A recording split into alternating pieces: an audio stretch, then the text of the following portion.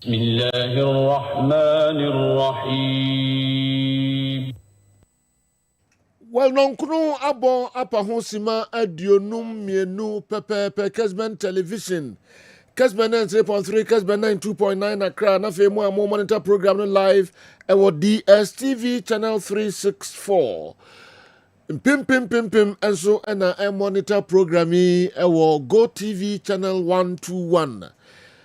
Emraso anopa program ID ebramagude mu nsam program ID edaso ene midfield action yebekwa kosi no mienu kei ansana ya peja yemu emamu nyina chi eba the midweek edition of midfield action ye cheche obia emamu nyina kwaba enimzo obia hoye na unu huda so de video no to ha so be agude mu nsam papa no etia bedwafo nyina no enso ewa ha Tony Montana Transi or the Amanoni Seminole Bebrain. What's your council live? Ewo Encranim Potemudina. A Kessben 92.9. Nafe a Kessben TV Plus and so FA program live. Oko YouTube ni Facebook. Wodina no program no. Kessben TV unsabekain live. Money and Tracom Zenomia Nubebo. 055 15 99933. 05515999933 any WhatsApp line yedi messages no afa ho with me the abrain na I can kind the amount foreign leagues no yami aduma 5 major leagues need to through weekend the in the clubs na bo ben and omo the World Cup qualifiers I call so England, the first European country, say eba World Cup, no ebi way any other stories. Never one the Ebremo enra results, a free eba oh, anka Portugal, qualify na did see Tony, any details in and so ebe na fiaba Africa qualifiers no. As I say 9 countries be qualify Africa. Nina no abeto edwa Senegal, Cote d'Ivoire, and South Africa, and then also ebeka ho be complete 9 no omo and we go gina ho e Africa e World Cup because so e Canada, USA, Mexico. Bamcho playoff no 4 countries no and so eyi omo Yankopon aduma between 13th and 16th of next month e Morocco.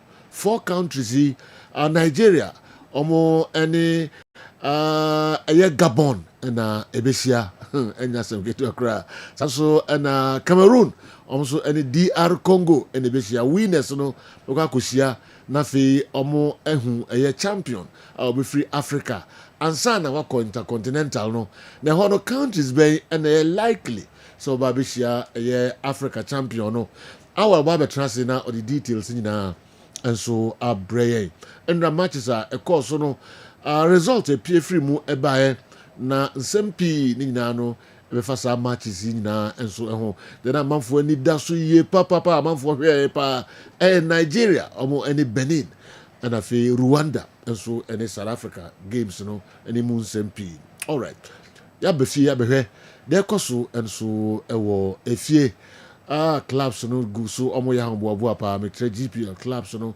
Kumasi Asante Kotoko ahombo din and almost go so omo the actual work of Morocco nyame eyaduma question da ebe we any other stories mo messages number na kinkai e wodumadi so emfa emamo 0551599933 Tony Montana Godfather say yeah nyame adum na nso e yakopadum me so me ho eye pa yede nyame ase okay Emrana son ye kwamonone ye ma tiefo ene ahwefo kwa ba ye be hyase won kofo kroso sam every Africa heya enwa bafana of South Africa o ma ye adwuma ni nyina almost so far 6 points deduction o ma field player no anya accumulation of cars ye to almost 6 ni nyina echi no o ma win o group enwa South Africa qualifier no o ko park ni so na enye easy crack referee ball na be mi say Japan game no South Africa for celebrate our park no so mo mi enko na yenhwe mo kakra You are going to America! CIA America! Bafana!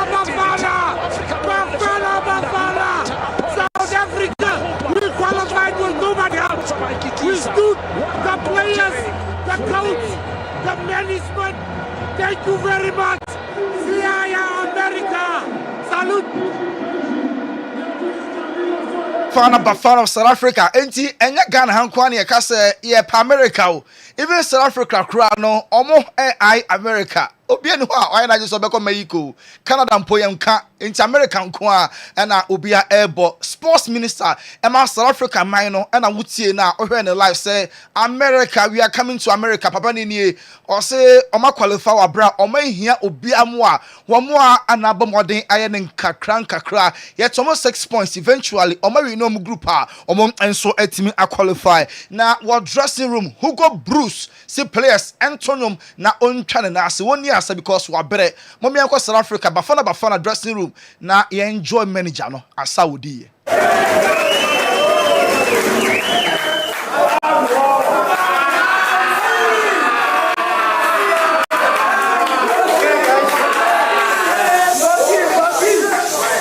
You helping us. Yes. You are the singer? Yes, you know the choir. The choir? Yes. So you sing and I dance.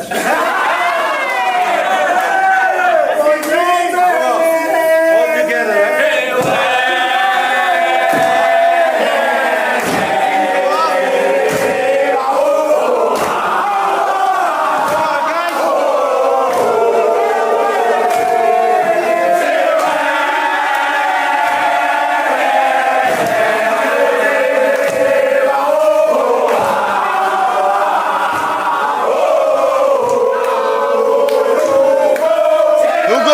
Diasa because my bre see about 3 points.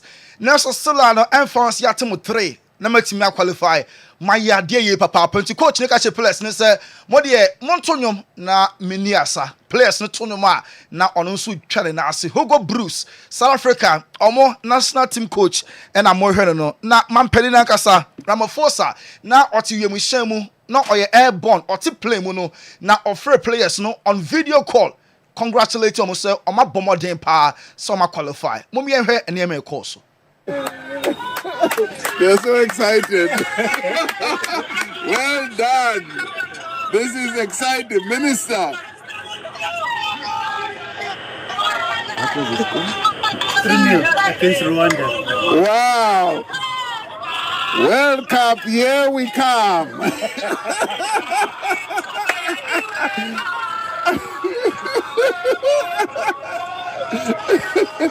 They're so excited. We South Africa man pen Ramaphosa no airborne now. Only players no aircasa video call airborne omo and so about see papa. Capito Ronald Williams goalkeeper no enwa kepo clean sheet. Omo share kaminsa Rwanda and Simo AJ goalkeeper no so aircasa we ntie no. Amazing. Yes, amazing. I'm lost for words. I don't know what to say. This is what dreams are made of. Just to see the support, Bafana uniting a country, it's amazing. Kudos to the players, to the technical team. Coach Hugo, amazing what you've done for South African football. See you. Bafana.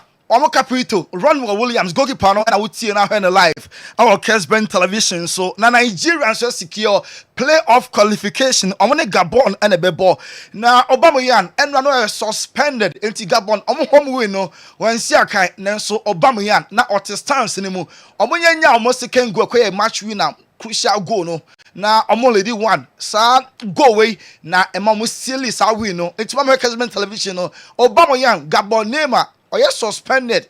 Now one more no. Or throwing support from the stands. Said our Kessben televisions. Name game against Nigeria. Morocco there. Obey available. The suspension of where we are. Or don't and so ebetimi esi sa akani bi. Our game omo and so ebebo. Now Nigeria. Omo a qualification. They need some power and a brom. They almost celebrate qualification. We know na hu ye papa. Even Ademola Lukumana. Now on also you're suspended. On also a throwing support behind the entire nation. Enra na Ademola Lukman our stadium hoduma or born colleagues nabaso say omo and so a secure qualification. Now, coach Emma Nigeria Eric Sekushel Ekasai after so almost secure qualification. We manager of Nigeria national team. Proud of my players.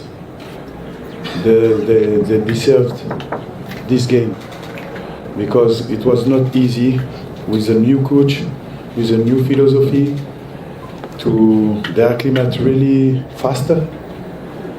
So now we go to Morocco. This is not finished. This is the beginning. It will be very, very, very difficult. So tonight I'm just happy for my player. They played a great game 2 hours ago. They played a great game 3 days ago. And like I said before in the last conference press, thanks God because you are here. And I'm happy for the fans because they bring us the victory. They start. Eric Sekushel, Super Eagles of Nigeria. National team manager Anna Morton in car or Bompaye say on bet me qualify. Now and Pepe Soma doing there on come very far. Because I'm also abreye papa on the fourth coach I'm used to know throughout the qualifiers. I'm in qualification could play off when also fans no on better mechi or Damas is a players no so concording 3 days ago on my Juma and an end round so on more abamoding Asher 4 against Benin. Now Senegal also qualify. Senegal Mampeni on August to 2 and 1 echo dressing room echo board the Teranga Lions about to point Senegal Mampeni on August one relax you omunya qualification no akwa dressing room ekodin ko omo yenko na yehwe Mampeni.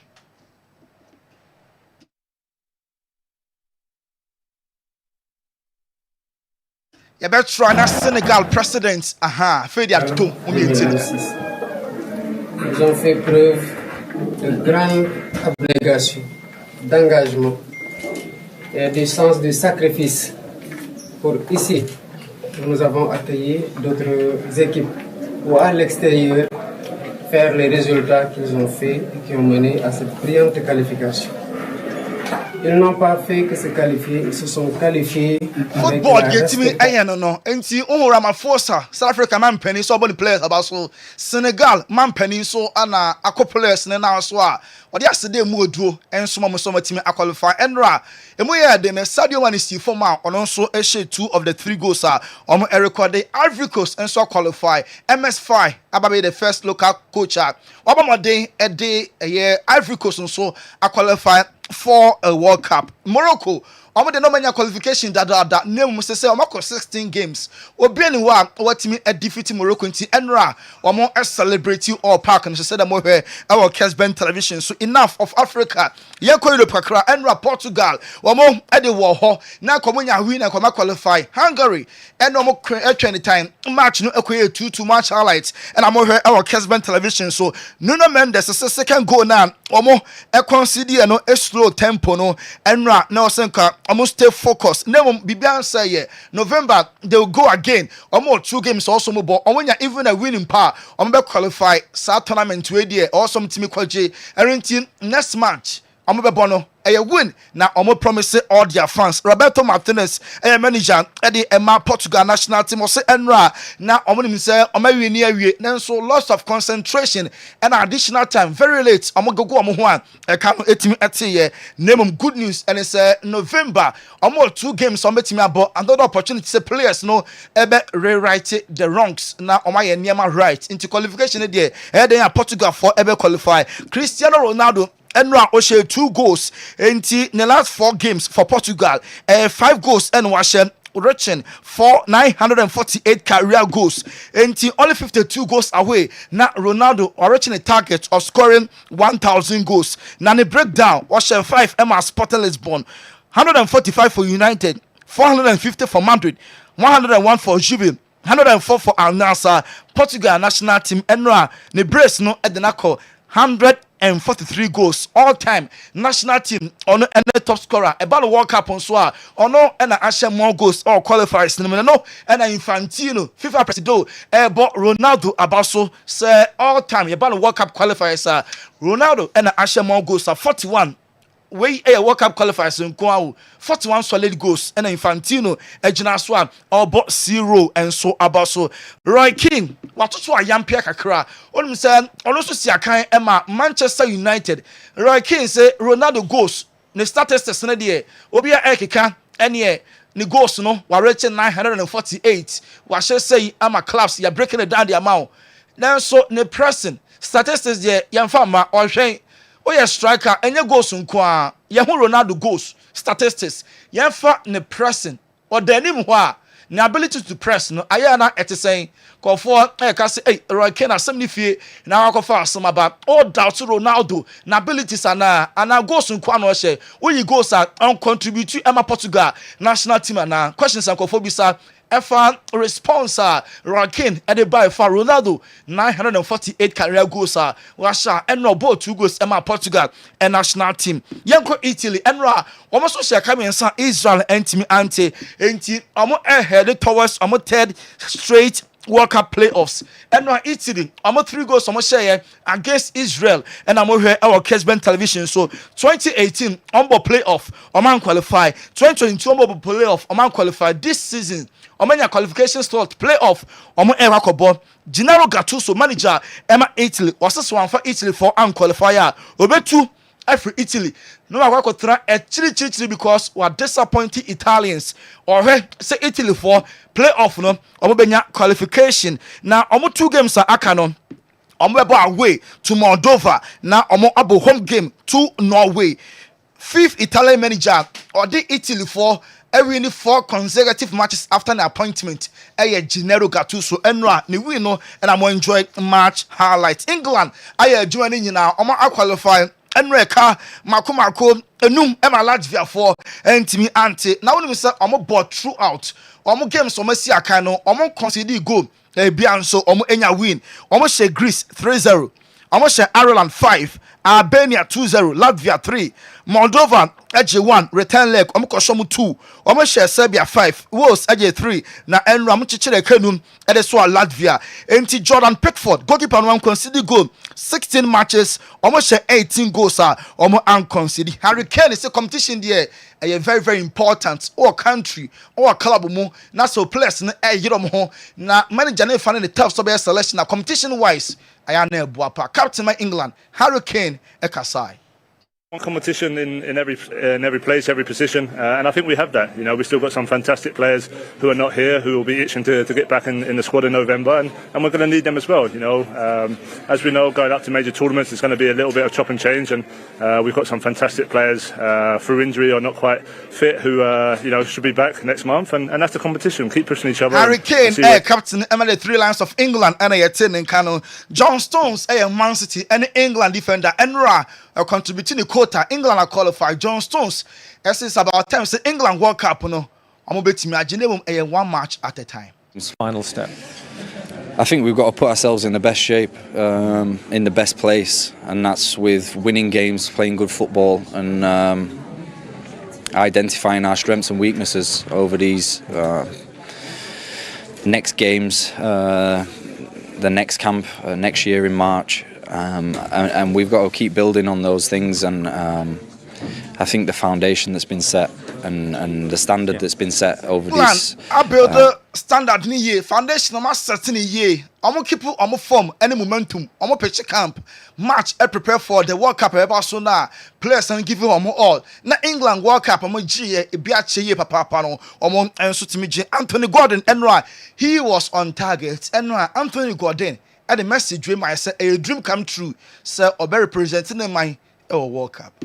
Is that togetherness you can see on the pitch? We're fighting, we're giving absolutely everything for each other, which can be difficult in an international environment because you know lads are coming from everywhere. We don't see each other very often, and I think the manager and the staff have really homed in on creating that, and it's paid off. And how important is this system and sticking with a consistent, relatively consistent team?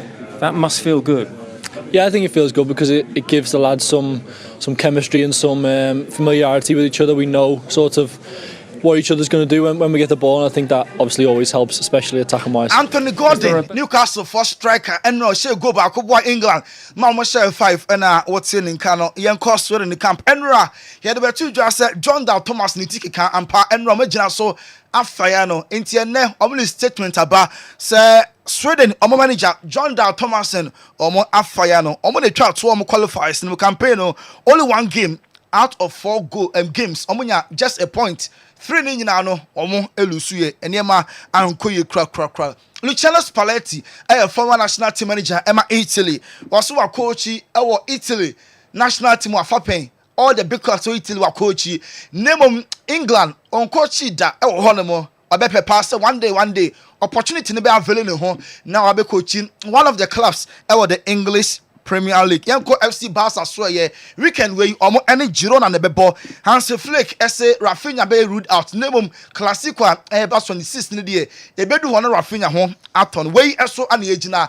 Ni akọ pem sign omo so ye. Ni akọ form crato. Cement Vital agan nyabi no na enko tortin emfa ema menko na yenko form crato kakra bi ye ba pe ye be prechire enko focus.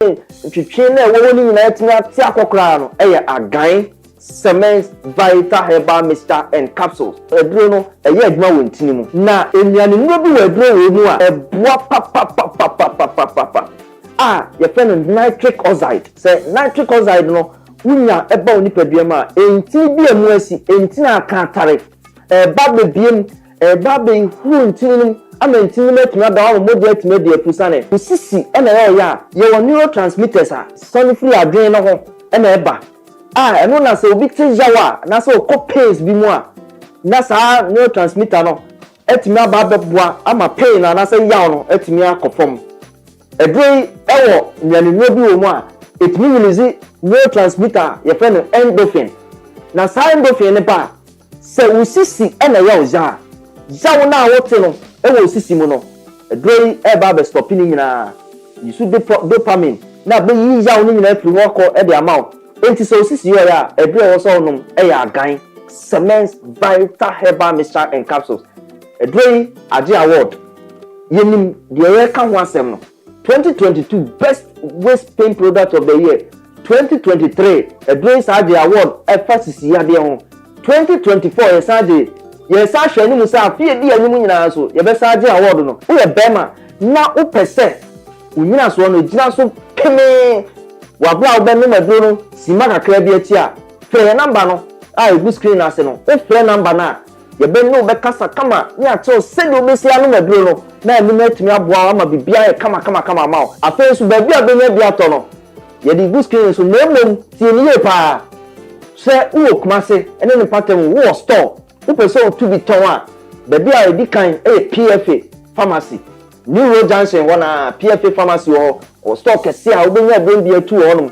akoton afi Colinac ewo Ashtown oni Dani Herbal obi nyina wa Ashtown ko ho Fredimens eso okay o ono so be ma obi ato afi so Sambora ewo Cadetia Gate 3 no opposite pe edrei edra eba beboa eyi sa ho hawe nyina afi wa kwa ma enti pebi achi kwanto agan ayetrese ejan no pedito na enkototin ema na so nya wa ho den pepepe edama Cement Vital agan age award ato so mensa 2022 2023 2024 afu ese den a obefa to aso makomako 4 na chese duro no ye papa pem sign for na dia bantimu menko so na numbers no yen frɛ na yen kwaje ade na betimi aboa yen ama ejan no agan no ama yetimi akototen ye beto aso e obasafo stories biemu dia Rafinha say ampa Saudi Arabia offers na buy no na a very very tempting also he na ne na busua empempe so ma be duro a na ka sika we ko so mo Saudi Arabia ka betima sort nema bebre out kana busua ho beto no ono nka sa mu nso ka sika no be bo ne ye papa na etemto no ono nka sa ase didi ni trim na konya obekọ until say on Hansi Flick edi nkomo na Hansi Flick eman hu say integral or very important e Barca enunti na wanko Saudi Arabia kanya Hansi Flick nko ade a ka bahina nko no so Saudi Arabia sika gare no ka ono so etimi agibi Jorge Mendes super agent na Frankie de Jong renew no first opportunity no so any boss of focus how omo handle the client Lamine Yamal any youngster Fernandez Julie sa akwada no as a boss onya bi mo Dortmund for enso nya na omo pe enti super agent epese on boss of focus na akwada no so kusina Emma Borussia Dortmund Antonio Rudiger this is been the last season Madrid for no afom ho adwene say Rudiger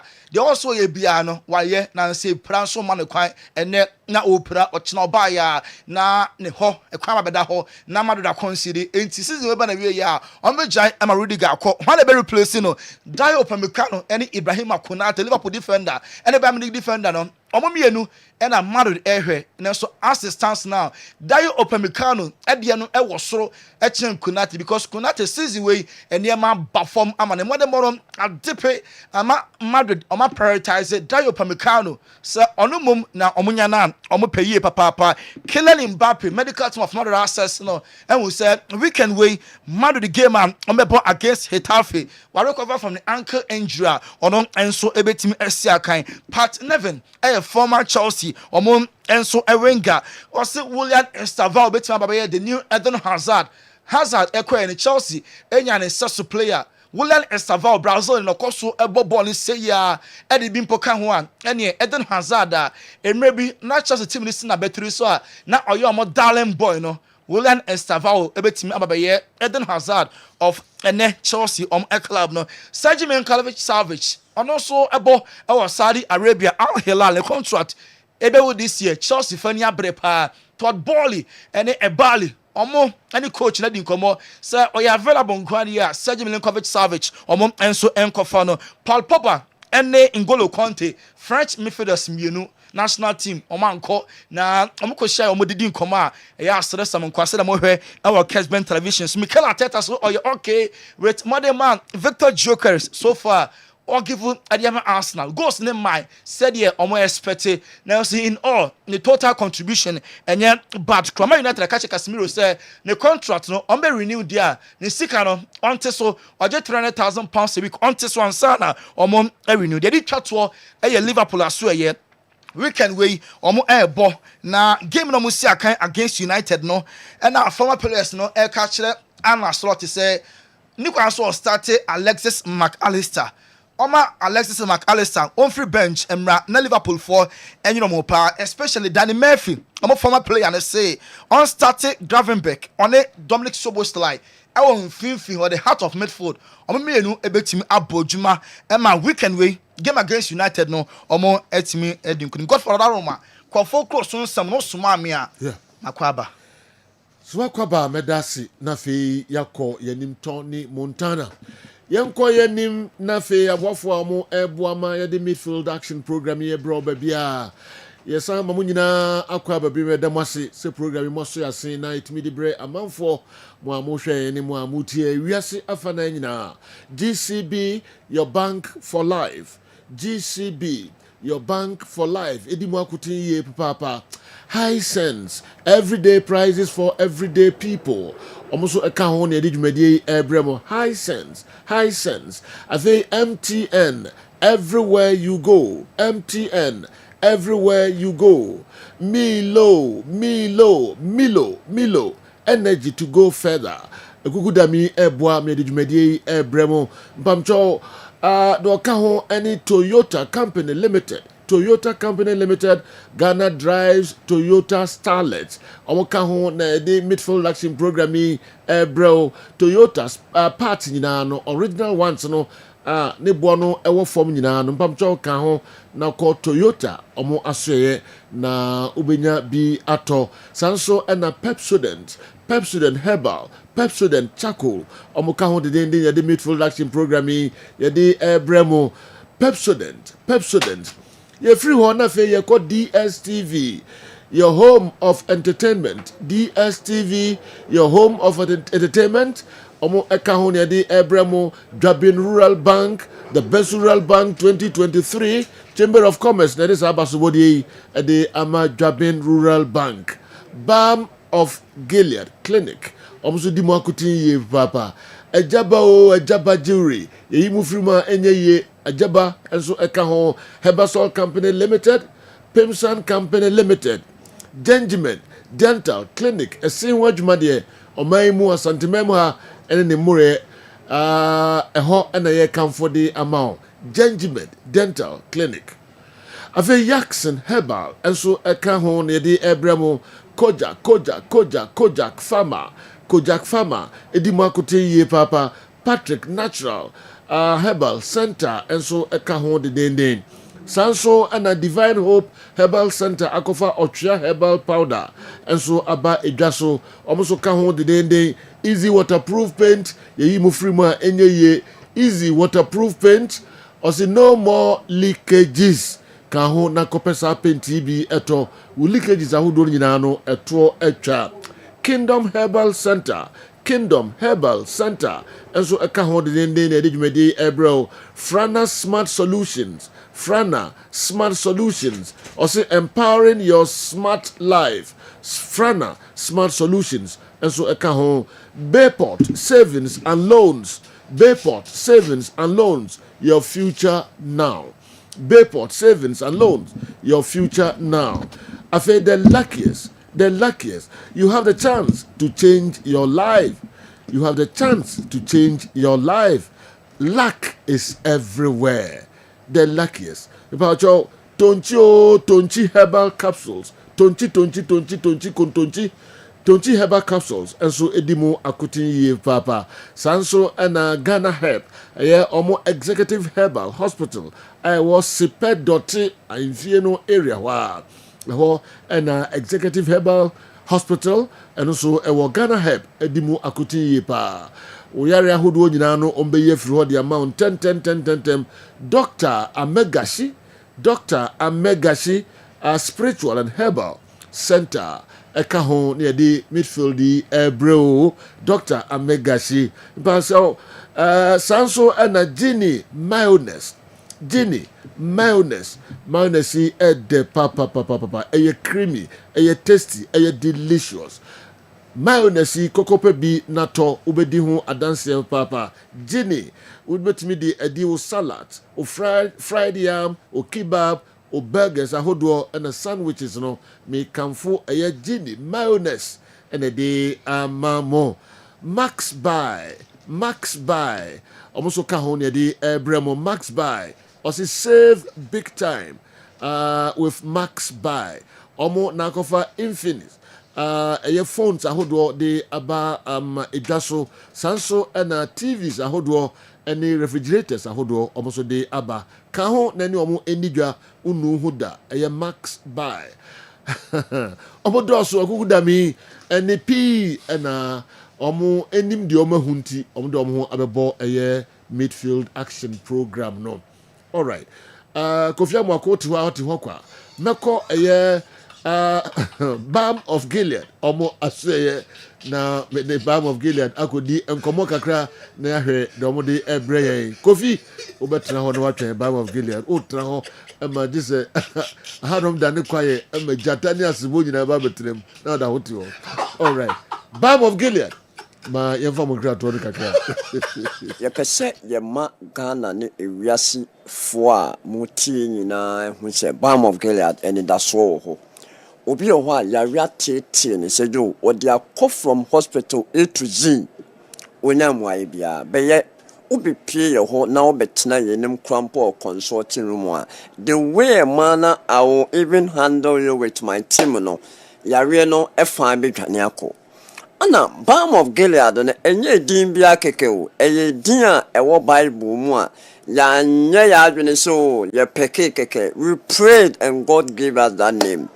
And until so we yare pa na say yare no wudi esi ana say ohu nipa bi ehun fa no na wo pe baabi a obetimi enya apomden ahoden de a eye Balm of Gilead oba Balm of Gilead a eho nye Herbal Clinic eho ye alternative clinic a ye de nnuanu lifestyle modification ana nutraceuticals and diet therapy ana ye de reverse prevent a cure yare enu nti utie me na uwa yare bi ti se peptic ulcer oba ye wa within 5 to 7 days ye be cure at the amount and say ye manage ye cure ye reverse no permanently because ye ma just PPI say ye proton pump inhibitors keke aye organic nemum ye bet show say o content o provided their body nimu I mean no sustaining one no was here to the right content in the regimen so blood pressure na one no nua pimpin onom loloi onom sansan onom I mean one no sa triple actions once ne anticoagulant ne I mean blood thinning product one no my encourage and you doing it to blood pressure na say lifestyle count because a lifestyle disease and until Ghana takrade a ma mo takrade ni nyina no emfa ne empatem mumra takrade brand ma mo Accra ne empatem Kofori Dua Bota region nyina no mumra Accra na mo nso amo Ashanti region ana northern zone and say middle belt ne northern zone in fact Momra Kumasi, Momba Kumasi, you were the cabin empty and furniture, Yanni Elida Hotel and next and opposite. Accra, your baby Bacopa, your Westland, Obata Quadin Sway, your Anaji pet, Yanni baby, Tiemi, or diabetes, melito, say type 2 diabetes, and answer gestational diabetes, right? Oh, by a while, within the shortest possible time, you bet you say Yanni, and but. Dealing with sugars, I am very competent. I mean, you bet slow in your also would dinner. The glycemic load and the glycemic index also and a portion also offer or content also provided and a pattern control no time of bank no see me dear mood do nina you do better so much sugar no wait in your new day no in fact you be twice the amount obi one managing the sugar and the blood pressure and the cholesterol for about 2 years 5 years still ano uguso a wonu do TMA Pacho Tiemi, Mammy Posse, Kakrawa. Hey, onum diabetes edru, onum blood pressure edru, and also offer high cholesterol edru, sansan no more, Tiemi. Hey, in the process of managing the condition, you haven't cured it. Unreversing or permanently, but you are in the process of managing it. A basa, it will get to a peak of chronicity, a very chronic. Ebeye chronic ni bi ne ntaban mu na afide e de yare fufuro bibiri e ba ne hawo omonso ye bema erectile dysfunction na oyoba premenopausal and menopausal I mean sentence ne niama bibiri retinopathy neuropathy I mean nephropathy kidney mo how ne nerves mo how sciatica ne we ntunim obenu no bia say what they solve symptoms ne because of say the underlying cause na edi eye yare na nkasa de ba no unsolve ye no na basa na say agrokra na wood no he me pacho brabam of Gilead oba bam of Gilead ya beboa so what in pemu how pa na no pinkle debio na ye kila nkasa nka fa na be 5 years ne some years anko what ade na say brabam of Gilead oba bam of Gilead ye wo product eye organic ye bought those combination ne pan ne the more say obefa lamba vertebra no befa thoracic one ne cervical vertebra na disc na awewe na bone na awewe ne ye be put into stem cell therapy ene maybe to say glucosamine chondroitin ene organic vitamin C ne D I mean D3 mo calcium ebeboama iron revitalizing the bones na Sergio recently never be koso enkofo bebre esuru say omobedi fruits omobedi vegetable because of what they are hearing as a result of galamsey issues bebre unim epebiano na me aye in such a way say udi nnuane ye carbohydrate foods na udi nnuane ye protein foods na vitamins and minerals free nnuane no eye nnuane no aye nya free nnuaba atosode ana ye nut ene ye seeds ene ye herbs no ebi ama system no aka hu ni say o antibodies immunoglobulins na provide I mean stronger immunity manipedua na ebeba form eno ntino obetime di nnuane no wadi na umpe the farm Otina nemum obepe the farm ene dia so farm na American ba ko FARM ana ba ko American so PH Okay. ARM. Okay. So it is either you pay the farm today and you are safe tomorrow, or you pay the farm today and you are not safe tomorrow because it will get to a point of complication. And then to open so kitchen your pharmacy, the first protocols also is obey external detoxification, and then you may feel new. And then to okoto carrot, okoto tomatoes, okoto jenny, okoto cucumber, okoto watermelon, apple. Nyabano ubidia to look secured. Enye enchini nsuasem, enye nsuosiasem, fa BOJ vinegar egunsium. Enu ntini yesi, baby ewiase du sisi ene di. Ewo se fie bi enye bi o. Unya 500 ml na una woko no enu na koye pocket use. Offices are woko no adwuma mu a utọ bibia na de kakra gunsium. Unya gallon na ye the small one 500 ml na se de acho 1 liter. Na enu nso uyusu. Enu ntini be shrepa se bi o je ni de. Say if you be any be over Asida house or a bill ha or Asida towers a bill. Ghana had dear baby or be free piano, bill Jenny Bill, Nemum no Kumasipa, Utie, Asakito, or by Betina Apa or be the pom, bed in the room. That's a winner, bill Jenny Bill, and I'm sure say, Bejo dear, what's the house. Oba small one near 40, gallon near 300, near the small one about quattro. Otto 1 liter non swa, and non 75. Na and one a year column. Mesro say, and you draw. Okay. And ultimate friend Casam hypertension and draw no me baby. Ebia will you see and obey you see when your results be me pacho. Ebia teaching some teaching no and when you're mesro. 500 ml near 40, gallon near 300 near the Ketuaba Kwama honor 75. So you make the 1 minute. Me betra dia ebema BP and a cholesterol no stomach na ayekesiana anjo. So you attach 5 cedis. Una attach 5 cedis are fagu blend them hokron kama. No offer incluma fresh one. Incluma fresh one no mesro say the kind fa BOJ vinegar papa muna fa hon na enye detox because of the agrochemicals aye boss na be ya onkofa chemical bia amma. Wo dia wo ho awie no na wo de incluma 4 ne dia ka tiger garnet and as attach 5 cedis no ho. No offer 2 cloves of garlic. Garlic contain allicin. Allicin anticoagulant adia attaining blood blood clot form or blood vessels numa cause arteriosclerosis emma modern near fusania no a clear no offer ginger. Ginger near akekedo ewo allicin ewo ginger or ewo eugenol and other phytochemicals eboa wafa akekedo kakra no offer anka ana lemon e bucket one ade homa ne hyenhyen ne hono no asensene e de account e contain hesperidin. Offer hesperidin one of the phytochemicals pharmaceutical industries companies in the strategy the starting group it is Lipitor Pestone atovastatin no about the fat incluma 4 no so yo incluma 4 no contain mucilage my woman no e bind the LDL cholesterol triglycerides and saturated with other lipids no blended with 750 ml of water area. What blend area no sunny so? What sunny so no? Now the a war bear 2 or 3 or 4 tablespoons at the account. That is only sugar.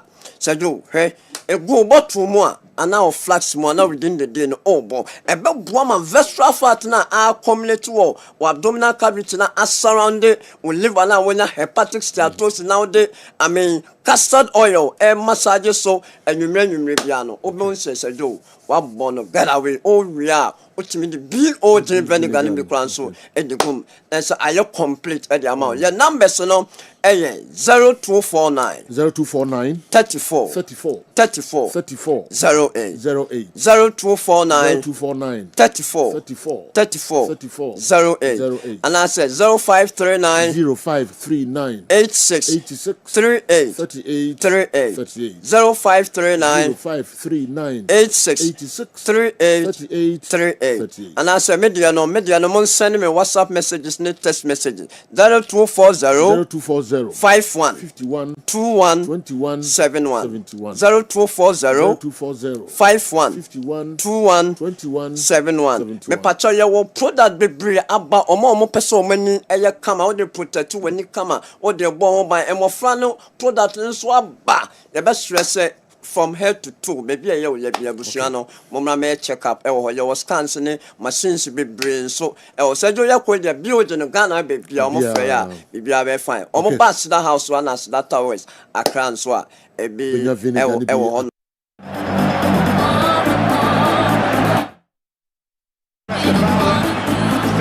Yo, yɛnsan ma mo nyinaa kɔ aba biom na yɛmɛtoa so ɛmfa ɛma mo Balm of Gilead numbers no momfrɛ na mo ne ɔmo ani nkɔmmɔ ɛhaw bia doc ntumi amɔ so sisia yi wode de haw bia no frɛ na kɔ hɔ na ɔmo bɛhiw haw nyinaa no afiri hɔ ntɛntɛm de ama wo. Alright, afei na Kofi Amako aduru so na ɔde ne kɛntɛn no aba bɛhyia kama paa. Easy waterproof paint. Challenge biara ni hɔ. No more leakages. Kofi. Yes, bro. Yes, nsuo no ɛto. Ɛto sɛ me da bia me bodo room aka. Som sɛ ɛtɔ so a. Nsuo no de afi na kɛseɛ ne bɛtɔ papa.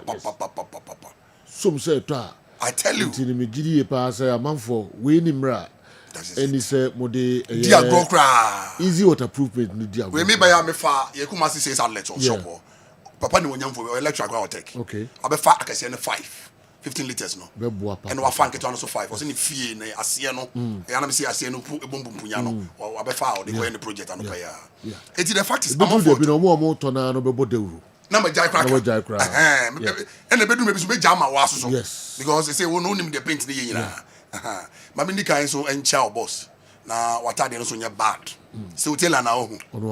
Oh wow.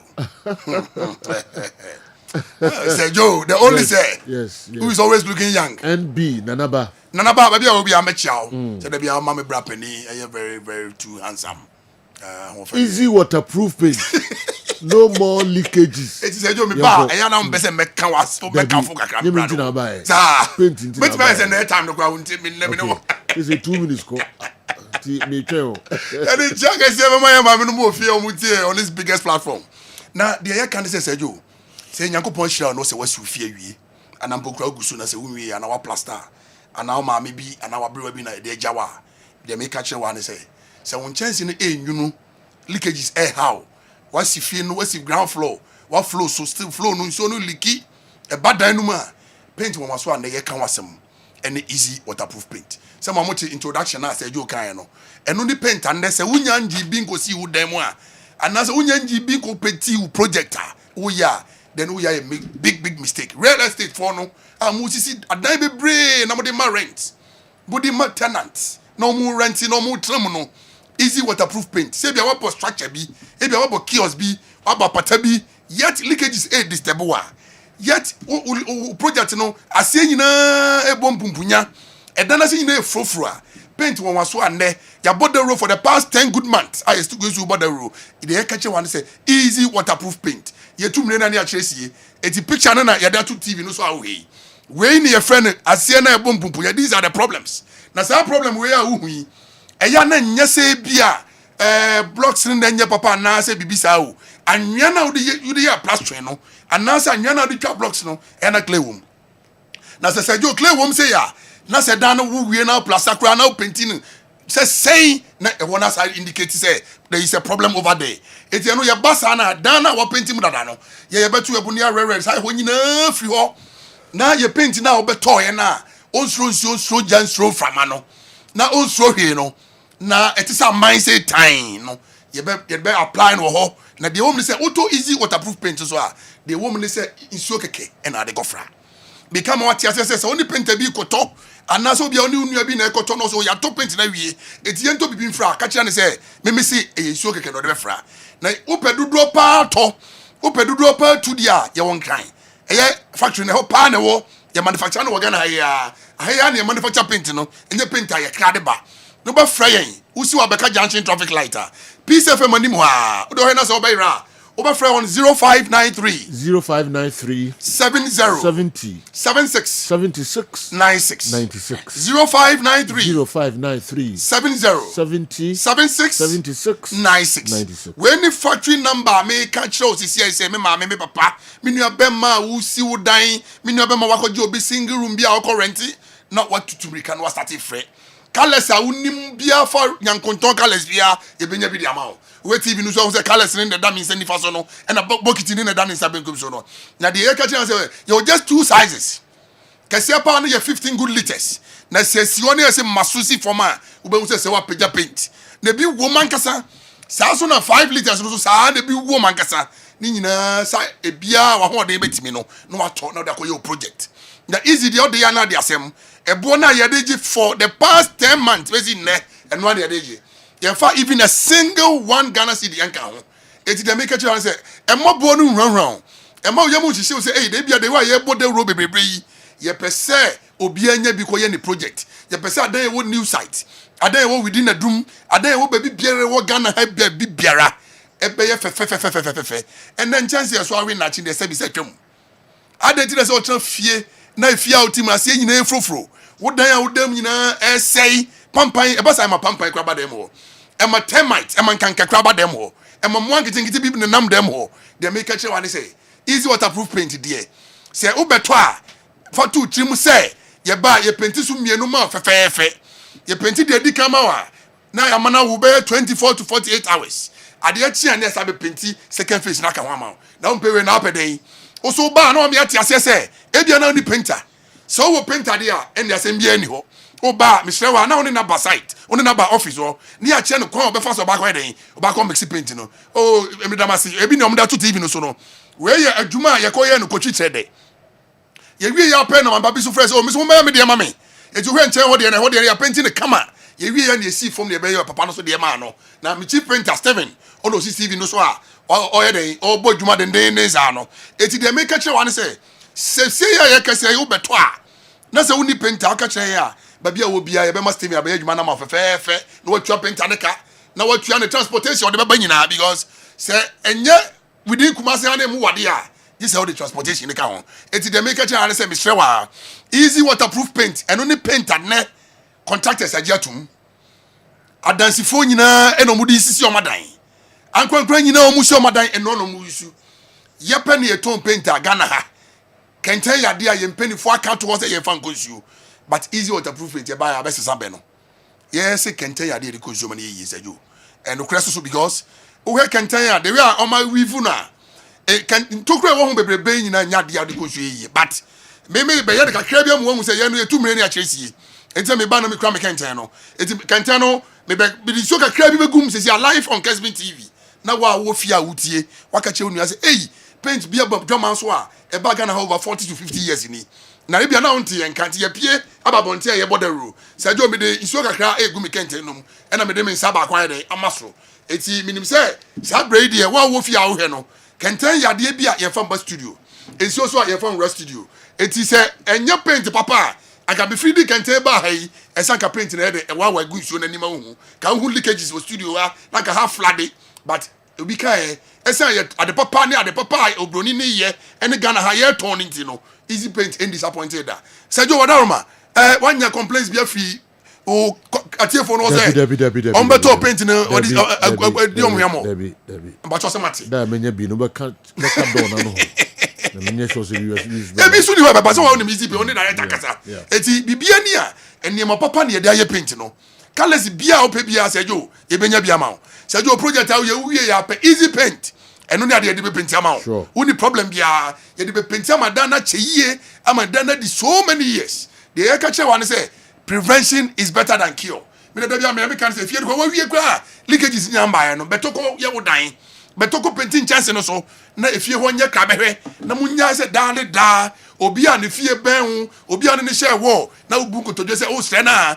wanya ho obi na omo receive omo ma o da bi oso ye ofie wo fefefe ye wo dan no mu fefefe ye wa bonti ni wo na wato no fefefe na obi fikroti aba o say efie ye fe edan ye fe na waka che say easy waterproof paint to other Roma ya buta yeti ya bodo ro nyina ne say ye pese adan e wo Ghana ha ne Kumasi ne baby bia ne wiase ebe fa no to mafafra ne be fefefe na ye be jai say da bia da no ye de ahoho akosua obi ani fiefe enti na bebre book appointment e wa bonten no osum ye me book appointment e wo fie ana verandam ana corridor dem make sure say easy waterproof paint se si aya ye kese yi se unya ntobi a o ya a big mistake and ye paint out to see what so and expire en keki and tissue it is a umpe we ya den na ope obaba koto ya no mu de ni bi eni nanu eni nansa na e wawai eni nanu eni nansa obi de ho twere was yi ha na aye na tadiem ye wo paint bi wo Kumasi ha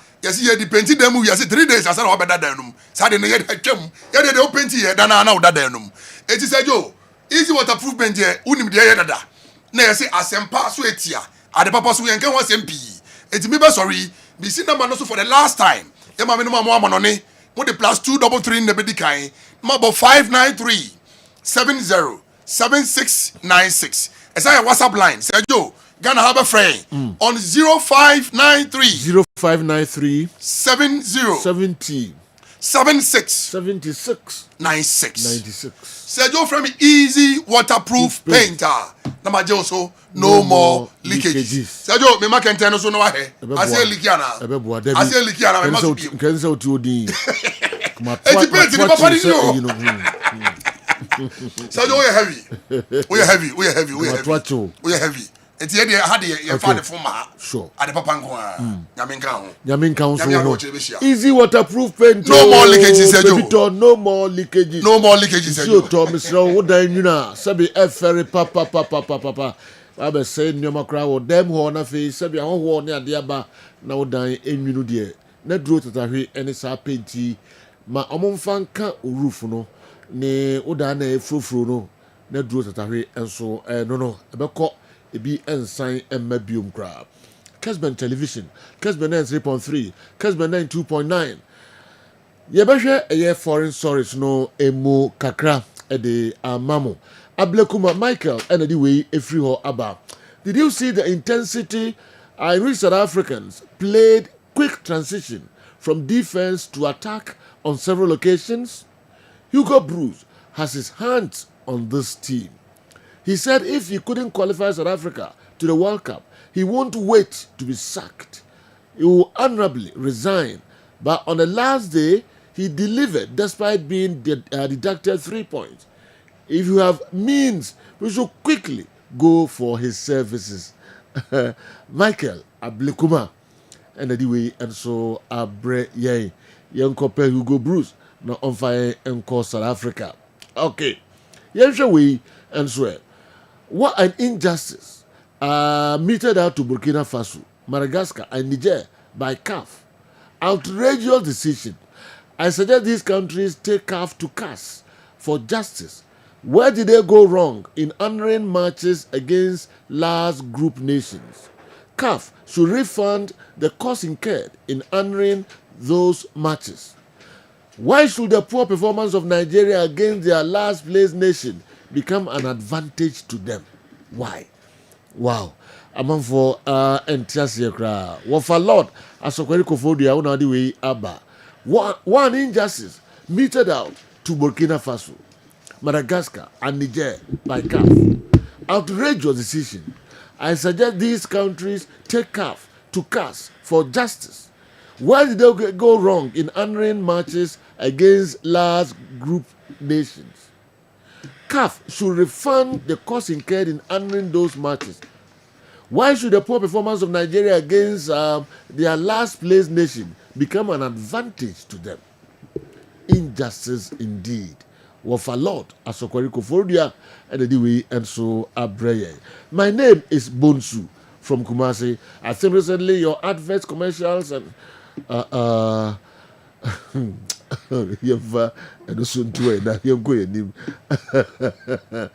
should the Black Stars coach and technical team look beyond the UDS players for the World Cup?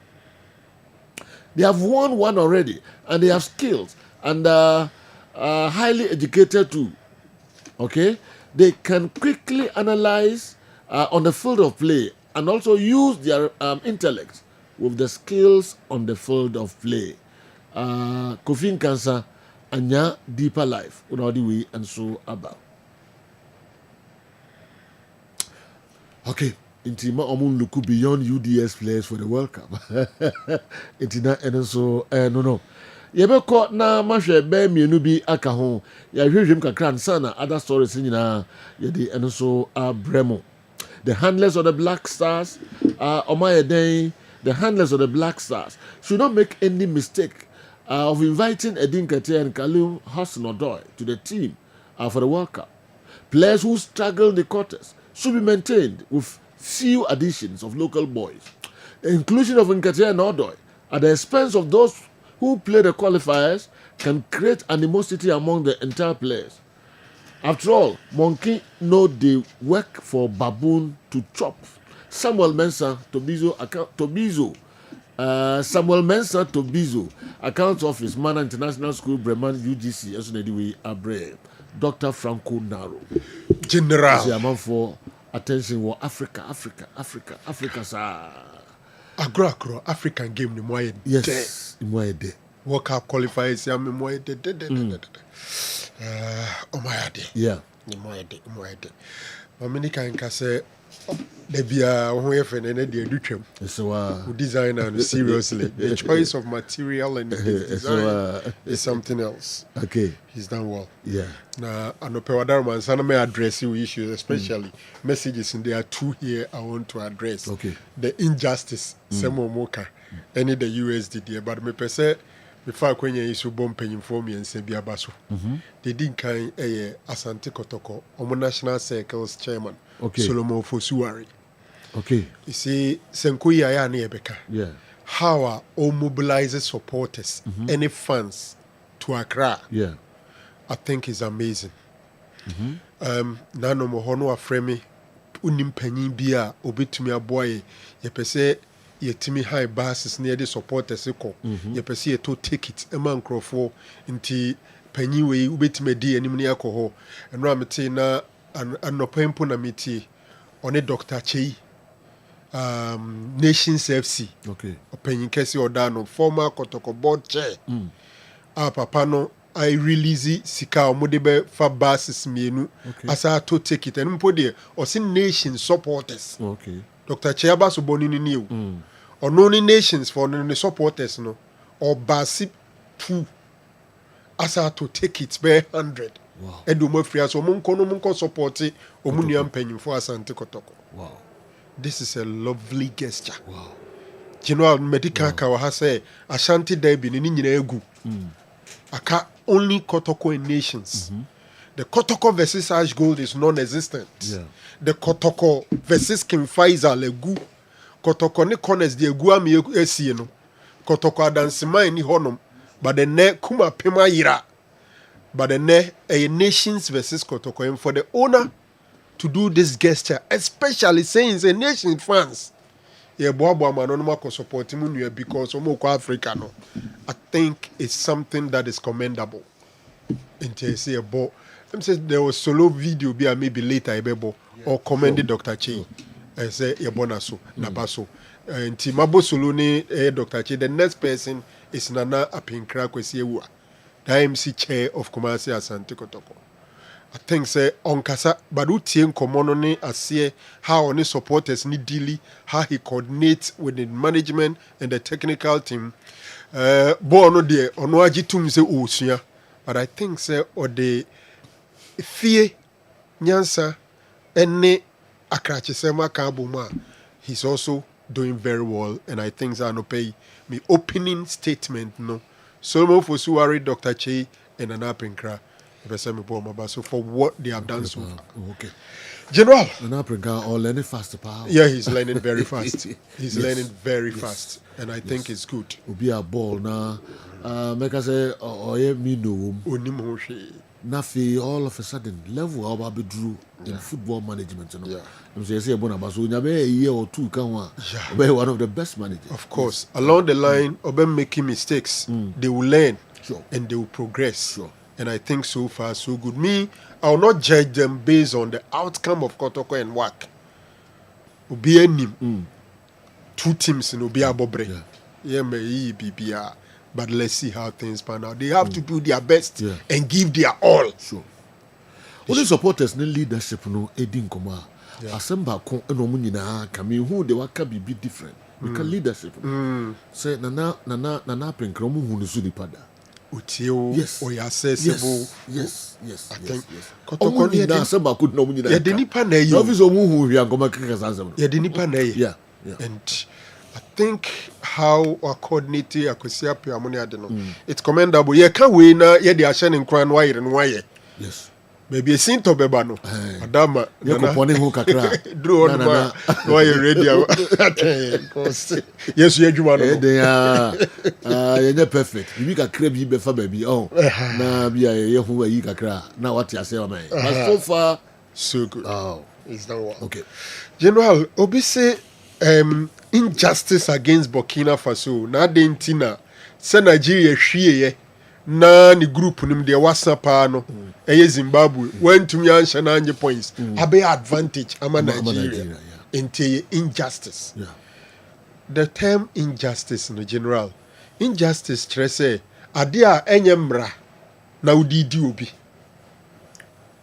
se onfa periperi yo nya adwuma ade no omu be hye ye bebo abe mu pre ama omakosha ase no ena FIFA ne CAF eji tu mu say yen Africa ha ye wo 9 groups na 9 groups no ye bo wi a emu 9 automatic slot do be the first on group bia a qualify nemom esisi enya playoff na obetuma qualify for playoff na esese ye hwese mo amudi second no the best 4 munya points best 4 no ni ayi omuno makobo playoff no ya kire playoff no criteria but wadama yin take advantage yen say repeat because that is the next topic for discussion no mu kire mu no ekoba ya no mu say a group baako Eritrea for say omo world cup no mu ntumi mo mayi omu afrim as kire say sa group no instead say group 9 obi aye say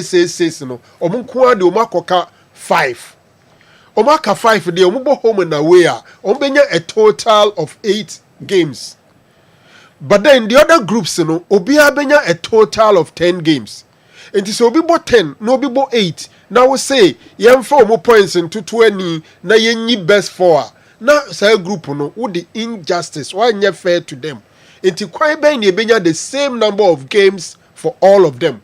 So that you don't be bad gina bia omu nyina about the same number of matches ni agina so aka say wo na nya points do nti ka ho ne enko. Then they decided say ye be hwe mo amoye sesese no the owi o group no na nya ade kra enti ye beti woni ni game am boy points amunya ni ye beti de afrim time na Nigeria ebo home na away kra no Nigeria ni Zimbabwe ebo home na away na Zimbabwe onwe o no obi anim so omu na bewe. The other option would have been say, okay, Eritrea group no, wow, be in Eritrea for ama, enti yama 6 points. Never 6 points, ne ka wo now so yamfa so when 2 games, account so when 10 na near the. But in football, when the match is not arranged, points are not rewarded. And no ma mo de chance here in 2023 before they started the World Cup qualifiers. And when omuji 2 no almost started abon obi nim de obewe but damra no na wo. So sometimes there's some element of luck that favors some teams and I think that is what favors Nigeria. And Ram can say Nigeria they need 4 goals against Benin. Otherwise Congo beshe into Mbeko 16. Already Gabon wo entina Cameroon susu wo goals. Enti Ushe Burkina omo 6 goals. Now Nigeria needed 4 goals to get 7 goals to bypass Burkina. Lo and behold, they had the 4 goals they wanted. How they got it? And there, I don't want to call it an injustice. Football mrani edebo. Emrano masheshe ne sa mrano no mudi eduma. Baby doc emra emra there, but it will be one mo sheshe emrano. It will be some questions back on na melu bi. No, yeah. And it's a Ghana league, yeah. Nsuateman free me. Yes. Okay. Now only Nsuateman combo, that's Nsuateman say wa. And no de aka. Aka. The wa only more be a 3 points. Look at this. But I am right. No. Enti question away home. Ye bisa question ti na mra yetimi sesa mra mu no. But until say be sesa no de ho na ye adwuma. Say me ne wa akọbọ wa hye me. Fine. Atwe usu wa firi. Sha wo say me nda ka ho. Ne mu obi a oni nya mo e bia. One kokra man Andres ya ma park when 3 points 3 goals. But I am right. But what you say nye. E bia na em so bo ye no Africa. You are say. Obi akodi ni mako na wo na ho be kire wo group mu. Asem nyina no. And as amra no so ye adwuma after ye declare the winners. Ye per second place teams. So ho no de be ye adwuma. E woni sinto. But no de to the other option where a team never kicked. On said the instrument they okay. So we call the other way na nkrofo kana. Our be a person group na Eritrea free no man. Oh, somebody calls the other way na. Yebeka say oni Eritrea mo. Ti say the instrument ankwa e man points no. Inti oni Eritrea mo. Inti home and away ye man 6 points. Oh yes, Obama sa team no so an undue advantage. Inti however way you go, there are some merit and demerits. And I'm thinking that the current situation is better than say Eritrea withdraw into more group one. Okay, affect more group now. I say no, omu group no the problem ni ho. But now we are comparing performances across groups. It is okay say the OD second, I was a group ni mo no. Your man is 6 points. Obi abeka so man on due advantage disadvantage. Other groups ni nyina because wa mokra o. Me ni yemfa say me Nigeria. Me ni Zimbabwe abo Nigeria menya 1 point. Makwa we ni Zimbabwe akobo menya 1 point. Obi ankeke 1 ball kra wo say team ni withdraw yenti no. Meanwhile the withdrawal was even done ansa no mo hyehyɛ saa mra we. Enti de obeye ni bia no e won advantage. Nigeria says Zimbabwe home and away ka 6 points. Free Nigeria. Free Ndi o say no mo man kan. But one thing so no say general o share na.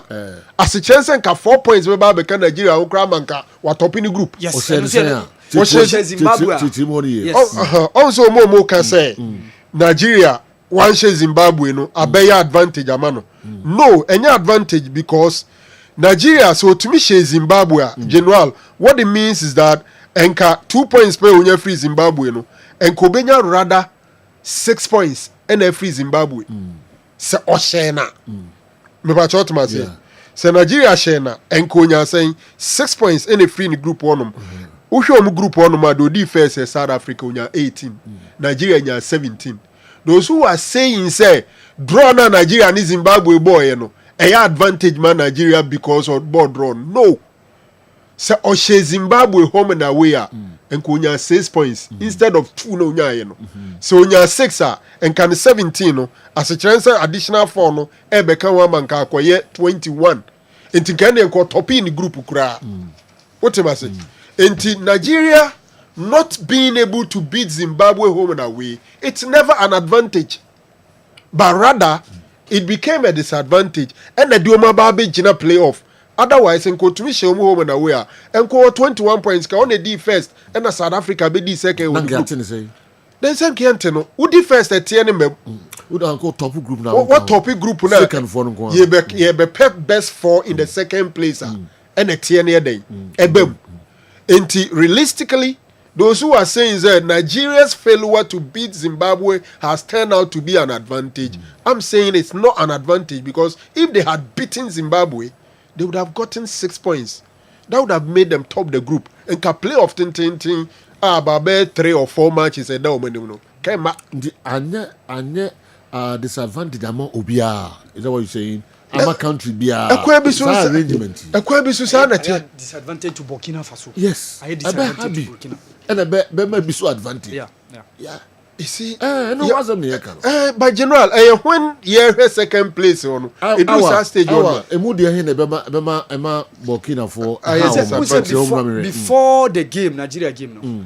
Now top 4 spot now. Yeah. Gabon, na Niger na Nigeria mo nyamboy, na Burkina na Cameroon But ba big game no. Na Burkina 15 plus of 6. Plus of 6 na say 6 goals. Okay. Plus 6 goals. Na Nigeria so no munyam beto second mukura because that table before mukura na Nigeria na second. Okay. Now it was rather South Africa. And na Benin was top. Yeah. So Nigeria when they saw say South Africa were winning, what they knew say if they have 4 goals, ebeba beka plus or more 3 no. What team has you? Because say now they were having 14 at that point plus 3 and they knew say if omunya 4 goals and they omobeko 17. 17 no ebesa ba plus 7 goals. Okay. Afi ni ati 2 points omoji free Zimbabwe no. Afi ni ati 2 points because money Zimbabwe they share the harness both home and away. So afi ati 2 points no free 17 ati 2 points no free 17 na beka 15. Okay. So no go last goal of Franco Nyeka share no. So you no make it the difference. Wow. And when they make it the difference. That's the reason why you saw said they were jubilating. Last goal no buy na the stadium was interrupted. Because everybody was jubilating. They knew say and no be push you into that spot no. Okay. So that was how it it's a goal now man ka DNBC. And no be plus 6. Okay. Commune Burkina be plus 6. But then no say goal na makra ka still na Nigeria. Come qualify. Can Nigeria be qualify? Can Ombenya plus 6. But na Nigeria was superior goals for. Okay. Almost superior goals for. Because now Nigeria she goes to do same Burkina. But they needed that 4 goal. To settle everything. That 4th goal no okay. Disadvantage you know because I had disadvantage am obia untimi begrudge. But me I don't want to call it an injustice because Emra no mudia ejuma is not an injustice. But somebody probably has been at a disadvantage. You know me okay. The above application na sitiawa na wadia tumboko. Sabi jeno emfa ne semetie makobo krono ni achima kotum. Me banka oko university. Ya chi me kotum me na mehwe ntimi entu any fees nti yi na dia betre fee. Obi ntumi nka say they have been unfair to me bano. Even though affecting wasofa. Baro papa akodi boni na yedena kotum na say ontumi ntu office nti school anka esa oko wantumi anko. You've suffered. But I don't blame people for putting your father behind bars because he's committed a crime. You're fine. But affect akwala no so no. And so another year with my casa. Ebeka ho asem enam enuntina akwala na suffer. Akwala na suffer. But ube wana be blame no. Okay. Niti na anya yie. Well. Ntina and also I don't know. 4 countries and Kakobo a year playoffs no. Nigeria. Omone Gabon na Ebisia. There be o general draw no my ecophobia the day in them system. Likely say say yana. Baby. Ne woman say FIFA ese ebe depending on the Coca-Cola ranking. Okay, Saturday can say something Adamu di buy. Say playoff no be koso Morocco. Na fixtures no be dependent on the Coca-Cola ranking e be ba. Manti. Okay. So 23rd of October. Okay. Among for him say FIFA day.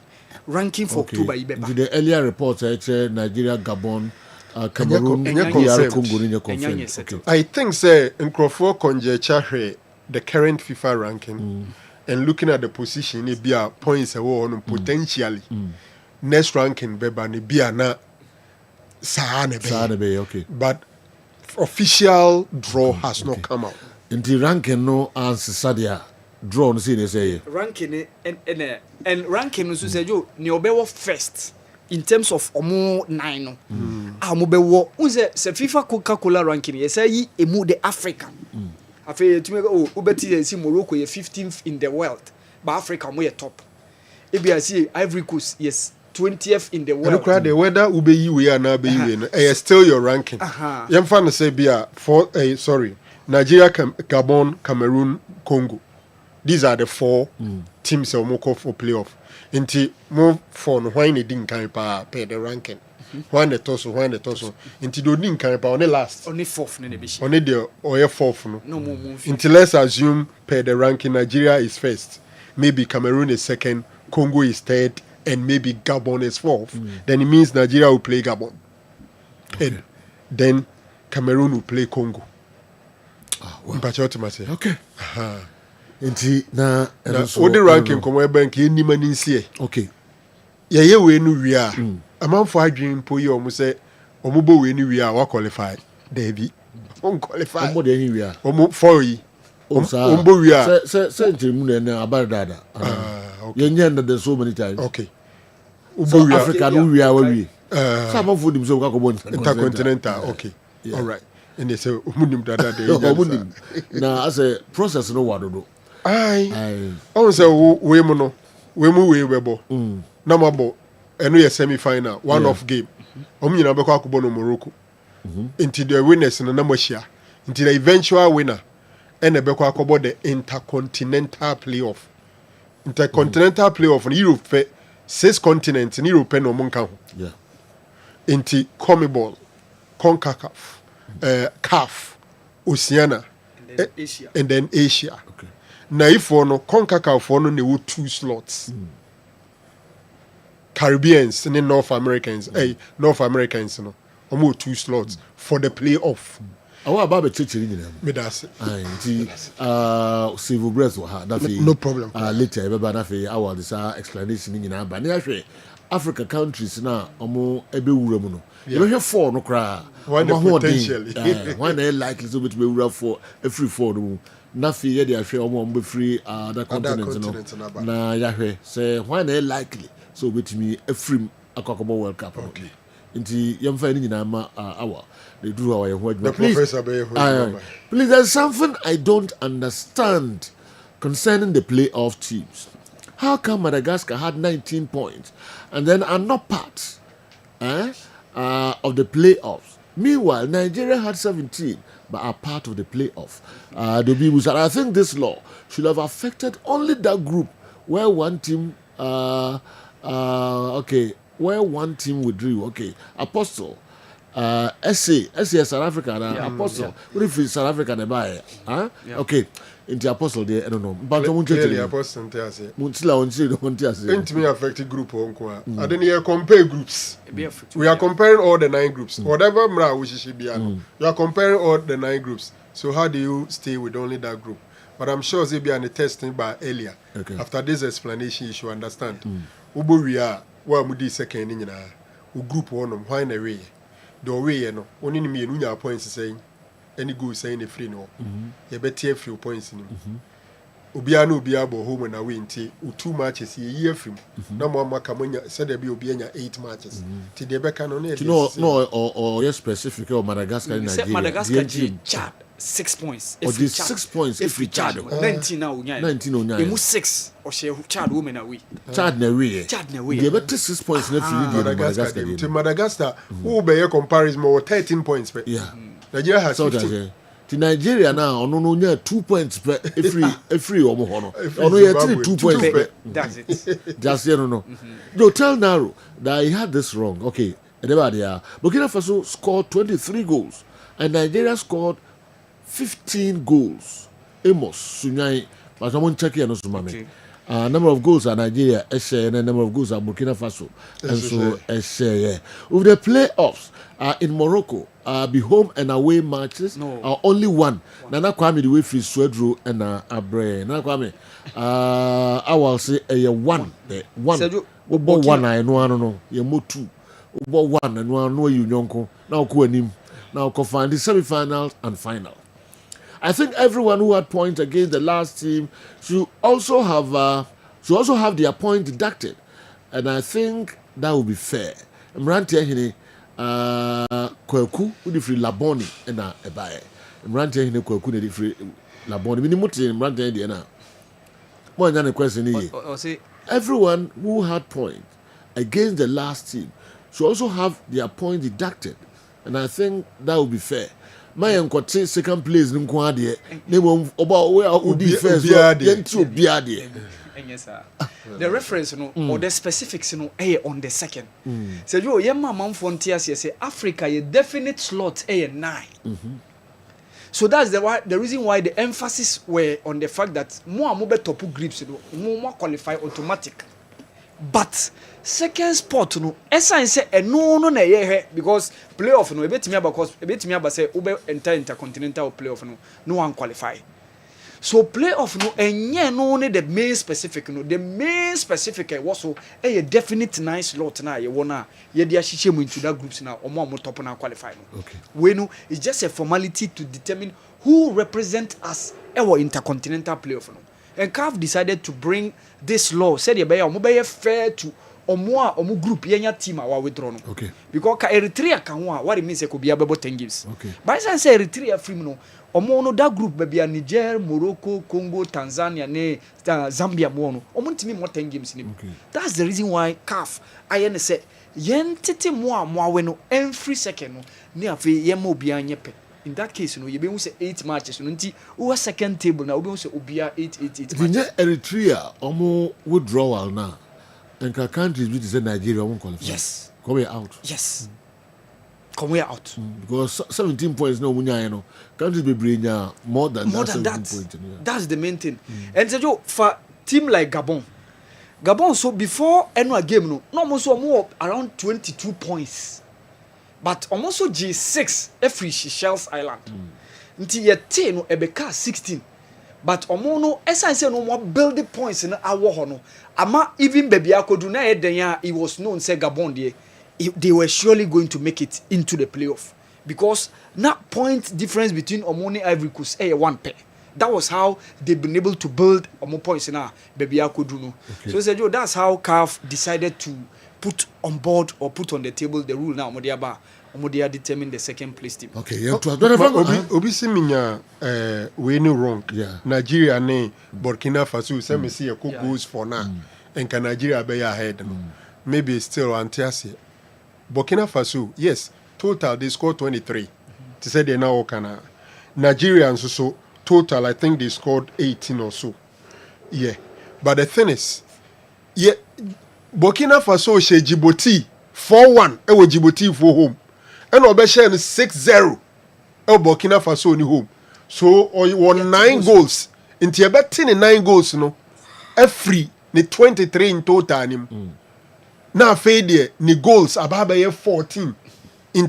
Ye goals ni points of game the game involving you and the last place team.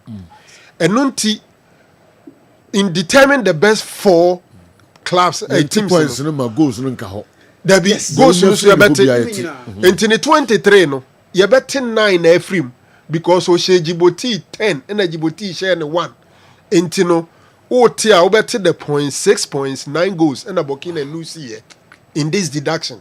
So ebeba ni goals in beba be 14 but Nigeria goals here 15. Okay. Is the reason I said say 3-0 na krana Kiyako goes for now and Nigeria would have still qualified. Dr. Franco Naro, okay, Nigeria wouldn't have qualified if they had not scored the 4th goal. Nigeria had 12 goals, while Burkina Faso had 13 goals. So 13 goals, 4. Okay, so Nigeria needed the 4th goal to get the same number of goals as Burkina Faso. Doc, here's your wisdom.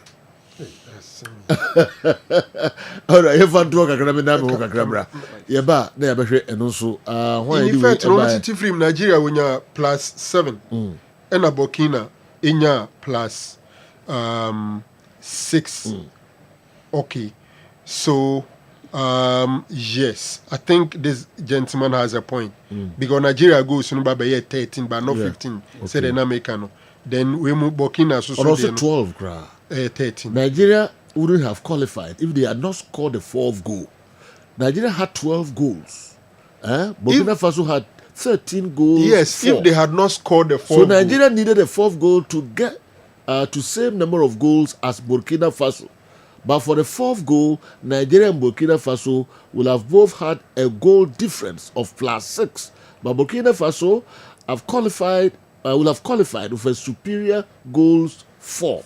General Raphael Teshi. Raphael is exactly right. Yes, He's yes, perfectly right. Yes. Miri Frise. Okay. When the man at the end 13. Okay. So indeed they needed the 4th goal. Yes. Time. 4th goal now. Raphael, thumbs up. You are right. And ever qualify. Okay. Not all the groups are equal. Some are way tougher than others. A team that battles giants and still finishes second could be stronger than one topping an easy group. Your goal difference and lack decide who advances. Different point conditions and schedules make it impossible to compare fairly. Football should reward performance, not draw luck. Cologne, Germany. That's an amazing comment. Even only if football could be fair. Yeah. But it can't be fair. What can be a yebekoi? Obeko koto group in a friend group of death. Obeko koto group a group for. At the end of the day, you should be able to negotiate your group. Where there some will have the benefit of draw. Ebikra by fact that about bra football muntino. Obenya relatively easier opponent because you be see no. Okay, I think CAF and FIFA got it wrong from the very start. They should have substituted Eritrea with another country. Edward Wache, Pankrono Estate, Kumasi, Edisun Ediwe.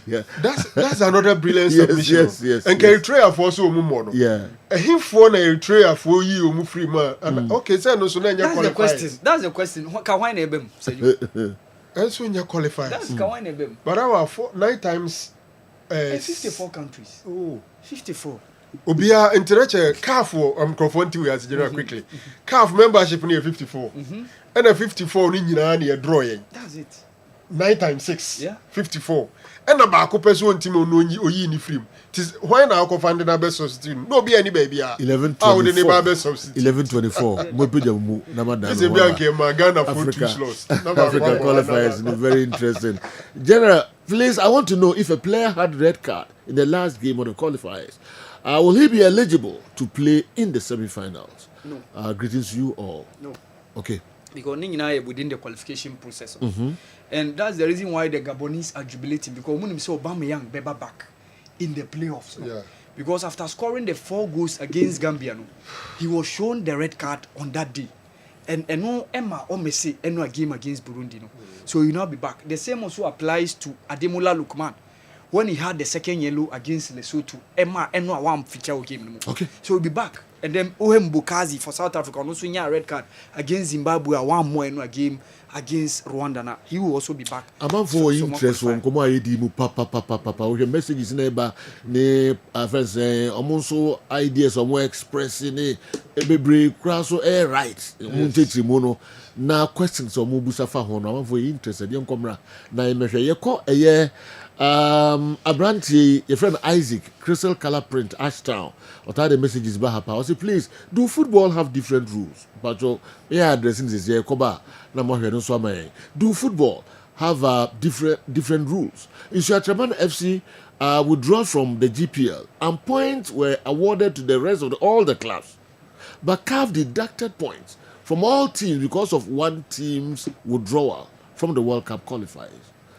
Busase football, different rules and one team withdraw na the amount ubia points. Well, when you know, when na boa, we share no 4 points, we lose 3 points in a team. But CAF deducted points from all teams because of one team's withdrawal. We share now, we share no one share, we share now points. He has started in every day. Did you think say Ghana had the any CAF the any other crow do football? Busase a different scenario. Yeah. So Koba a bit. Okay. A different scenario. So Atreman registered, started competing and competed. We moved the end of the trial there. Yeah, apply say a Bebo World Cup qualifier. No, say yen into me more. No matter the explanations Franco Naro and our give to this unfairness, my question is, when was this rule made? Was it at the start of the qualifiers or when the qualifiers was ongoing? Evangelist Inkum, Mispa Chapel International, Gomua Francis, and the way Evangelist Omudi Bayanzani started 2023 before the qualifiers 2 years ago. Yeah, Pamcho Mumpeja Munamininko Waka interesting. One for more questions, Numra, Bibisu Oha, Echir Madrin.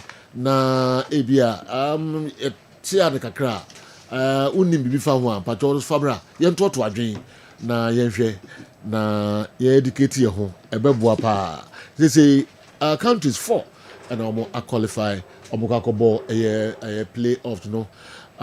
Respect to you all. I've now understood it. Good morning, sir. Yɛda pa why na di we enso aba simple. Udi aude abreye enso no. Kingsley Boachi Adom udi we aba. O say on the continent, most countries including Ghana see South Africa as a US annex. So if a whole minister is even eyeing America, then we Ghanaians with less infrastructure have no excuse than to also shout America.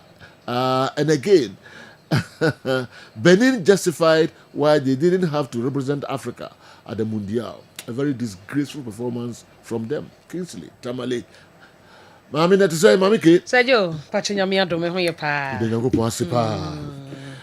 3P garlic 3P mixture. garlic mixture. Yembo ho nkomo kakra. Medase. Yamatiefo nyina ache edeba Kessben TV so na fe Kessben FM. Medofo ompo no emu te sen megyidi sen yankopon adom ohun ye papaapa enenso ye wukuada na wotwe na kɔ asan betu ya sondwie mu ekɔ betu ye si ada bia ba na yaka cha so ye di afio because sa week na ekɔ county days ne maako na obenya 7 no enye easy sa but ekɔ na betu ye chese onyame oni ye di ne ye entipi work natural de ye ba na ebusa wo se ompo no emu te sen ye pese wo gi yeso e wo fie se nyankopon adom ohoye ogi yeso sa me ani gi papa medofo enenkomo ayebo e de afripi work natural I did 3P garlic mixture abedwa so no ene ye general health na chese enyarewa hodo a 3P garlic mixture etu ase kra enye se esoso ano etu ase na wanyi wapomuden enya fa ahodie je number o hwe TV no so aye numbers no ena egu screen so no fa na efre doctor ne no eni nkomo friends si a esanse ehia ye number no eye 0248 92 8824 0248 92 8824 but of kaisa edro no 3P garlic mixture and the general health ye hwe no unse obi wo hono mo a yade ne yeba ne yefa baako na ye kire mu a ose na the 3P yade am ka ho asem ye no nkwa na etimi sa na enti sa na emom esanyere wa hodo pi enti na ene ye fa bi na ye ne wo edi ho enkomo obi won ma me ka se weda no achile emu ye nwunu pa enti ede wan kitinkiti bi na abre no ewiem ye senso a ene asma na enam enti na wo hia 3P garlic mixture eye wuntiri mu adwuma no na eye mogya mu nso adwuma enti se asma yade no eye mframa bi mpo na akofade aba na abehye baabi a wo mefa nipadua ne ye ntinintini num 3P garlic mixture wahwie ngusie bi akomu emfutro bi akomu wadi aduane bi a won pe spices ne ne ma hodo bi wo hono a wodi a etimi kofa sa infection no anasa sa asma no edebrɛw pe 3P no wana wo bono denden wo minimu no a eye wo hene wo minimu hyehyew wasum nyina ye wo hene wo minimu aye wo bibibi onum nsuo kra enye wo de udidi a enye wo de eye asma na eye wo sa no pe 3P garlic mixture no ebeyi sa ha no nyina e de afri ho ama edure de empene so obeto no wanom na emom se woto 3P na wodi kosi fie kamu o office baby a na sa wonom nko a de abehu se kurom ha edru papa e wo ha ye de asma ne so to nchen a edru sa bre yi a ede honam yaw ene bre nipa ewiem ye nwunu se ya honam timi tutu na honam nyina ye wo ya na wapo ne wapo so chese wo ye ho hwea enye yie oda sori ya no pa asa ya bro medofo enwumre na wakodru fie a wadidi awie no num 3P garlic mixture ensio bi dware neda medofo obeda papa obeda pa ade bechi no sa honam na ye wo ya wapo ne wapo so ye wo ya ohu otutu na nkaka ne kra wo koda wontumi na obeda honam na ye wo ya no ebejai obesori anopa no na ho denden na wutumi edi wakwane aba na chese 3P garlic mixture na eye sa adwuma no edi ama wo afeye no nkoda nche obi tie me ewo ho ana oho twetwen na wo yo basa na wo onsa untri na ewo honam no na mu twetwe na onsa ayetitriti wo na yesi fom na ayetitriti wonsa mei ewo ho na agene na wo tutum na ebobɔ gegre enso enkosi hwe per 3p garlic mixture nom se pressure e bo nka ya e sa na ye wo pressure ya de bone pa na edro ba ko so na etu pressure ase e wo krom ha amanfo de adansedie anu oden e bre ye no e ye 3p garlic mixture se pressure pa medofo uni hawo pebito na sha se onom ohun na twetwe ne wontri mu atwetwe on sana yetitriti wonana yetitriti no ne nyina ebejai uti pai wo ne nyina eye pressure ene kofa ba ehwa no wani so abriw no wani so ye otum prekope wan pe bibi mu anso na etwa wahwefom wadro eye 3p garlic mixture ne wonsa na ehwa na se emoamoa ehwa na oto asintini na etwe na mozupu achew ai moja ntumi ndu mu afru sane yi a ene ma wonsa no eye tititi na woto ase etwetwe na mozupu nso echechew na wonna ye sifom na emoamoa na wonna ma na se keka to so petripi nom eye pressure ena ebo onka ye no broni beka se numbness na no so de ne ho aba abagim ena se one pedro papa bi se 3p garlic mixture ano nom na ntwia mfa wontini mu amemogya ni mu afurusane yi a edidi mu a na akofa stroke e de abrɛ die number na frɛ doctor ne ani nkomo wate na yade ye number no eye 0248 92 8824 0248 92 8824 medofo kai se 3p garlic mixture e honkomo e na me ne wo airboy afo bi nso akọ hospital yes wonya diabetes esiche yade enye sugar yedi e na kofa siche yade de brew na emom e ya aduane na wudi akodi paduane mu no e bra wudi di enye aduane kura wudi no eno na brew diabetes ane abre bi echireche mu wa ha sei per 3p garlic mixture no na hwe wadi die yie aduane ya wudi ene bra wudi aduane no anadwo nondu mpemu du baako udi banku ene enam a ya chie chese soche srade enko a emma wo pancreas no entumi mpo insulin emme ye adwuma e wo se ye emechi nsam aduane no emmatwi mu glucose no enche manipadua no ebasa na eta wo mogenum na kofa siche yade de abrɛw mesra udidi ntem na hwe bra wudidi ene aduane so wudi akoni padua no yie ene kofa diabetes e de brɛ ada ye betreat diabetes na mekire wo mu pa yie per 3p no yedi ebe ka che se enye aduro no nko a wo nom no ena ebe ye magic na magic kura se bi ni hobiem na emom wo hwe wo dada setena yie ene nuane ye wudie de ekoni paduanim ene de wo ye no na wonum 3p garlic mixture e de ka ho a na ye adwuma kama e de amount per 3p nom ebe boa na etu diabetes na se e de amount oba won se bo na nye wo ho oba won se bo nkoyi a emma waware enso ane de etie ne se oba abra bu nsa na eba kama no woni be ma ware ete ho no mo a umensis ni twa ya wo betu nkosua papa bi na woni be ma ni hyiemu a wa wo ma papa bi e de agufie ho semensis ni nkoyie eba enne ekina emma bosumi we date na asesa na akodi baabi kyese nwonwonan wo a wonim se wo date ni 28 day cycle wonim se 29 wonim se 30 ekwa akosi 32 33 medofo wodie na yesi one time eba sa ovulation nso nyina fa akon enti ubekọ hospital doctor se woni be ma no wo bi any problem enso bekom no na nyinse no emma eya hwe menses ne yie frɛ ne ani nkomo na yeni nkomo mfa o menses ne ho ne enkyere wo se de obenum 3p a menses ne beba kama ovulation ne be ya adwuma ane se ne be ya okosuato ebekọ yie na awo no so atumi aba Bora pharmacy shop ene ba bi eto bibidro bia wo se o pe 3p garlic mixture me mo o yare so a eno nche se 3p wow wo Johnson tentem wo ye adwuma kakra bia na wabrɛ waye kese ama na boroso waye kutu pe 3p na enom ebeboa wo pa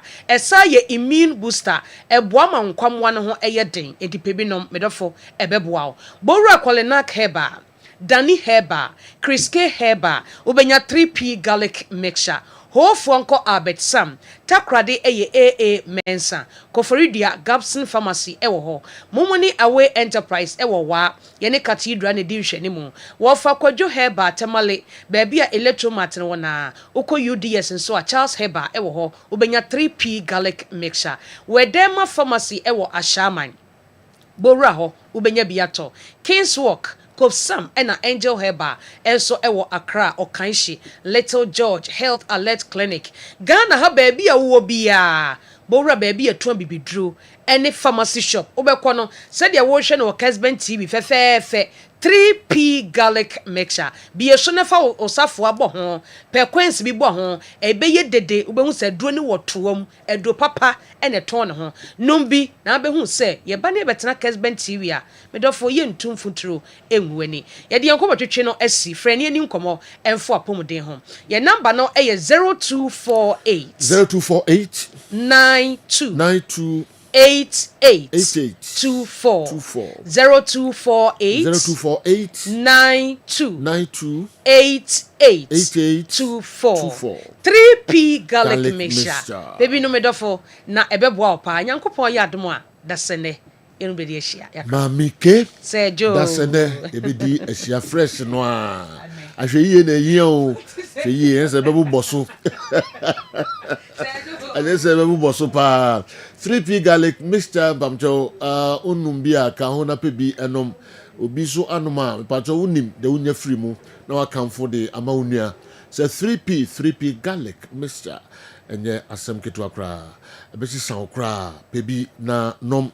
All right, yentwa so emfa mamwe talisman asemben na osi enya odai we aggressively research and be well resourced to educate us. What's your benefit and motivation? Okay, talisman. My name is Poembi and I'll de Bahadia. Sunny Saliu, also not even if Onyenka hasn't scored the fourth goal. No, even if Onyenka hasn't scored the fourth goal, Nigeria will still have qualified, but will swap positions with Burkina Faso. Instead of third, it will be fourth because Niger Republic, which is fifth on the table, has a goal difference of +1.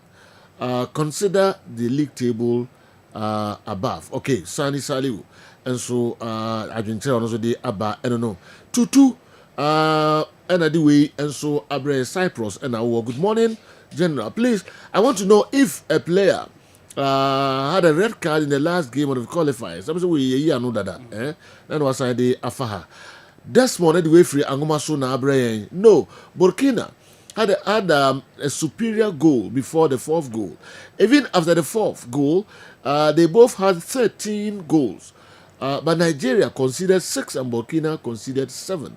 Certainly a discussion, right? Yeah. Okay, so if Nigeria scored 3, Burkina will have qualified.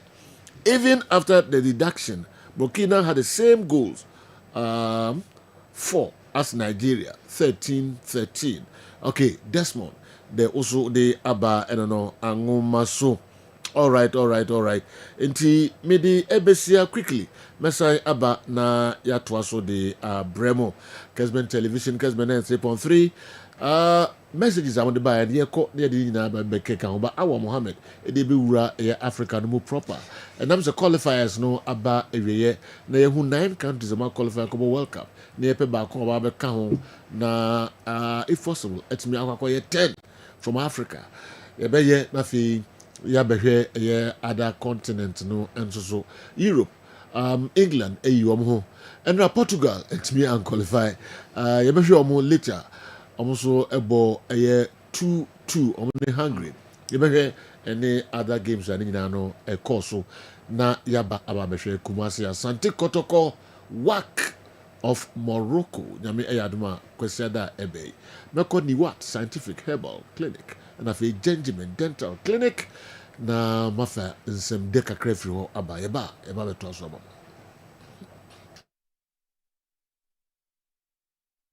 na yabo wo sin ho ban ama wonum enso ati anase wo sin animonyam so afa na ntuma pa efira Gentleman Dental se oba ye clinic wa enema bibiri na yeye efa nipa wo sin ho ene wonum oba Gentleman Dental yeye consultation and examination services problem ben na ekoso how ben na ekoso wonum na fi wa kire anamon a e wo se utufa ho na itimi eboa afi ye san eye cleaning services oba ye profession mu na ye finish cleaning and polishing se ebia enema bi ahihye esen mu se bi okasa etimi mapampan ene ade eba mu oba hɔ a etimi ɛhohoro wonum eyi saa nneɛma no nyina edi free esenase esenete bia na asesa no esan fa ne ntoma pa edi fra obi wɔ hɔ a na tokuro atɔ ne semu anase ne se no ɛso ebubu anase wanya fracture esena nkasa ebu ɛno yetimi ɛyɛ failing enso so na yɛde ama wo anase ebi nso so na obi wɔ hɔ waba se ne se no watena se ama esena se ɔpɛ otu ne se no ɛno nso so yɛfrɛ no extraction oba yɛyɛ extraction service ɛno so yɛbetu ose no ɛde ama wo afei ebi wɔ nso na ne se no wanya missing teeth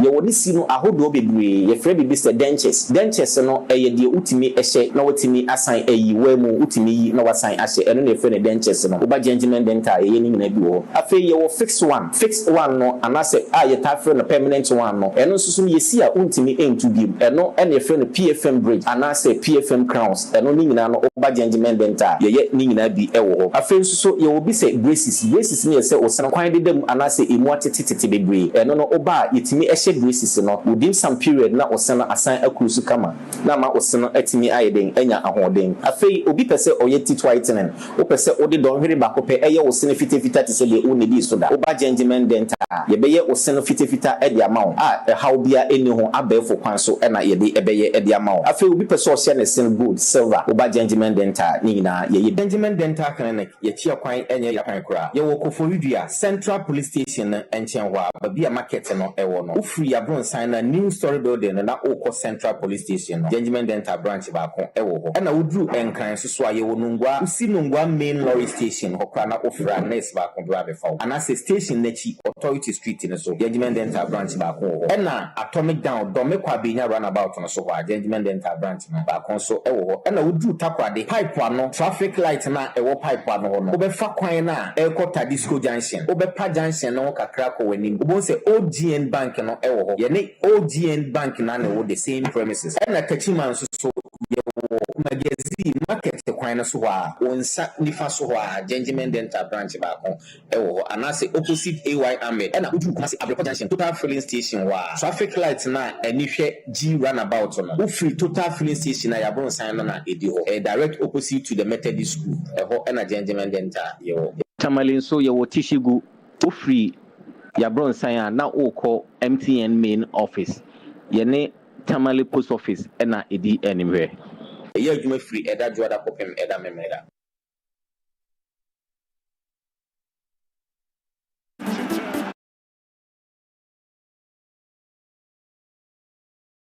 na yɛde agodie mu nsɛm no nso ɛtoa so ɛde ma mo Nana Jamfi atranse Kingdom Herbal Center omna kofa Kingdom Garlic Capsules aba idwaso Kingdom Cool Bitters Kingdom Ginseng Power Capsules Kingdom Tremendous Capsules Kingdom as no challenger Nana akwaba Sajo mejo so se bibia eboko oh nyankopon da roma bibia eye boko ajada me ka se enam Kingdom inreya ye nunum ni ntina abribia no oh ahoden no ewo ho because titru garlic bitters no ka me kan form obi biala o hwe me se obenya garlic bitters ni bi because enam say garlic ade bia eye emani pedua no so wunya sa Kingdom garlic bitters na eboaw ema won kwamoa na aba fom no on say enkwamoa ne ba fom sa na afei ede yarewa bebre ana ebre ni pedua no obon say na ahoden eni ho ena amiti echena me ha sa unya Kingdom garlic bitters yi ehya ase se ono noma eboaw eyi sa yarewa ni nyina edi free ho ede ema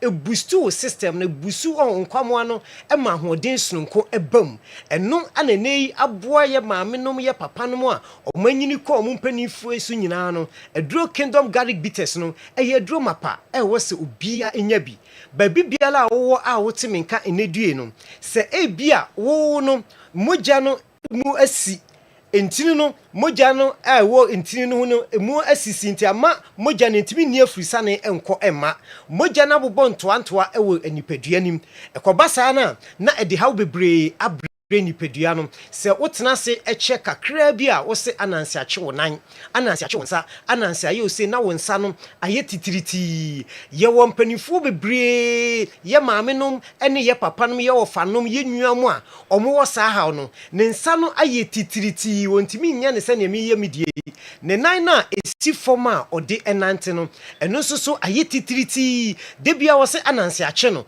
anansi akye me anansi nye soja onye police ana wakyew wo saa hawo na wo de ekopɛ kingdom garlic bitters ni bi enom ebi saa hawo ni nyina de afiri wo so ama wanya hoɔden sononko kingdom garlic bitters no ɛbra wo no nom no sɛ wo de wo sa emia wo nan no na etoma ɛno so so wohia kingdom garlic bitters no ebi pa ɛbɛboa wo ye ana mo a moto ase ɛba mo na kokom entini no twitwim no wunya kingdom garlic bitters na eno ebeyi saa hawo no e de afiri ho e de ama se sciatica pain no how anase wo no entinimu ene nkase no emu dodo a obi sori anopa obeka se ye de sekan ene ma bi na abo no na wayemre ebra obehya ase na wanom kingdom garlic bitters no eyi saa hawo no nyina ye den e de free ho e de amount afei eboye ho ban efiri akomayare ho ena saa boye ho ban free eye mojabroso hypertension ekumie ene wo ne obi behia wo ne bedi nkomo ade ebekye asi tim wawu hypertension no eku an monka yo emfa wo nto ho na wo hyase efa kingdom garlic bitters no yonko na wo hyase na wo ononom na wo de bon ho banya ebeye din se hypertension no ubenya bi sanso ana asikyire yare diabetes so no ete no so emaye mepacho ebia wakwa yaresabia na ya maw aduru na sa wo da aduru so wo de wonum broni de ani wi a donhwe be ba akono hyase se obenom kingdom garlic bitters obetwe bia anom anopa awia anumre akyekra sugar level no ebetia ba form pressure no ebeba form na bra wugusu a wonum kingdom garlic bitters no na ensa boa yi infection bia woni paduanim bacterial infections bia na nipadua no titru emane mema se ye namu yade bi ana wanya kingdom garlic bitters ebetu na se e de afri nipadua nim kingdom garlic bitters no anwanwade a eye ewe ye nipadua mu no eye na ebro adwen ene ntiase so misro ye number no ene good tv no so no fa number ni mu ba ko na frɛ se wususu wo mben tv na wutie ye wo radio no so a number no eye 0597 29 88 55 0597 29 88 55 and 0559 76 11 44 059 76 11 44 eno eye number sa ididi djuma ewo ya so eye nti wo frɛ ye sa ahomatofo no so ye beje so na bibibiala wonti ase bia no so no ya kyerɛw ase ama wanya ho enti ase de ye du so no eye kingdom ginseng power capsules sei aneti ene kutame no ene kingdom co capsules adro we mienu enanti bom de enti ama me kan sa ne se si ye fa co bitters na kingdom co bitters no eno no eye co aduru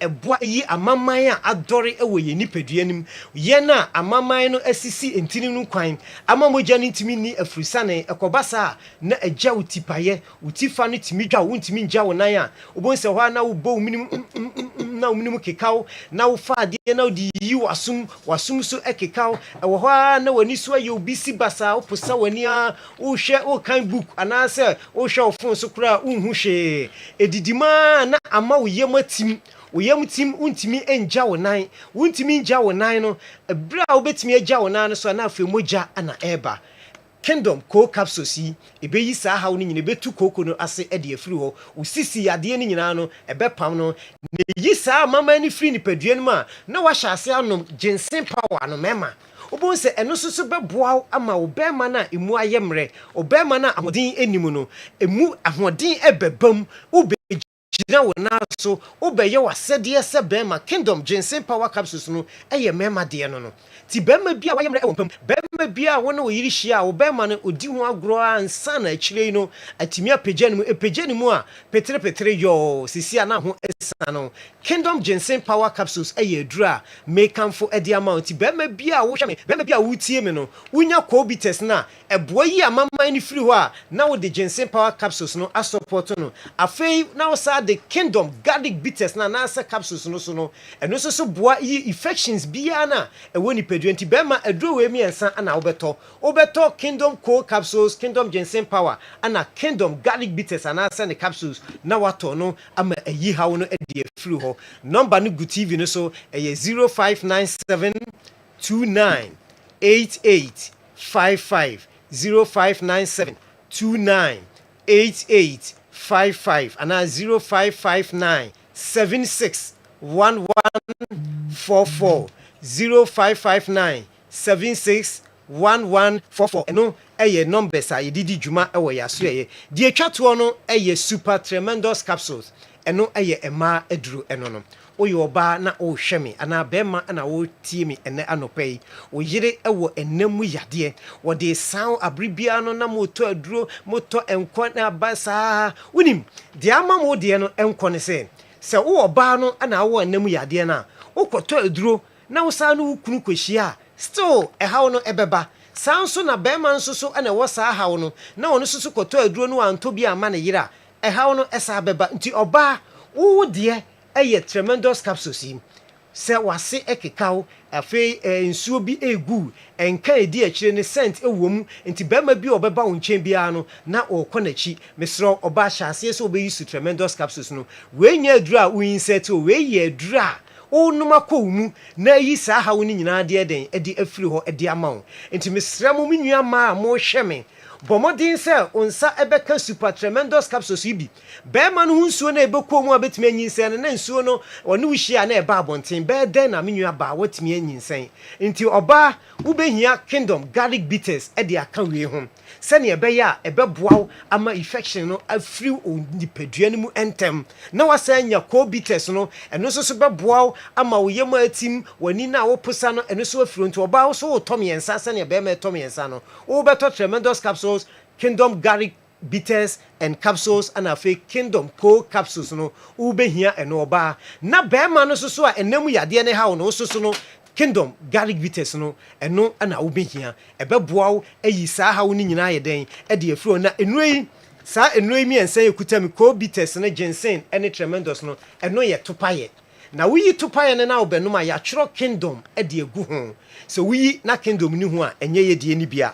sanso ana ensuo de no eno nso ni ti no eye white ohun eye white say so ohun say de sitie no ti so okoto ahye no nso ema me ana aha no ba bia chro Kingdom no do nsafa so a na eno nso ewowo wo nsam we no capsules no nso so no eno nso ne blister na yine teta so no capsules no eno so ya chro Kingdom e de egu so ti ya no wahye no nso e de ama me upe enoi bi ato ewo kumase ha no wo de wani kire Colina Herbal Dani Herbal Imrom Misty Herbal Apidank omunyina ewo Imrom Fred Mens ene Blessed Require ewo KO Habme ewo Asafo Oben Oye PFA ewo Tafo New Road Junction Unique Herbal ewo Bogoso ohososo no se wo kwa wonsa ebeka bi ewo ho bi Herbal ewo Fumesa ohoso uduru ho na se wo ka se ope bi Herbal wonsa beka bi Posa Herbal ewo Emrom ohono nsoso no se wo kwa eyade a wonsa ebeka yenua bi nyina ewo Cape Coast God is able Herbal ewo Abra PPHD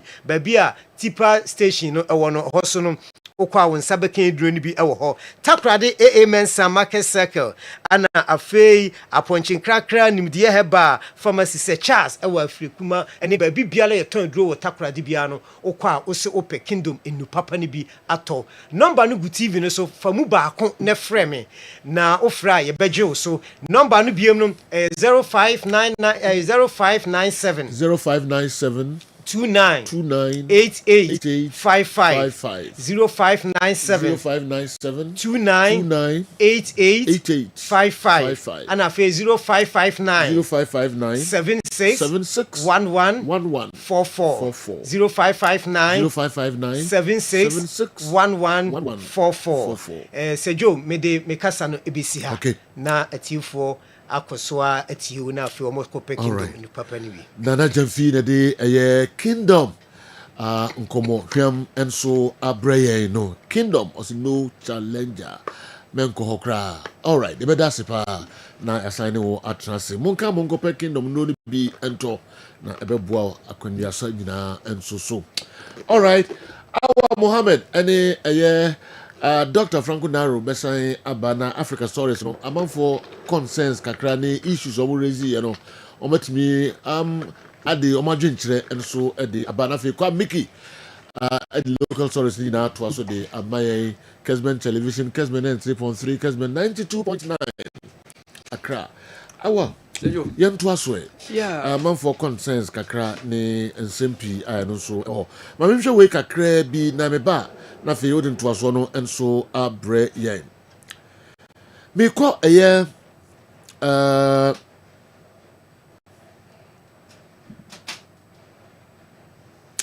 if Asante Kotoko wants to win on Sunday, they should add 10 times performance to how they played against Kwara United. Okay, Nanaya, Hurricane, Nursing Training College, Kovanochi Teaching Hospital, or no, and Eddie We and so Breye. Nanaya, Hurricane. Wow. If Asante Kotoko wants to win on Sunday, they should add, they should play 10 times, or they should add 10 times. The performance, okay, to how they played against Kwara United. All right. Mensaka message, you know, Makai Emma and also every ho. Now quickly, Minko Edmond Aka eho. Now it is Eddie. Some boy ho there. I say, I'm say this we are not see them will be your homano. Minima des was said nine years or some boy wa. Koma me tifrin ko for if I want some boy no. Emse woni wasifo ne obi obusafo nyina betra sama boy. Dr. Century na di kro beka. Obeka yes. The doc yes ro Edmond Vincent Akade Jeniye na man permanent seat. Yes, e was sama boy. Na onye djuma no mfama o. Na nyina kwan we so mfantia Dr. Century pa we obia crew ni. So nim say Black Stars management committee or the Black Stars are qualified for World Cup you can. Okay. Yeah, Dr. Century is part of the Black Stars management committee. All right. And I think they've done well. Yes. Headed by Randy Abbey. Yeah. Ras Century. Yes. Ras Century. Edmond Aka said there are rules in every competition. Even the head-to-head application is different from FIFA World Cup qualifiers, CAF, La Liga, and in Ghana. Okay. Inti Ironaka don so de abrɛ no no ɛno krepa amra na sison nti de obefa se de ye adwuma no ɛno na de ye yes o babia ba ko na de ye ni nyina da bi yes and it all right am for raise concerns kakra so meet me address kakra sana our Mohammed aba obi say UDS players no so Black Stars no e mom copy because mo dika konka well dada yes ro madabraka pa Miani Winnipeg, Nagron here, Kagodi, America, and Canada. Yeah. You see, UDS for no my idea. But which players did they play against? Most of the players they played against are amateurs. You come across UDS players in here, then a Farbo Premier League. The people they play with, a good number of them are amateur players. Inti Adabraka. So a UDS player, Onimbono Nimbuya, Onye no se Ghana League in Binoba. Money, then they can pick it from there. But then Manimu Yadi, Mubia for UDS, MH, Utuado, any technical team say, Omako Universities World Cup, they sent to Omukobo FIFA World Cup. All right. Adabraka. The difference between Isuatreman and Eritrea is that Isuatreman played some of the matches before withdrawing, which is the rule governing the Ghana Premier League competition. However, Eritrea didn't play any match at all. Hence, no points can be awarded to the countries in that group. So the situations are different. And the rules governing each football competition is different. Dr. Moses Agawina, senior lecturer at the Montfort University, Leicester, UK. Asamuna Dr. Akano. You see, CAF Kruye, say Obo African Cup of Nations qualifiers. Not two countries, a tie with the same points are. The next tiebreaker is head-to-head. CAF Kruye. So Obo African Champions League competition. Not two teams, a tie with the same points are. The next tiebreaker, why in a bit or head-to-head before Ansana or a ghost difference. But in the World Cup, FIFA feel that almost all clubs were the same strength and BB etisa enti FIFA World Cup no we a CAF, we a UEFA, we a CONCACAF, CONMEBOL krana ye per se ye break it tire. The first tie breaker is superior goals aggregate.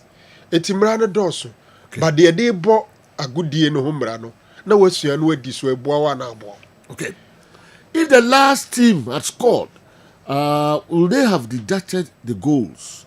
Also, we from Amzi, Baron, Amasaman, Darussalam. Aye.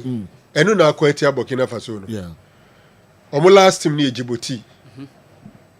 Omo share one goal. Ubisa se mfano say wenya ye share last team no share. Let's assume team no D last no. Yeah.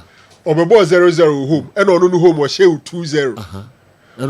Eno no wenya points bia fini ho. Se draw back kuma ebeji 1 point. Let's assume so share home and away. Wabesha 1-0 home.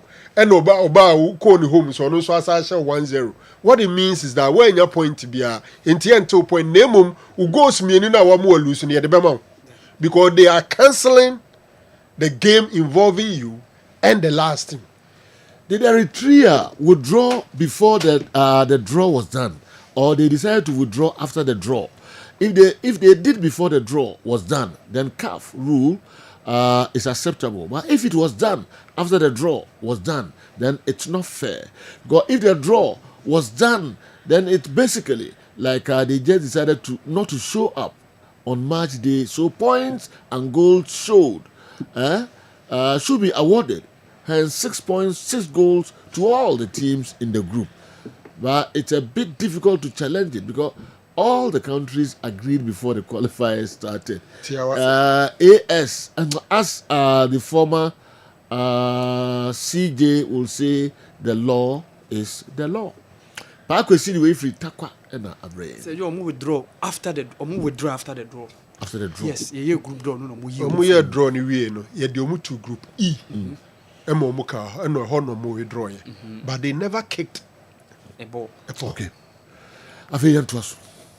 I'm saying see the man for I clear kakra kwanya 4 countries no appeam kobo playoffs no and Eritrea withdrawal no fancy na yanko enim kakra awa. Sejo ana anka obi ka de me de nanka Europe de na me hwe okay be chance ye betimi akoma joint here. CAF and FIFA are bodies that preach fair play in the game of football.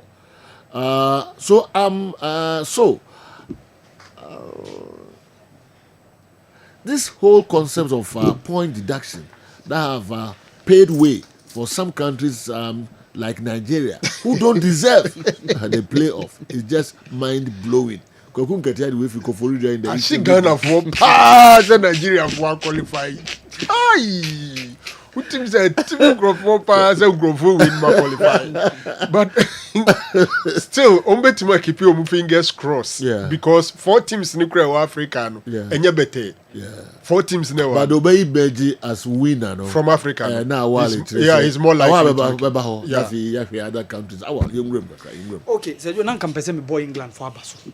And are winning by 5 goals to 0. Brace from Hurricane Ama Omanya Omo Latvia. England and Latvia, but how could England for Abaso? Oh, they be make someone on the first European country to reach. To qualify. Okay, yeah. Okay. The first European. That's a game now. There be a good. The first European country to reach the 2026 World Cup. Yes, Sergio, you say Europe want to be brilliant. More than more shiny. Well, Latvia, San Marino, Liechtenstein, Estonia, and the likes. No, yeah, now among the they just come and participate within the qualifiers. But I think say England national team. The last time England missed out in World Cup was 2018 Russia coming into the semi-final for the first time since 1990. And of course, the last time it was Qatar 2022 when they were eliminated by the French team in the quarterfinals. And I think says coach Meka former Chelsea coach Thomas Tuchel what me ayade what me the England national team na qualify. Our Basobonu kra boniye. Yes. Because the 3 Lions have played 6 matches. Yes. It's not just Latvia. About 6 matches. Asheni nyina ball ekome kra Tony net. Obi antumi England. Obi antumi. No mu yes had way in the absence of Kopama ni hɔ ɛno akora deɛ Phil Foden ni hɔ Jude Bellingham ni hɔ Jack Grealish ni hɔ Jude Bellingham was World Cup on count. Jude Bellingham Jude Bellingham na sɛ Bellingham deɛ he's the star boy and now writers will be say like say one here Uncle World Cup Ebeko World Cup with that Jude Bellingham this area injury adɛn ntia ɔmo se deɛ say base 8 months time no or da supra or I the end was England did all this without these big boys and now Rashford and started Phil Foden nim Jude Bellingham nim Reece James nim all the big boys and King Harry a step up he says hanema we no in England assemble we year on sa general trophy ni start say be fia wu hey look go free from hokra now the first team in Europe to qualify for the World Cup and I think they've done well with the Kawaii Abasubwe the Mamimfa Spain for so the Anton I think Luis de la Fonte is also doing some marvelous work with Spain and your Bulgaria they've also done 5 games without conceding a single goal now we have big boys who move free Spain team no mukrana and also en kakra traditionally Spain midfield no enka Fabian Ruiz Pedri and Rodri Fabian Ruiz ni ho Rodri ni ho but no problem Zubimendi and then Mourinho were there alongside Pedri traditionally omani mu hono ye Lamine Yamal Ebi Alvaro Morata and then Nico Williams all the 3 were absent yet Omorodion mu ni adenom Alex Baena Omorodion in the gym omo issues so it was a depleted Spanish side but hey 5 goals and I think that say Timu Yesaya as a trainer say they have a solid bench and Mawa Rishi say Timu no ewo future and they have something to offer general Spain team no a solid amount for him I think say Italy so say you this time around probably on betimi amekino in as much as when we say Norway lead you with 3 points difference but omo game relatively Norway o ka matches omo as omo de no eye ade a wo from kakra even though omo ni Estonia and of course omo ni Italy Norway might pick the tickets within the first lot but say you Italy 3 consecutive time playoffs among for say in 2018 Ventura, Gianpiero Ventura, ne kobo playoff Sweden eyo mo free moment me qualify. Even after winning the Euros in 2020, Wembley, they went to the next playoff for Qatar 2022. Italy bottled it against no team but North Macedonia. This time around, Alvaro Gennaro Gattuso is trying to pick up the pieces. Yes, Obibeka se quality na Italy during that times, you know.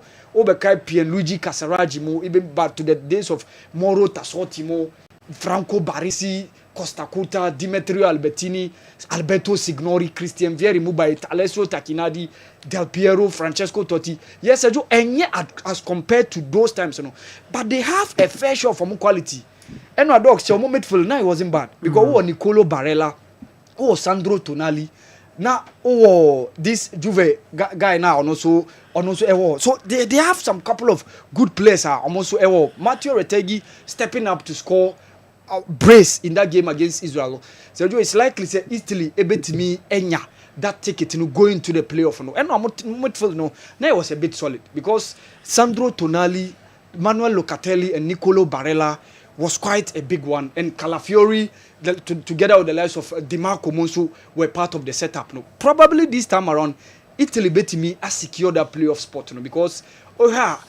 Europe no top teams ni nyina 12 nobody can qualify then the rest of the 12 from nobody second no alongside 4 best ranked teams in the UEFA Nations League ranking among entimi anya within the top spot or the second spot be add up to the rest of the 12 runners up no mo dey kawura into the playoffs so be some match next year near those who are going to make up the numbers now yenya 28 teams almost secure almost spot enwa Saudi Arabia qualified after the drawn game enwa omoboy so coach Hervé Renard is doing a massive job the last World Cup they were the only team that defeated the world champions Argentina na omo alongside the likes of Poland and Mexico in a group. And the likes of Firas El Boraihan and then Salim Al Dawsari make sure say mutimi enya a very good result. Etimi abuamo Muhammad the Kingdom of Saudi Arabia eko mo 7th World Cup ekobaso, and of course Qatar so enya a 2-1 winner.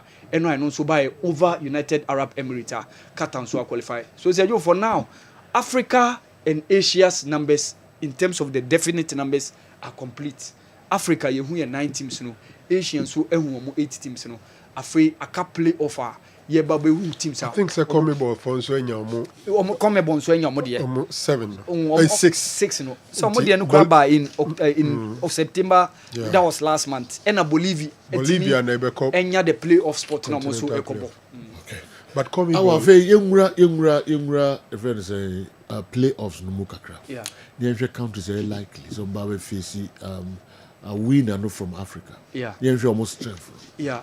Who say playoff spot no. Say you be 6 teams. That is the intercontinental one na ebe baso match next year no. Na Europe enka ho. Continent amobe wuremu that is South America. Eye the Conmebol zone.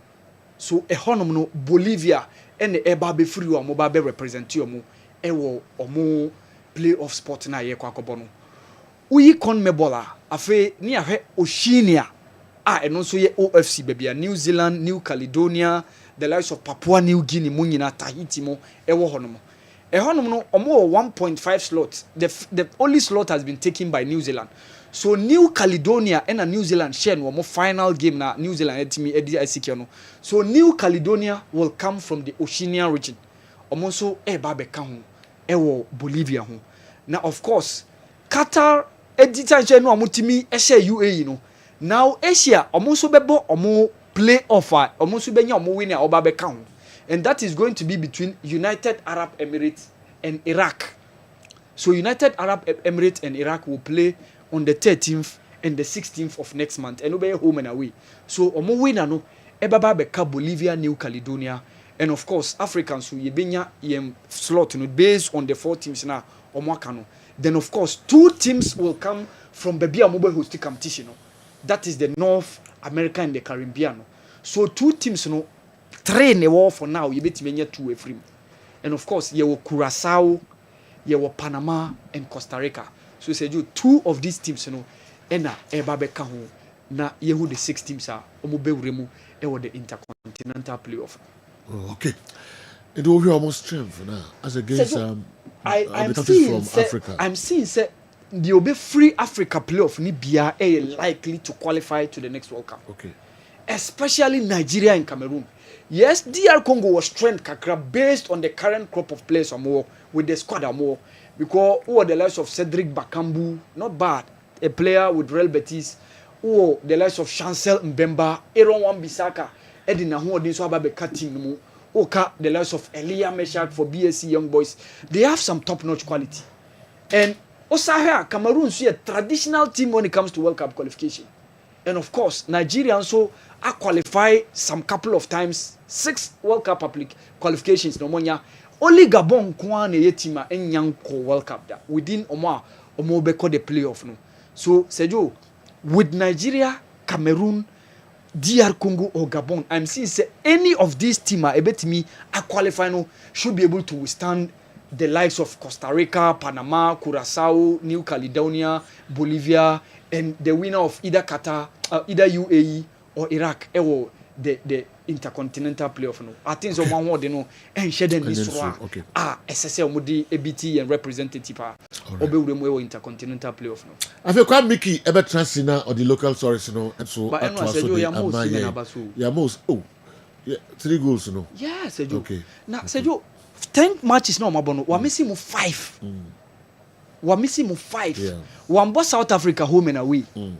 The first 2 games of boy against Lesotho ewo Nigeria, against Zimbabwe ni boy no ewo Rwanda no Mobi. And of course, Omosa echo one of the games which was Benin, the first leg so ewo Foibu Anyino. Sejo Mobi. And very crucial. Media this Sejo o Omajimai. Kawama honestly to make it to that stage, you know. The discussions be on Nigerian television. So with that Osimhen, I'm name the Super Eagles. That's it.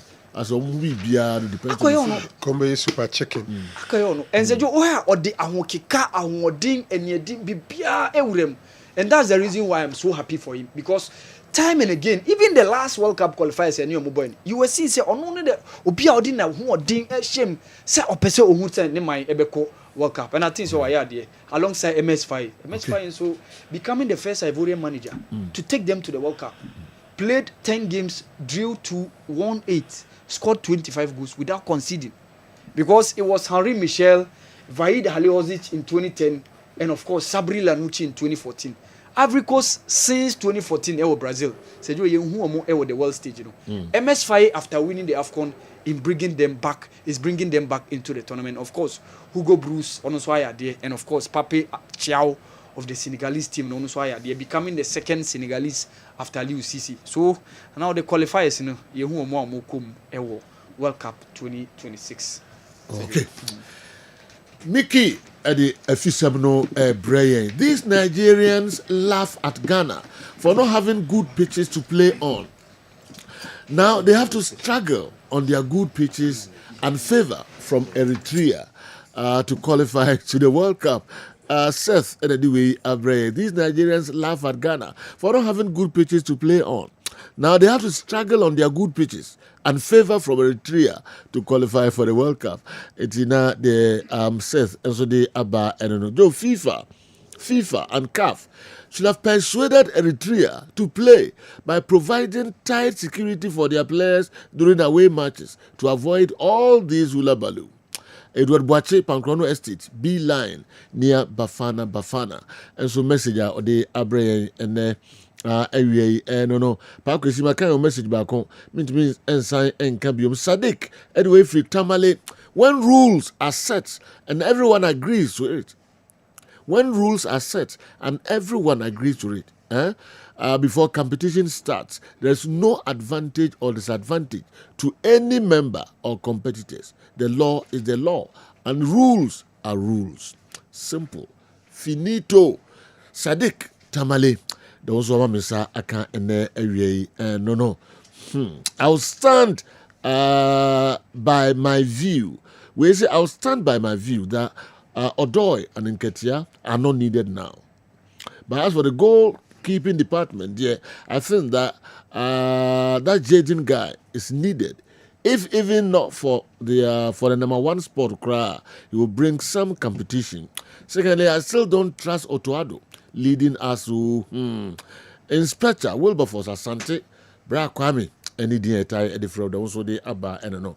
Malcolm Markov the What Scientific Herbal Clinic in Kratoka Kra. Ya ba ya Kwame Mickey at the official no a bet to so. Ya basisia. Safari Makwaba, eba ni What Scientific Hospital. Ye a team of medical scientists. I create a boom near the infidel was war. A juma, oh, ya swear has he, ya swear had ye. Yes, oh, by a sabi. Near time a good amount, said the coconon. The boom, ye do to a fiducial. The Mephidium Mushimu, the Mium at the Potier, Yadene Breo, Nesamium in Ya, Yarene do in the piano so. The better Yama out to Yariasi, what the editing said. See the baby as a water Yariasia, which me to a centum. Open What Scientific Hospital, Dr. Phobius Yajumani say.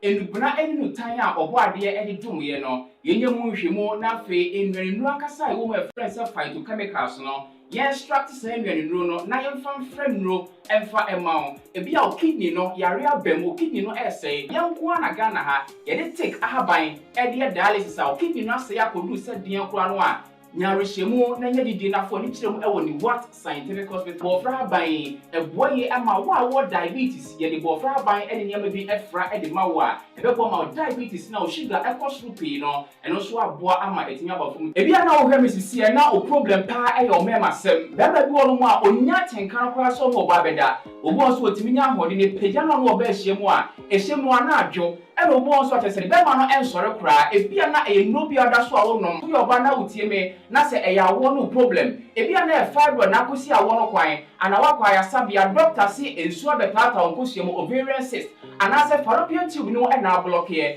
ɔbɛbu ɔkora wo nsebuo ɛnsisi so ne nyina tumi si nyi sɛ ho kwan bɛrima bia na ho nsuo ɛna ɛwɔ fam nkwaboa no ɛwɔ fam low sperm count na ɔbu ɔkora bɛba bɛhwɛ ne ho nsuo mu no na ɛmoa no bɛfrɛ sɛ spermatozoa no baako kora wɔn nyinaa ɛha esi awɔ ho kwan a wobɛni what scientific hospital a mfidie de ehwɛ ho bɛda adi amia wo sɛ problem bi wɔ hɔ no mu a ne yɛtumi ahu aduro na afei aduane yɛbɛkyerɛ ho adie pressure nti amo akoma ɛbɔ periperi asɛm kora si ofie ntimi bɔ amaneɛ obi nso hwɛ me na ne bia stroke akawa to mpam yɛkɔ awokɔ yɛba wo nso ntimi wokasa na pampan bɔ ne bi akyire yɛfrɛ no halitosis yadeɛ baako a ɛyɛ no wɔn obi ɔpɛ wase obetumi aka de akyerɛ wo a adeɛ bɛdi unya wokasa bia na obi atwene hwene wokɔda na nwumrɛ woda wodwo nso ntɛntɛm yɛ papa mo mpanimfoɔ no ɛfiri 40 50 60 years ɛkɔ anim no o prostate na yɛ kɛse prostate enlargement ɛba saa woda a wodwo nso ntɛntɛm wodwo nso bebree ansa na adeɛ akye ɛma ne nka akyi ɛmeɛ nkɔfa katita ahoma nkɔto bɛma mu abusuafoɔ bi ebere ne nti manya adagye a mmɔ yadeɛ di a nyadidie sɛni what scientific hospital Ghana ha deɛ opa ya sabe ya dia befrim dia fidie edi twe enubena ena afa hode ni fra haban mu edi saw ya dia ma wo a na eye ni what scientific hospital yi wo Kumase atonsu Monaco junction ya Dansura bank no ene bie ni mehwe enkran so ye ma 7 ye ben Janet Corner dan no 0244 08 7687. In case you are watching us from any part of the world, whether you are in any African country or you are watching us from Europe, you can contact us on WhatsApp +233 244 08 7687 or on Google Map. Just type Niwat Scientific Hospital and you'll be given the exact location. Niwat Scientific Hospital. Nyanko Pwanda Rumenti Wamoto Ebeba.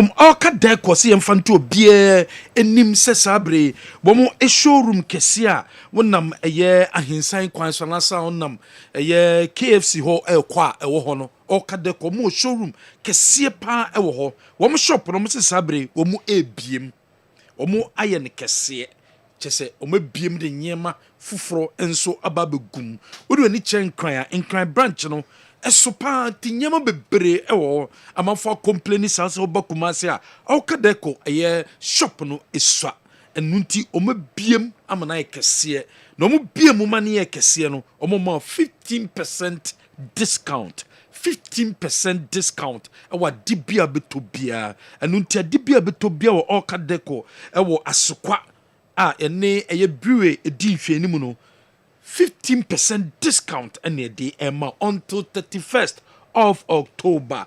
Until 31st. If we 31st October and a Jumediano, ye de ebeba ne wie. And until upenye me biato, if ye me bia pebiato bia, would it say your bedroom, would it say your hall, would it say fie kitchen. Bibia pebi biano for when it's alka deco. Your mount 15% discount. Showroom and so ye beam kesiye and a denya maudo and so abim.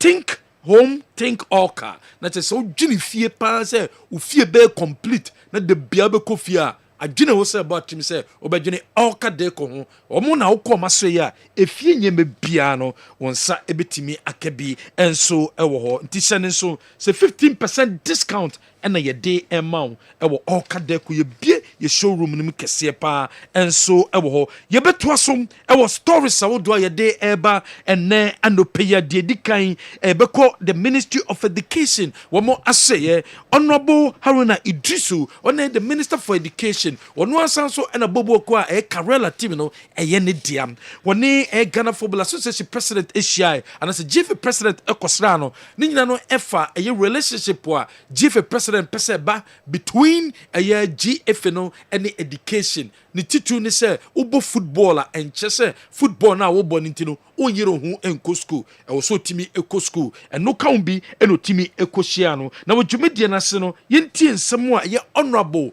Haruna Idrisu Okaye Edefa GFA no enso. It's my opportunity to commend President of GFA for the leadership he's providing and urge him on that with discipline, the impossible can be possible, and Ghana would be there, and the US, Mexico, and Canada. We expect that they will come as gallant men when we participate in the FIFA World Cup. So be assured that he's a most celebrated person now with coach, our coach. It's my opportunity to.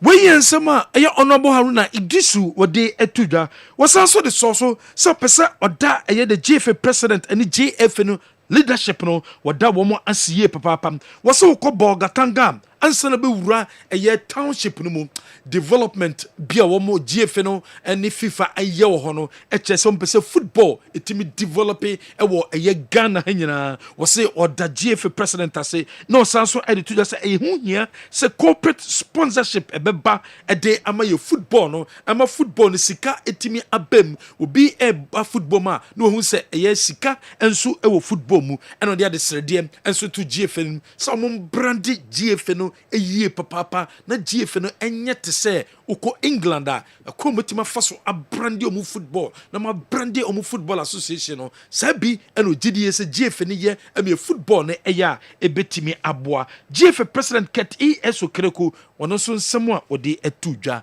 e wo dwumedie na aseni. I'm very happy to be here. I think that we'll work together and make sure that we all follow the agenda of the president of our country, who set out to reset all facets of the Ghanaian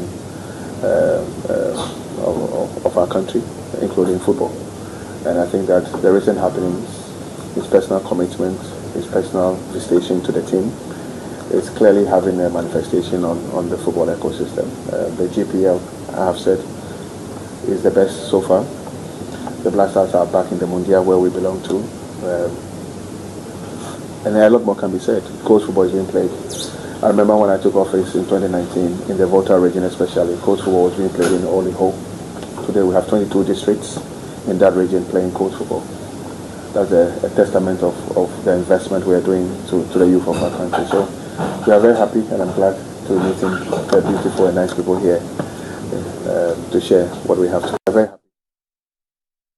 We some of the president of the GFA, Ket ES Okereku, wade etudwa, Honorable Eric Agbagina, wano na MP for Ketu, wano so akasa, waso GDA say, your football no o see tibi ejai na your coach Otuado ono taking decisions. Players awodwa also select them for World Cup no MP for Ketu ono so che na jone o ye football person ono asan so e football club when in someone e honorable for Ketu what they atujwa. I think the decision is for the coach to make. Because even me, that I own a club, after employing a coach, I don't dictate to the coach which player or players he must use.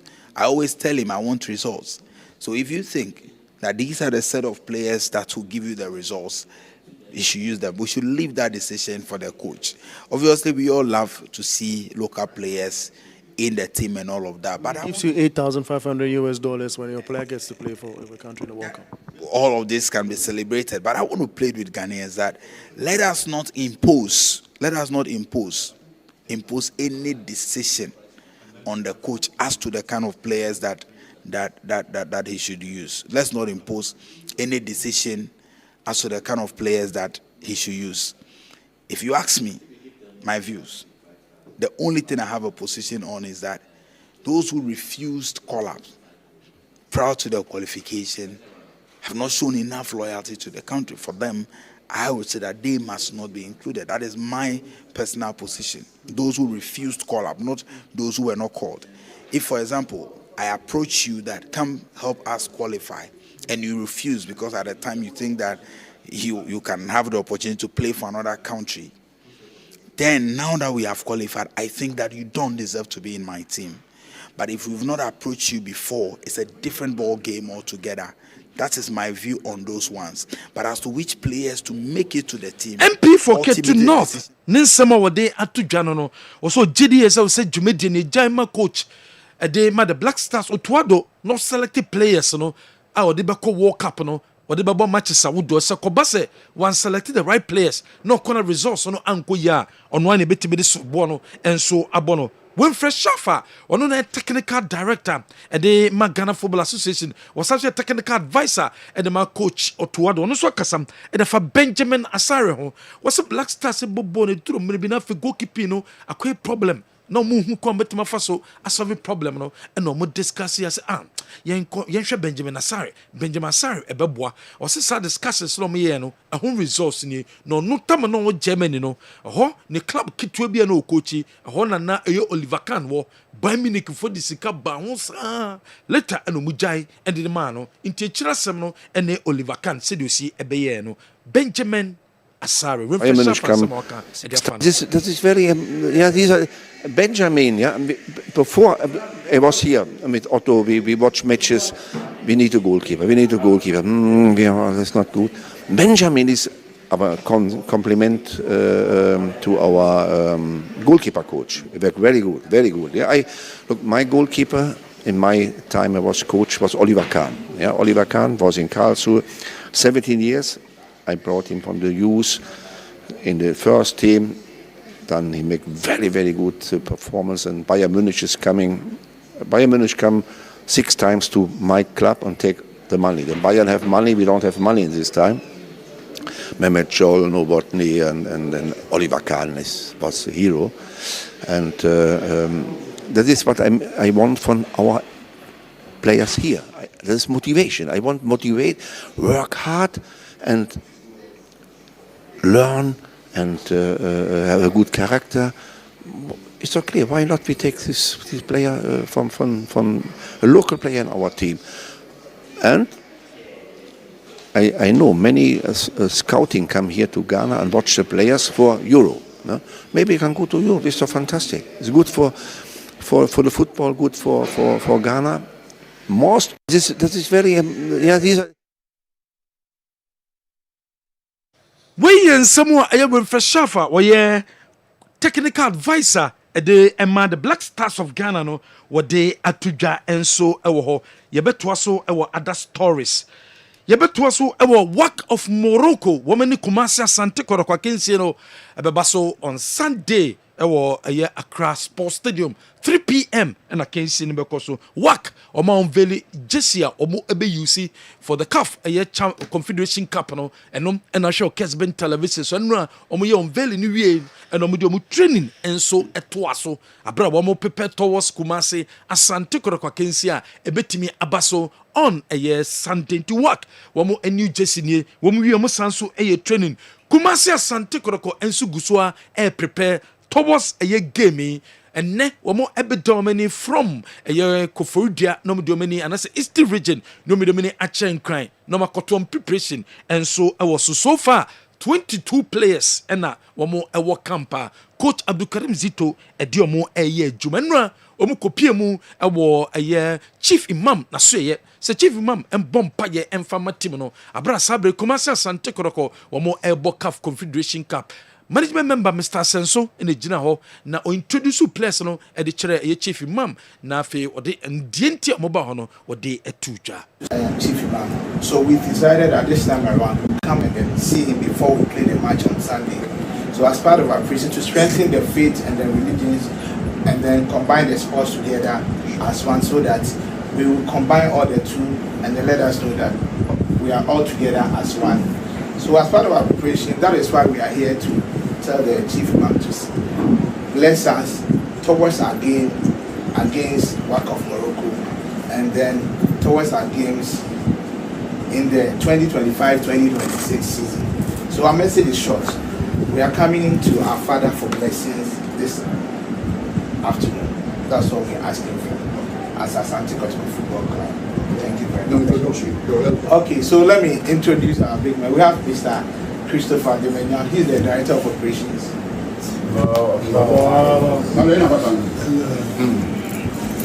And then we have our head coach, Coach Karim Zito, Captain. We have our assistant coach, Hamza Obeng.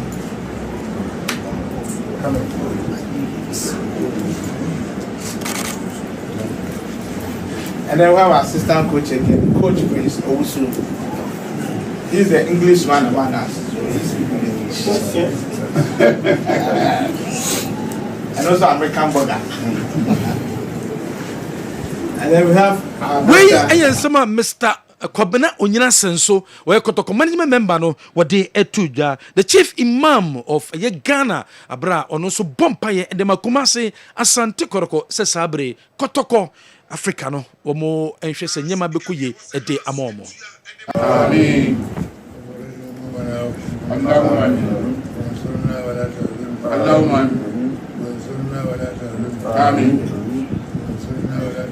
Amen. ورأيت الناس يدخلون في دين الله أفواجا فسبح بحمد ربك واستغفره إنه كان توابا. آمين. آمين. استرنا ولا تبلغ. اللهم آمين. آسرنا ولا تسرع. آمين. وفقنا ولا تضيق. آمين. آمين. اللهم آمين. اللهم أنت أمرتنا بالخير. آمين يا رب. وآتنا بالإجابة. We a Jumedias Kumasi Asante Koroko ahead of Wamu Gamer, a down minimum, when Shishia would do a wometimi, a diatona Kwamu Kwakradie. Now, match in a Mekoswa Crass Sports Stadium, and it is supporters from Kumasi, Ombesomo Konomokora Kensianibi. And I'm so Emma Kumasi Asante Koroko supporters, Omo Yesa Fenena Chairman Solo, a 2-1 more, a Kram Betima Fasonia, a Sikakakra, a Bema Bass, I would draw actual supporters and Ako, Wamu Ebomode, and Ekodinkomo, Abramne Doctor Kwame Chey or no, or your former executive chairman, the Makotoko Dinkomo, or see what to take it out door and was answered. Makumasa Santico supporters no is Sikasomo Franco. Yintin Summer Chairman Solo or the Etuja a found. Abusha for Kumasa Santico to Busha Chairman Solo as Abamon champion. A former board chairman. His Anna Dr. Kwamichi. And anyway, I'm not going to support this at Tiasempa. And I said, that Nina and say, or Secotoko, the nations, no, a Juma, Kotoko, a awesome. And see, and then boy, you know, no organized supporters come in. I will chase Camo from a blankety. And the baby and the Yuma Unina, no, the Maba Class Post Stadium. Na watu tikita mumu nyina mwa support Kotoko. We are also there be national chairman. Say o say ogigi ticket na hihye amaye na wonim dia. Ene me santo ticket makoma ko 100. 50 cedis no. It will amount 5,000 Ghana cedis. Say me fan support Kotoko supporters a ombeba Accra Sports Stadium.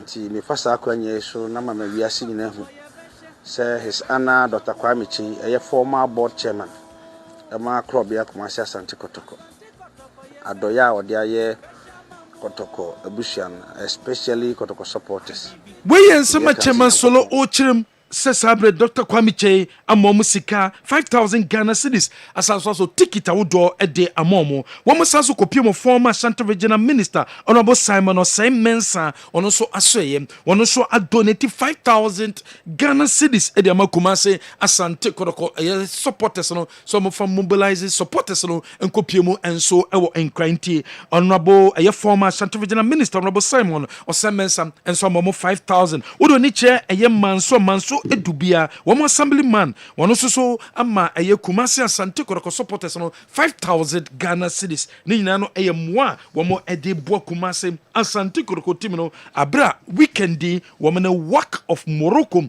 ɛna ɛbɛbɔ CAF ɛyɛ akansie ɛwɔ Confederation Cup no nso mu Kumasi Asante Kotoko CAF Confederation Cup match no ɛba so nhyehyɛ a wɔn ayɛ ɛde ato nie sɛ fisa break kokora betima to ticket no obeto a o dial star 365 star 1935 hash star 365 star 1935 hash ebema kwan amoetima to ticket ni bi 50 Ghana cedis and then 20 Ghana cedis enu ni sika obetimi etiotumfo set to the second Asante yene wa donate anaso we sika $150,000 and Kumasi Asante Kotoko imsinum say a first leg and return leg of the CAF Champions League Confederation Cup Kotoko Babonum a home preparation a sika and ode amo musomanje no more emfa and prepare towards a 2 big games bekosum abra Kumasi Asante Kotoko se CAF Confederation Cup no wo metima kwa kopiemu enso e wo money zone no enso mu ye toasum e wo that story Albert Amwa enra wentima nye training na dem wo mu hwe animu sabrante no ebetimi aye training a day ama club na head of Sunday game a eba bekosum enche na Kotoko wo mu sane brante ba ko e frɛ no Hamzata ba obesi akan de ma Kotoko say de abrante na nya deal e was Sweden say Kumasi Asante Kotoko ene eye former club Accra Lions enyina kan bom ama metimi ejam eye Hamzata kwan ama se Sweden ena oko enso etimi akwakosi akan enso ewo ho Samuel Tenedum management any technical team nyina agiatum se sabre suban a wodan ne dini de enye suban pa enu nti sabre woni eye junior team no ena eye training they say de wo mu chefia eye Kotoko players ni team no bad boys edaso no players no se place no kutwitwa baabi a ho na place no mofa no metimi atiesi baabi no mokọ o metwitwa bad boys no mu bi enu nti enamsom ema management no ayem se no ye hyehyɛ sɛ wo mo ebeye ho adwuma sɛ de bia play bia ntimi fa because security ne tight eni mo pa de untimi mfa enamso ema eye efia Kotoko place no wo apartment no enche mu neighbor no wo de to Kotoko fo mpanyifo enim so mu 2 place ne fo play bia obehuri si ne fie obi ansa na wadwane bia no kwan odo be fa so no enya kwan pa omuhuri a ne fie ho no mu kosi grum ansa no mato aso akọ o si play bia obehuri si ne fie ho no ida se obe pass kromfo anase ade odo be yo no wani enso no ne shisha sabre wo mo de atu na kwam I'm saying serious that's how they say. I don't know. Then so now, as was smoke, how they say. So if you are Congo pay Jack, maybe who reason? So who see you are not so. I saw Naikabu. That's me. Go Mickey. Go sorry, I remember.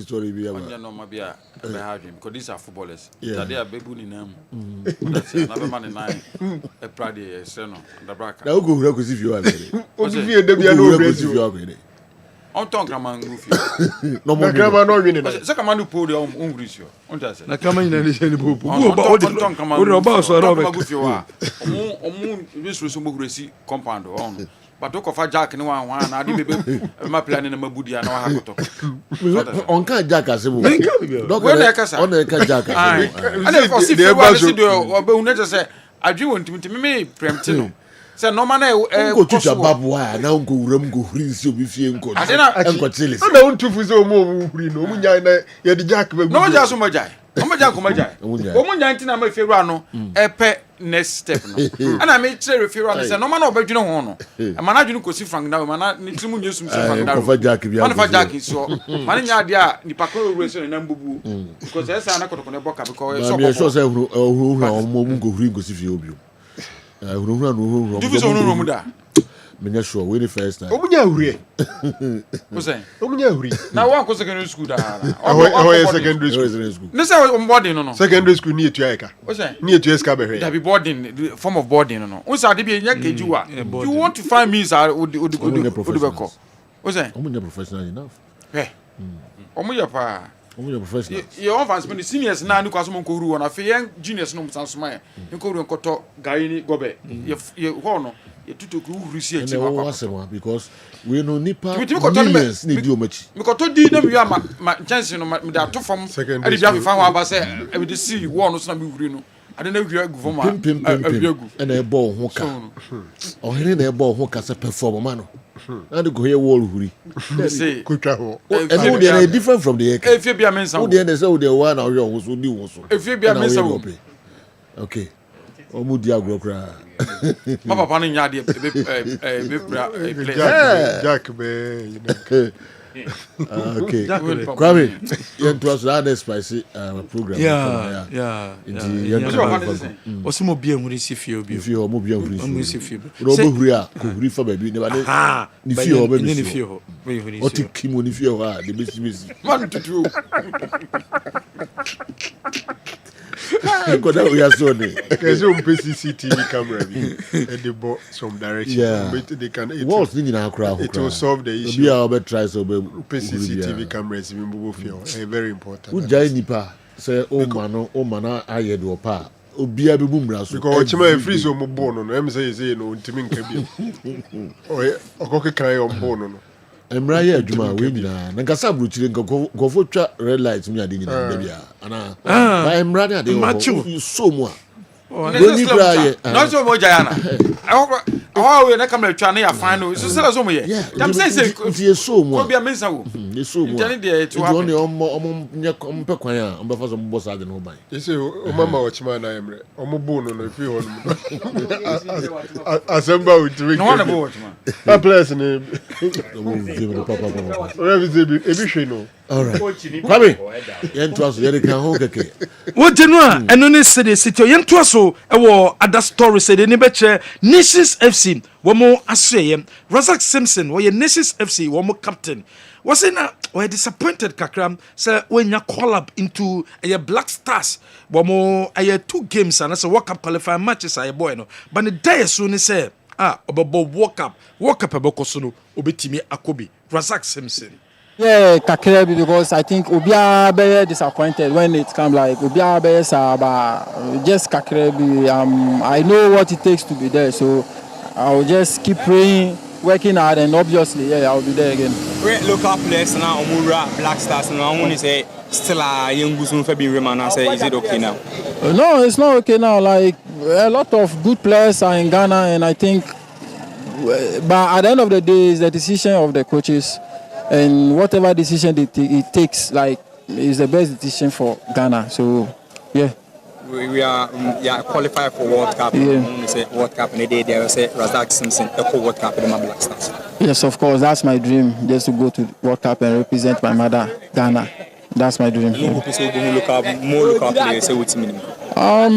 Right now, I can't tell, but as a local player, yes, I wish that. But at the end of the day, after we qualify, finish and everything, we all have to work hard, and when the time comes, those who will go, we'll just give it to God like that. Yeah.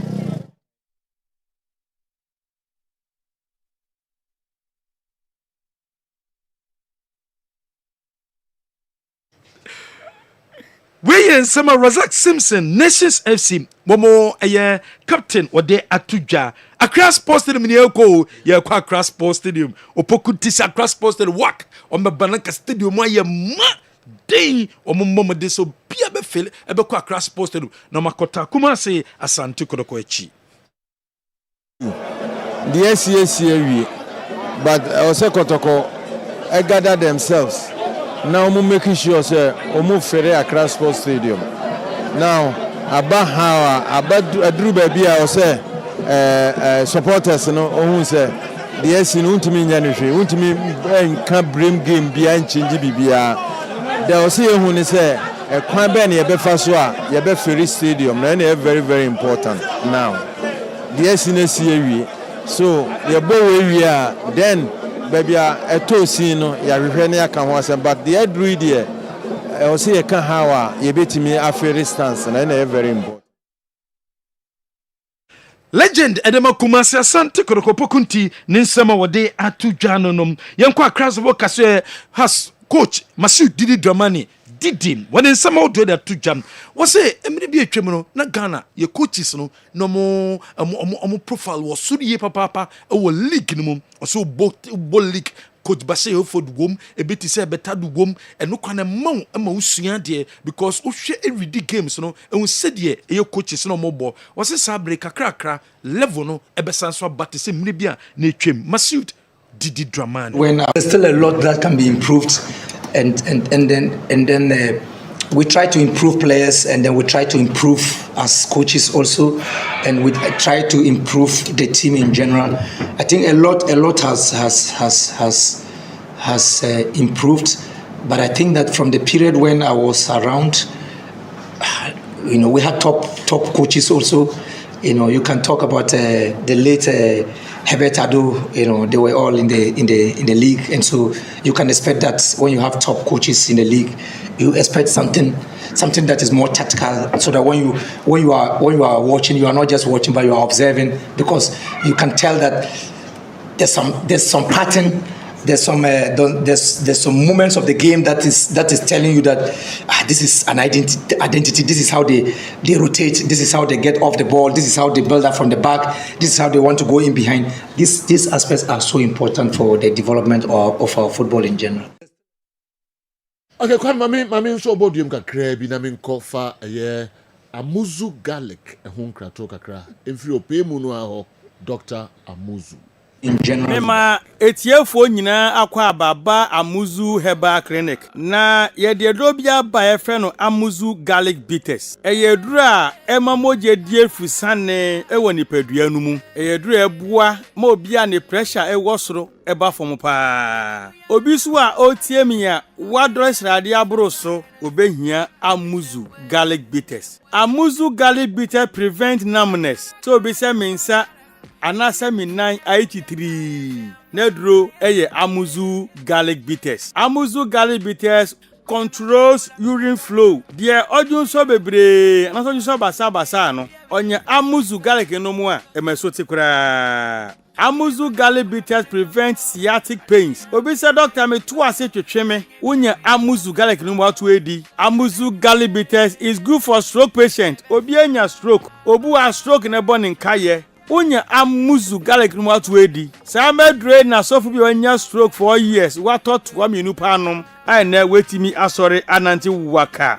Amuzu garlic bitters boost the immune system and fight infections. Se utie me na se uyo chembe wu yare biya ba bekrawa. Kopa Amuzu garlic no mu en ne mo ho ye dene. Na kutie nyarewa. Amuzu garlic bitters prevent body weakness. Obu ha ahomre woni so. Amuzu garlic bitters dilate the arteries ebiabia intinimu mamoja ediefusani yie pa. Amuzu garlic bitters support the pancreas. Amuzu garlic no pancreas ho ya de ne modidi a ekotwetwe sugar na glucose na mu no me so te mass sugar eba normal. Amuzu garlic bitters improves vision. Obu oho a ne pressure was with man de hunu wo form. Onya Amuzu garlic no mo bua ma friends woni na eye wisi no we hu ade yie pa. Amuzu garlic bitters prevent palpitation. Nipa bia home ban sese home no wosuru bebre sa kope Amuzu garlic nenom. Amuzu garlic bitters prevent insomnia. Obu ha obre panse wada ye frade bi zinc ene sulfur ye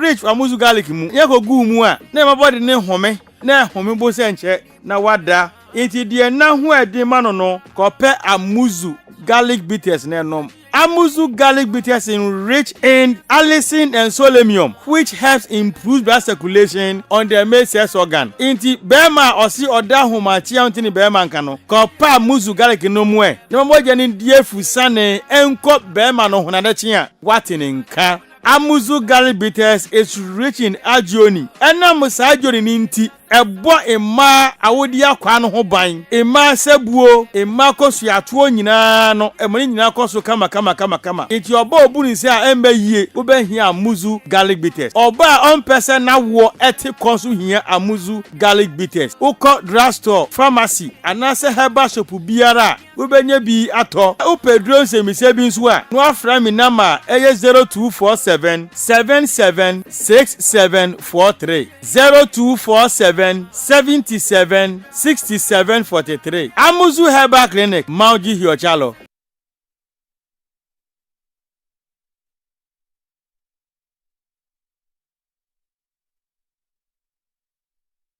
Okay. Yes, I'm Kwamiki. Over to our local stories no issue. What general Mamenko House of Oak Kase, Obekaya, House of Oak, one more Equafa, a technical director by Rennie Heddink. One more coffin by Papa, House of Oak, a Jano Quine, come of Fasu Jano Quino, and ye Papano at the Odicopiemu, a war FIFA, Emma FIFA war day, a cost at the House of Oak in Tia, House of Oak, a ya, Omun, Watia, House of Oak in Tia, a second. So there's some Piemu cost near $146,400. Yes, $146,400. Omaya, Untia. $146,000 $400. Untia and a has in Tiska. No, there's someone Aquaco Pimo Supreme Court. Says Supreme Court and she High Court. Tema High Court. Sorry. Na General High Court embrim na General on she na sika $140,000 no nessa intimi enka SSK and any city city free across book asayem and so eba na Brente friend General akurugu adongo. Okay, sa a young refina obedi a Kumasi Asante Koroko and a Nations FC match no referee's manager Alex Corte was so obo Brante na basu ye papa after what the game na wienum concern as a messages awodwa aba referees ono na so ye as the manager no e ade ne nia jiwu ye papa nti obo adongo akurugu abaso kolena onto aso sa na emwa emanyementim nkonkan enso from the National Sports Authority Washington region yanje antum se betime si akan ama kotoko abo wo mo matches no ho but jumedia also metime put in place na eye baba ya sports de metime gitum no wo mo se omontendai wo mo begusuam aye djuma no se de beya Kumasi Asante Koroko nyame adom no mo qualify into the money zone FIFA CAF betimi agiatum no metime si o makan no enso ewo hom high sense se me fan to anim and no pay somebody nyama foforo aban hihye foforo and no de abam and tintentem ko high sense for wo mo showroom sa wo do no edoso wo mo showroom ni bi ewo Kumasi City Mall showroom ni bi enso ewo edum ebembabu bazaar ane ECG nchan wo pe wo do ni chetafo wo be high sense showroom o and ado ni enso kire thanos high sense showroom ewo ho nyama papa nko no mde aba ope television ato ope gas cooker ato washing machine and also per smartphone sound system water dispensers microwaves blenders rice cookers kettles irons ope sanya mani nyina biato electronic appliances and ape biato baby no so ko for oni che high sense omo asoye na kopenya ma papa ne bito mensa ka promo no ekoso MTN everywhere you go baby abeko biano obetime yisu MTN ho MTN sabre download my momo app no o download my momo app na ebema opportunity awodo na wetimi asend sika e de akomo bibia na the more wo send sika no ho enam faso ebeba sika ne so enso e de amount daily ye che sika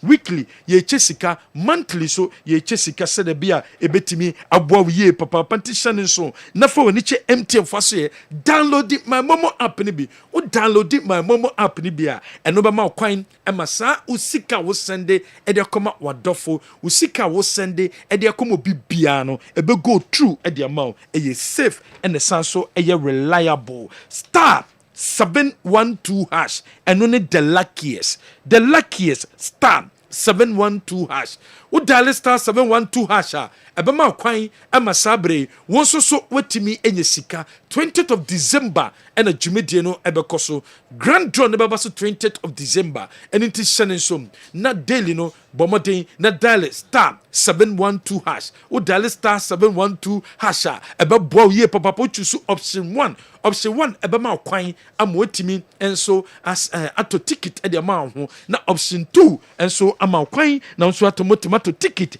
e de ama obibia Dr.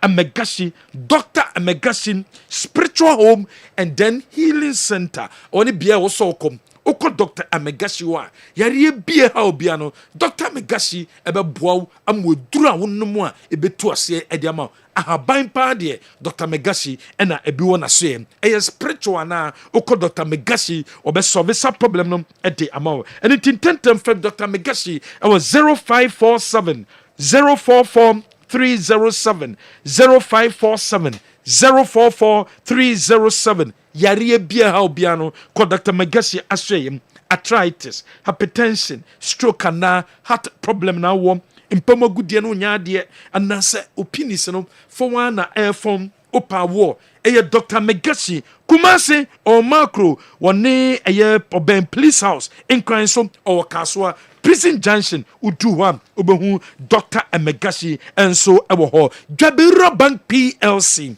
asempa loan ewo ho kopa asempa loan bi wonya asempa loan bi a ebeboa wie papapam ebeboa ma onyema okrafi abanone no wotimi akle wo clothing and textiles na wo ye no business no ebekoye edi amount wo magazine na wo nyema bia otom bia no kope loan na fe wurem yesanso di obatampa loan scheme no edi aba obatampa loan scheme ne beboa wo dwuma bia wo ye bia ennuanom ma no ye maamam ye yere no amo shops awodo mo dwom munkope sika ewo dwaben rural bank PLC na sa loan no ye de mawa unya commitment fee bia na loan I go through a day amount your branches no edosom your number nie 0271409340 ofro number we so a ye bejosum na etimi aboa na nyama kosom a day amount Herbal Company Limited edi the Herbal criminal abedwa so kope baso criminal bi na wo use Herbal criminal bi a ebeboa wie papa bema woni obehima ho bantem bema ni obehima ntimi satisfy oba no eye Herbal cream eye Herbal cream and obe apply kitua bi e penis no ho wo apply kitua bi e wo ho a after 30 minutes no akwa wo hye wo hye wi na chese breadru se woni oba no e ba bedi nhyiemu any drug store any chemical shop bi abeko bia no obenya Herbal cream ni bia to na wonso so wetimi akwa use sene som Herbal cream no FDA agiatum max buy se sabre omo branches outdoor ewo Kumasi am na sabre wo se omo ye big promo sabre omo ye big promo ope Infinix phone atonko adia max buy and also come say Infinix hot 50 na a 1007 say ya tisum at about 1450 Infinix hot 50 a pro plus na 2240 ya tisum at about 1999 Infinix Smart 9 HD na a 1002 ya about 930 bumpe we na pedem Infinix phone kwa na opedia max buy and also come say auto fridge auto AC auto television ye becho free kettle e de aka ho ye water crade o market circle ye ben post office obehu yen Cape Coast ye wo hom Brekum ye wo ho Kofodi ye ho Swedro obehu yen Kumasi ye wa dum ye ne top man shoes edin hwe animu ye sanso e wa dum ye ben Malcolm ye ni ye sanso e wo PZ and so what taxi rank obetima fra yen e wo number we so max buy 0544 019552 0544 019552 or from max buy for our number we so one more ebeje wo so Gentleman Dental Clinic Limited a see problem be a fakodan Gentleman in a betimi aboa utit no ansise ye opese wo she braces fakodan Gentleman Dental ubeso ye teeth replacement Gentleman Dental and a betimi aboa teeth extraction Gentleman Dental scaling and polishing a Gentleman Dental and now sam utit no etu obeso de before for sure unya kan kwenhia bi na etu esuobu fako Gentleman Dental udi oto kwene wo so teeth no uni problem bi a ko Gentleman Dental nyanya examination and from your branches outdoor your number is 0559 139 0559 139 582 Oko Gentleman Dental on cry yo nungwa main lorry station atomic down kwabenya runabout Kumasi your report junction headed towards Bantama High Street or traffic light nasia obehuyem techima your magazine off Kenten Road we don't need check for you answer ye ben a central police station we don't need check flower ye ben GCB bank tishigu awa tamale ye ne MTN office no edi nhwe nimum ejaba jewelry ejaba pempe the second street dum ejaba Ashtown traffic light na sem adibia di gold aye bia pe bia to a ejaba and also kona say wedding ring engagement ring promise ring chembi and apatu kom ko ejaba jewelry ejaba number is 0277 104488 Ghana Herb ɛna de executive herbal hospital ɛde abɛdwa so executive herbal hospital no ɛwɔ sepɛdɔte yɛne sepɛdɔte ahemfie ɛna di nhwɛni mu yɛyɛ free medical screening ɛna yɛyɛ o prostate no brane yɛnhwɛ sɛdeɛ sitie ɛmfa ma wo o kidney no brane yɛnhwɛ free nyama mɛbobɔ so nyinaa no ɛyɛ free o kidney no bra o liver no bra o yam nneɛma no stomach scan ɛna pɛ sɛ woyɛ womb scan ɛna pɛ sɛ woyɛ typhoid ɛyɛ test ɛna pɛ sɛ woyɛ diabetes test o ba mendidi anaasɛ hypertension BMI assessment ɛna pɛ sɛ yɛde ma wa nyɛma mabobɔ so nyinaa no ɛyɛ free of charge. Executive Herbal Hospital, Ghana Herb for and the Diaba. Number is 0240 211 709. 0240 211 709. Offer number way so general Yabejoso. Okay, I think local stories no and so emu kakra. Mr. Kofi Champo. Yes, sir. I'm around where na stories in Bebre and it could meaning can Musa same way. I don't know. DNT and Rene Heading or the Nasem Nakodai Tema High Court on a Hatch of Fook $146,400. DNT. You say food free for some football and some now my house. I feel the High Court no diko. Maybe a bit surprised actually. Me surprised per Uridi you know. Wait now, my family or Tema High Court now. First of all, I feel no more court no permission and some of my phone show how. Really, yeah, is to seek the leave of the court. It's a court to more permission. Yeah. Then for them to apply to enforce the award on the hour.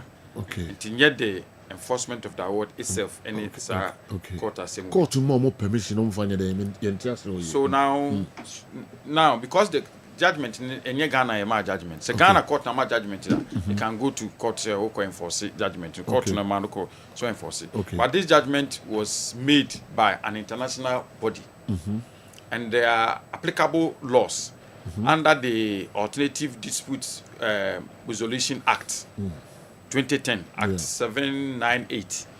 So no, and I'm saying. Enye Ghana court na international body no so first of all no court ma court you say indeed sa international body na o ma sa award no o mo follow within Ghana laws na with me apply no in this case the international convention there are institutions internationally recognized Ghana one say sa institutions be Emma award abitimi enforce Ghana and as a country corner e ma sa award was no on Ghana e will reciprocal agreement. Say a ma award Ghana, ultimate for so our country, a ma award was our country now, ultimate for so Ghana. But that's what must say. Aha, until on the Ghana was our no, and I kitangudino. Say court dia semwaha, na will before.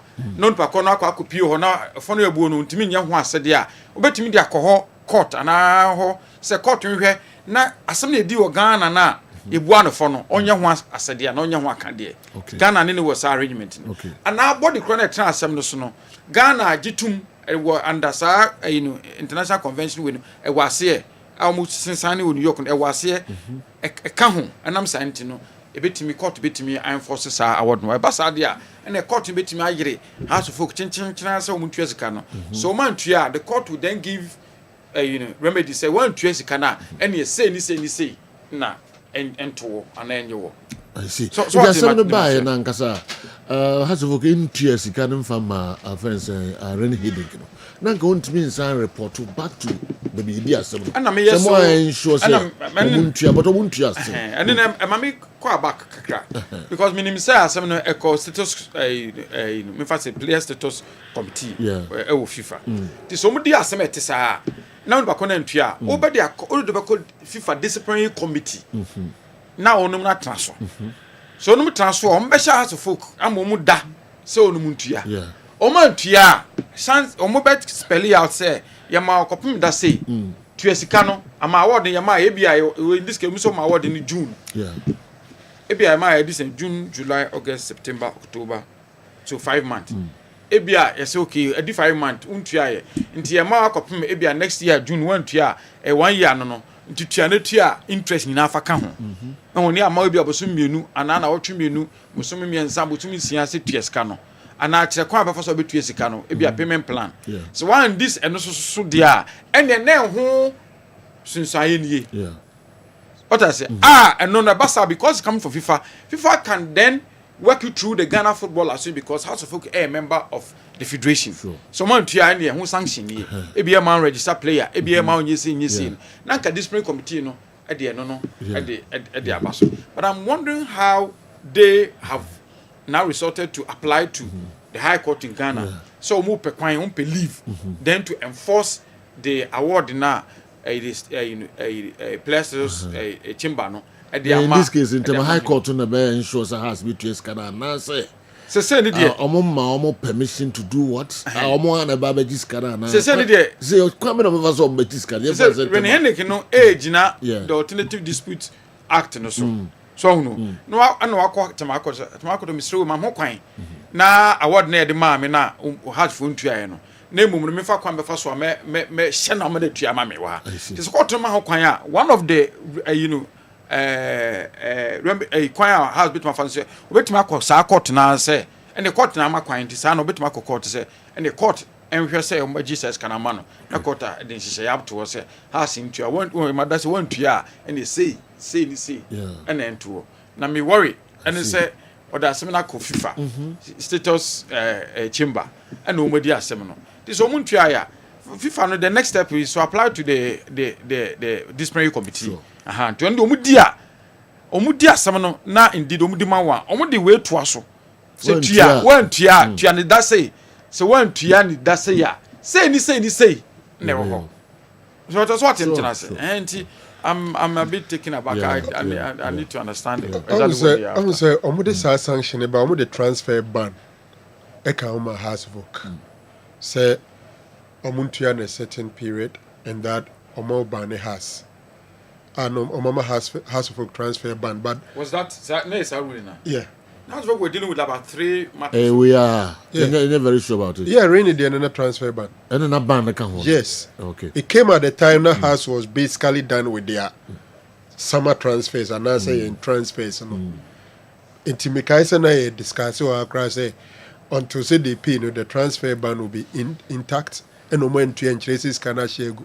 Maybe the lawyers no feel there allowing the FIFA thing to stand probably could delay and baby scan be fair ba say house of okay invite you sen ko mumra no mu no montrase na omo payment plan but Headache and his team no as in no way they are not in for any negotiation no more expect answer has been to your musica e dia mom e no more decide way no I'm equally asking question I only achieve in Ebisa no. Say aday no mon twaso wo. FIFA ni football world num. Name Mura say but it's law. Maybe those options are there for them to exploit. Interiors and no besiako. Okay, I have a lawyer, a person contributed to in my son and mama Mickey about my papa na unfair because he knows the in and out of this matter. Okay. Now on my brief on that. To make my send number amount if you some better platform. And intent more about other stories no so kakra 117. Okay. Breakopa. So Joe, I'm say kotokone work a match no. I'm say well, I don't know how baby for a fan but my general witness I say gidigidi nimbebre son ma dwen o ka gidigidi a ope o tire kotoko preparation na yeah the hype any normal around it a big game a big game I think I has said last said no group stage yeah mami hunisa okay maybe I'm wrong na menim say also hunu something different from there ana any oh then I say Ghana okay bia gidigidi ni won kran. Oh, in case me to be honest with you. Okay. Oh no, because a big game. It's a last way to decide the match who now qualify for AFCON and now qualify for something. Who qualify for group stage, which is big deal, mass and Tokotoko. So no, do you say any beer a camera? Any break a camera? Yes, I saw saying no, I call his eminence so chief imam. But I can tell you, I can assure you. Say they have work for some alpha match and yes, I kotoko afa no. She say what them person chance. Okay. And that's almost prepare on the quiet. No, in CAF Champions League, Confederation Cup, no. Almost say we bet right too. Yeah. Normal, they are almost prepare some league. To them, no, they know they have to be in the group stage. Yeah. And young Kotokono so say you watch it. Into one million one corner is any brain. But also work for any apprehension. Yeah. They make it what must say. Two months they don't say business as usual. And that Okomo match with Bombo we are group stage to work Sanomi, you know. Was a Kotokono say, boss say, qualify say, we so to Misha Wakanako. Waka find so more match against Kotokomo, we are some group stage. Because every time I say Kotoko any so more question Eastern region, ho baby, na move to Accra. More preparation, the part of more preparation, more air, no. Eastern region. Yes, honor free or more concrete. Okay, so maybe technically they are preparing, but football, no, a lot.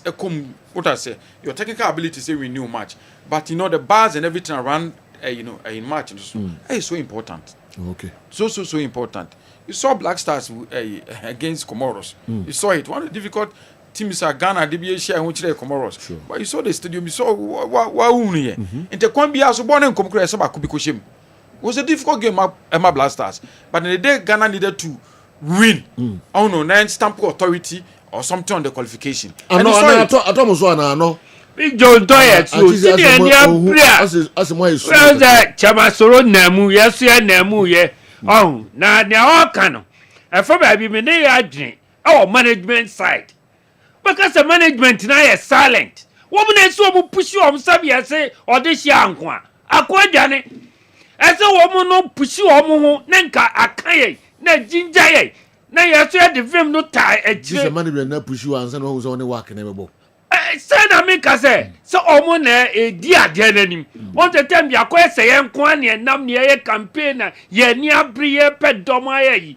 Oh, and the management you saw Tia Gumbinianka, Yawa Navate, Sabia Son Sabia Bru, and Kabiana, I interview be at the ginger or my numu, Senia, Yamobori, or I cobon and crying, then Quanonsu dear be a chaffem. Nanki abating craft one on Subisu, Yajuma. Say, won't fry crack promise or Monterey. Won't ruin your cost one crime. I say, any wahia, any idea, any abra, pet domino, sending a bad passing in Pay, and a more I had chairman solo to any ye to send your bear, will be out solid free fear, no I should Jesse, or the Abafroca, no co and crabra. O quite be out, will take it in Quana Bicha. From here to Accra, be our free in and out. And no campaign, yeah, and tonight so Kumasi, yeah, now come by a racco to escape Herbal. And to the Abafaka, oh, concrete, I call Herbal Rabba. Oh, call ya 50 Ghana, no Kucha. There's some wild one crying on a ball. Eh, now yes, you are Kumasi. I'm buzz, I won't be free. How could I more dream? Some call. Be now okay, Nasabi, may come be a conoqua.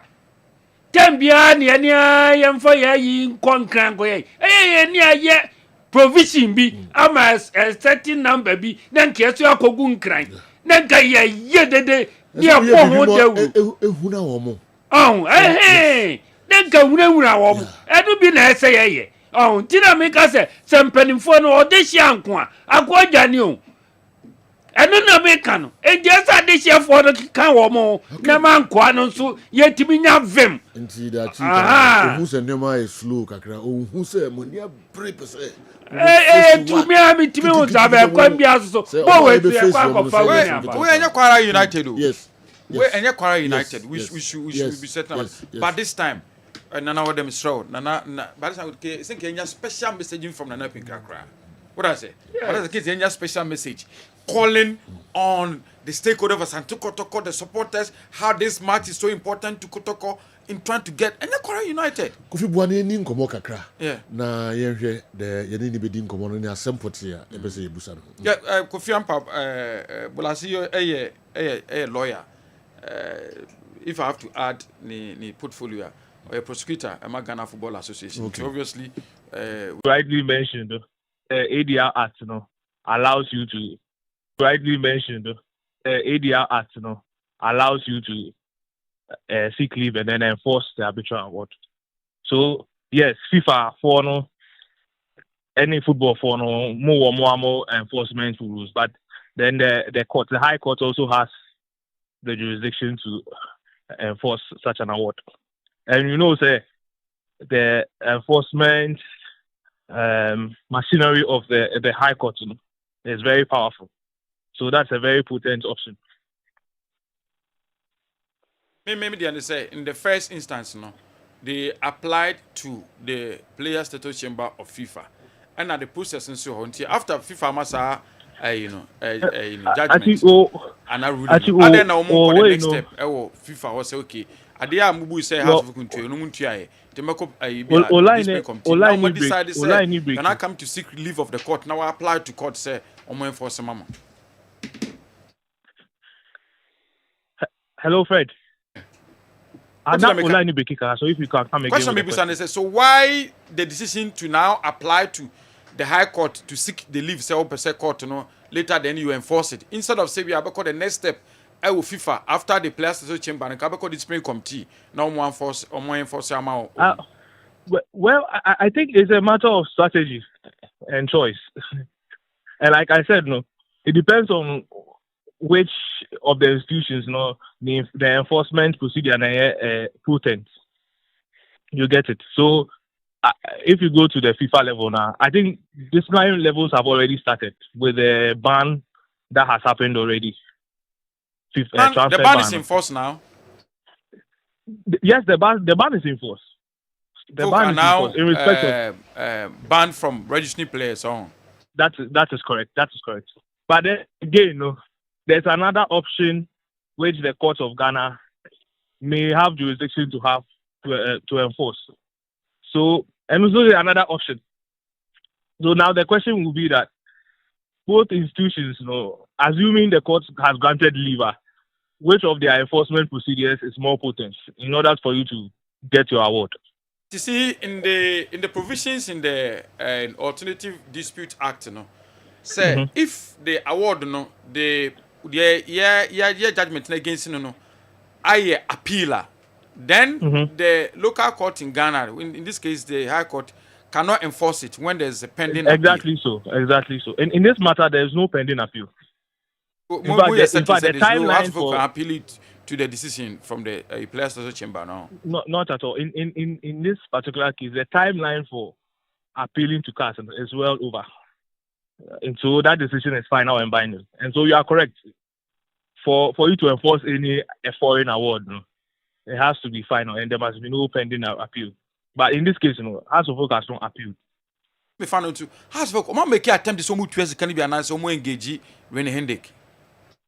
Well, as we are not aware of any engagement of that sort to settle the matter. Maybe after this action has been instituted, maybe if they want to approach, that's fine. But since FIFA ruling now, and I'm saying no more face, House of Folk into an amount some between can be, and now more engage no, and now be biasa. Well, you know that René Hendrick has a foreign counsel. Yes, so he has engaged Nobeso Chambers as the local counsels to handle this matter. Yes, yeah. But so they may have approached foreign, they may have approached counsel and foreign counsel. So in this case, you represent René Hendrick. So what I say, so to say, Tinami Busa say House of Folk. I'm making attempt to say, Omu twes can be, and now so more engage mo no more transaka some no, and who come before Swana. Yeah, so and I'm explaining say, as local counsel, we are not aware of any such approach. It may have been done with the foreign counsel, but there's no such approach with us. All right. Yeah, that should be great. We say no. House of Folk for more fairly, more response now. Oh, that be the hearing for the motion is next week, Wednesday, and they were served, I think, yesterday. That's it. Yes, that's all that. Lawyer. Oh, a lawyer, ma Hindi kana a lawyer. Okay, so 10 years. So now he's given the jurisdiction and on the status, and they say René Hendrick foreign counsel. Now, person or apply to Ghana. Now, force I don't Ghana. One engage local chambers. Now, local chambers no can or yeah tomorrow. What does that say? In this case, they represent René Hendrick. No. Yes. No, yeah, maybe so. Or a prosecutor. Or young lawyer. No a journalist said ye in another room. Nitin Wabin. No, you know, Usuandi, what's me, a lawyer. I'll pass you out, meet your pass you out maybe about 3 or 2 years ago, no pass you out as lawyer. Is it not interesting? To the bar. GFA prosecutor, and no standing for Rene against a member of the FE. House of Oak. No, I don't know about that, but in the time past, no, we've seen a lot of prosecutors. Separately. I don't know in this time, so a full-time worker. I don't know about that. Okay. It's a conflict of interest in India. Fine. We are young. We say the same way. Say GFA. We are prosecutor. Now, also a the Amarene heading against a member of the GFA. All right. We are key. Maybe get through her. Also, common starting and Kasana jurisdiction and clear to me. Okay. Through the conversation, then I got to know that we are party to. All right. Headache cancer. Okay. Maminko fa Dr. Dawood and so nkra talk akra emra. Na fi yehwa ada issues no. Enuanom ne adofo, ye frɛ me Dr. Dawood. Me na me da Dawood Herbal Hospital ano. Na enam me so ena ne Dawood ointment. Dawood 360 capsules wodwa man so a ene obi adi hu adanse. Na du wei edutwam. Dawood ointment. Dawood ointment or say fetwi na ebeko. Ofa Dawood 360 capsules or cc na ade wom. Na dro mienu wei adwuma bom. Obi a osisi ye o yapa. De obeye ne se wo de Dawood ointment no etwitwi osisi na anopa ene anwumre a. Nansa bia no na wo de bia bo asawa obetimi de atua. Udware wi a fa Dawood ointment. Wo de te ne fa sra. Ta bre kro na no na wonom Dawood 360 capsules no anopa ene anwumre. Na danse na ba amane wo de enko na enko ti adanse ni bi. Dawood ointment edrowe me straighten and well done. The toda me po djuma na me honam nyina me ye me hu bibi enye ba sa minya sa Dawood ointment we na me twitwi a na anopa so minya Dawood 360 na me nomo a ese kwa re me ye adwuma kra se kane no te drowe de edima se mama no be di so asema mama ye electrician na ye adwuma ekofia ye ntimi na Dawood ointment so ye adwuma na obra okodru fia fa twitwi ade be che no na wo hwa ye den Dawood ointment fa twi keke na ebeko lua me use mama hode pa ma metimi gba adwuma bibi e kama e ma me ye Dawood 360 capsules and a Dawood ointment o memre we no na do we no so twitwi wa aposo e be ma ya oni nyina afiri o ma de che otimi be gba adwuma Dawood ointment fa twi na ebeko da bia amafo company de wo ka musa akospreda mi secret na nu ani e bibdo na ani Dawood ointment ene papa mi sori anopa mi di twitwi mi sisi achi mi babia he mi ntebre secret ni nie ti so person to say me a we use Dawood ointment that the secret of my taxi driving me a transmission gearbox specialist adwuma mi ye en kan na mi pega ade a na mi nsakura antimi pega na ase me ma ade so na lock mi sisi ti say fi se mi share Dawood 360 capsules and Dawood ointment abo mi bebre the dry you so amente ya mente bla bia obia mo modern so betimi ape Dawood ointment and Dawood 360 capsules enya biato odofo se wate bi adro ya me ka ho asem no eno ho adanse ene wono adi no ko pharmacy e ben wo Herbal shop e ben wo ne koto Dawood ointment Dawood 360 capsules na se de enkrofo di ho adanse no wo so be di ho adanse wo pese wo frɛ ya eno na wo screen ase no 0244 88 64 37 na 020 168 1717 baby a yeton aduro wo man Ghana mu bia no o de wura house open Dawood ointment and Dawood 360 capsules.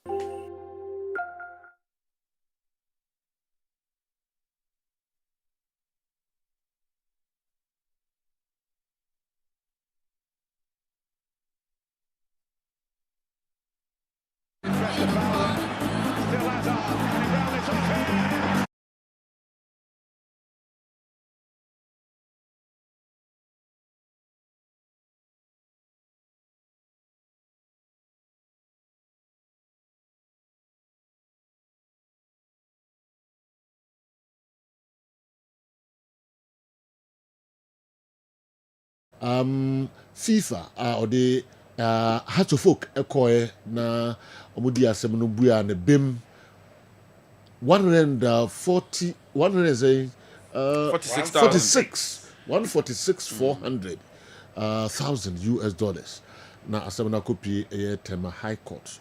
The moon jeje mo kakra lawyer the brain no. Kofi minim so person dey we na credit ka ho na me kodok so. So I've just been served with ruling from FIFA on in August 25th. FIFA the ruling the implementation of the registration ban by Toma ban has from 3 full and consecutive registration periods. Okay.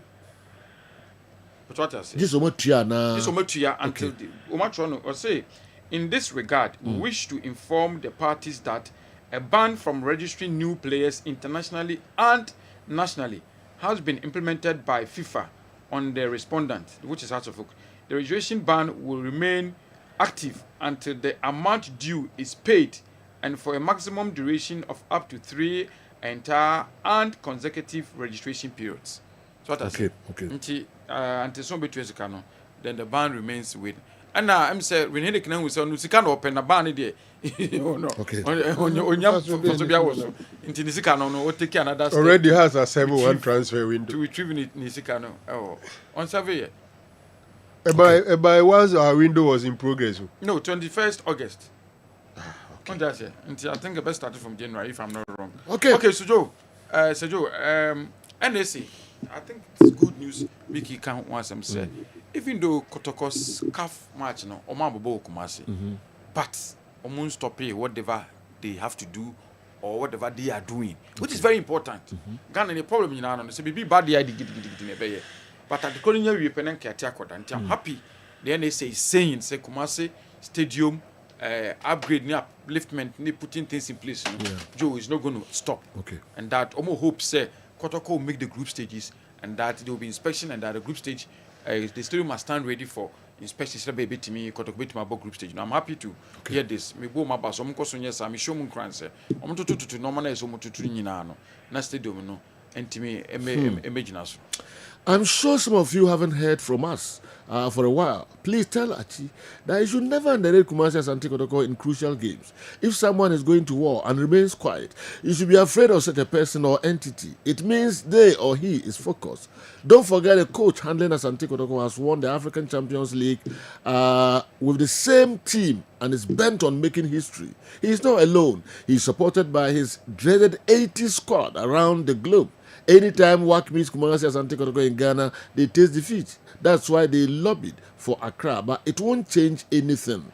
Asante Kotoko will eliminate work to the shocking of cynics. This is Asante Kotoko. It's more than just 11 men on the pitch. Love and see. And Atui Agum. Kotoko bet me progress here do group stages. But I'm saying say we must feel something. We must see say Kotoko is battle ready. Okay. And then especially the presence of the supporters. Now, say by this time, Nana, also he put me to Madam for one of the yes, I can help in my good friend. If you say about this time, it's a recording message be a wabontia able to rally, the troop rally. First of all, the team itself. Number two, the supporters as to what they have to do and the expectation on Sunday. Mama feel habit. Okay, and see. So I also the church. The Biara Kotoko remain silence. Say they did that here. Did the pa near Hura and facing visitors. I boom who say yes. I say BBC. And look at Dinka Bo one son. And these Dr. Franco Naro. I say, no problem. Yes. Rene Hendek, Nene Timino. You can't blame them. But I think the has for paying for her no to as someone among. Because yeah, almost into one among a hard drink. Money. Made their information, HM said they invited them after so we manual ruling in the Adeno. Send common entrance and common payment plan. And Papa Neso no do here in the Sika. Was almost signed 3 years, 2023. Then after 8 months, almost terminate contract. And no called the Omukoena, Yabu Bibia de Amano. And football sans some way of clearly lawyer no nkyerɛkyerɛ mu a ɔde aba no kyerɛ sɛ so ɔmu sɛ ɔmu di FIFA for deɛ n'akyi a gya mmom kurom no yɛma team bi transfer ban a ɔfa no ban ɛbɛtumi aba sɛ ha sɛ transfer ban na nhyɛ da nka no nti they should just explore other avenues ɛyɛ ready nea ɔmu pɛ yi sɛ no tumi go through na Ghana court so implement a ɛhɔ ne yɛbɛtumi yɛka sɛ bi a yɛmfa yɛn nsa nto agyapadeɛ bi so Ghana court wɔ sɛ tumi no ebi a yɛnkɔkyew baas bi anaasɛ even po account yɛmfa yɛn nsa nto so nti ɛno de ɔmu feel sɛ ɛno bɛka has more is the reason they are exploring those opportunities no nti let's see how things pan out but I think sɛ has for engage ɔmo a especially ne ɔmo anya local lawyers yi they should just engage them next ka no ɔmo nhwɛ kwan ɔmo bɛfa so de atua na obi anya n'asomdwe general Asante Kotoko Achi has spoken and I think say there are a number of factors ma ɔmo slowness naba if the game is in Kumasi traditionally you expect say ubenya the euphoria ne kakra but then it's in Accra and no amene public relation officer safudu kakasa no no na nkwama woko kani da akomo ehunu no ma hwe se ombetime jinja nkrofo kakra na Soloni Alex Menu nso so aka Kumasi omo nso mobilize funds in fact just some few minutes ago na Solomo or SG mo a omo na mo ehwe se omo betime ne mpanyimfo bi ahia apesika for funds mobilization bus any take it to no mudi nkrofo akwa go prama so I think say adwuma na eden na paafo no nsusa say omunyina de omu nei ehifo na ekọ radio so ehifo na enam ase mobilize funds e dey free say akonkre it's a lot of work okay. That is the situation they find themselves in I think say I agree with the call for some management members even the technical team and some players to call on fans to come and give promise. Say yes, we can do it. Who ginger fans now? No, muso ababe ginger. No deliver. I'm asking Ano, don't they have reps and callers in Accra to promote the match? When Heart of Oak is playing in Kumasi, our leaders call some of us to promote the game. Pato Landing Service, our Bob Warundi, Eura, America, Mexico, and Canada. Ono ne this message brain. Also, can be also. Afia ebesi wono ye nafi a ɔno so de betu kwan Kofi Champo muncho mani mehwe pato na wabre papa o ɔso ɔno ɔmo hyase nyina ɛkɔ America ne other places ɔse ebi ne why nti ɔsrɛmo a momfo ɔno so nkɔ na watra santini town wache mekɔ AA Sadik na yɛne ɔmo kɔdi nkɔmmɔ kakra yɛba beto aso de ama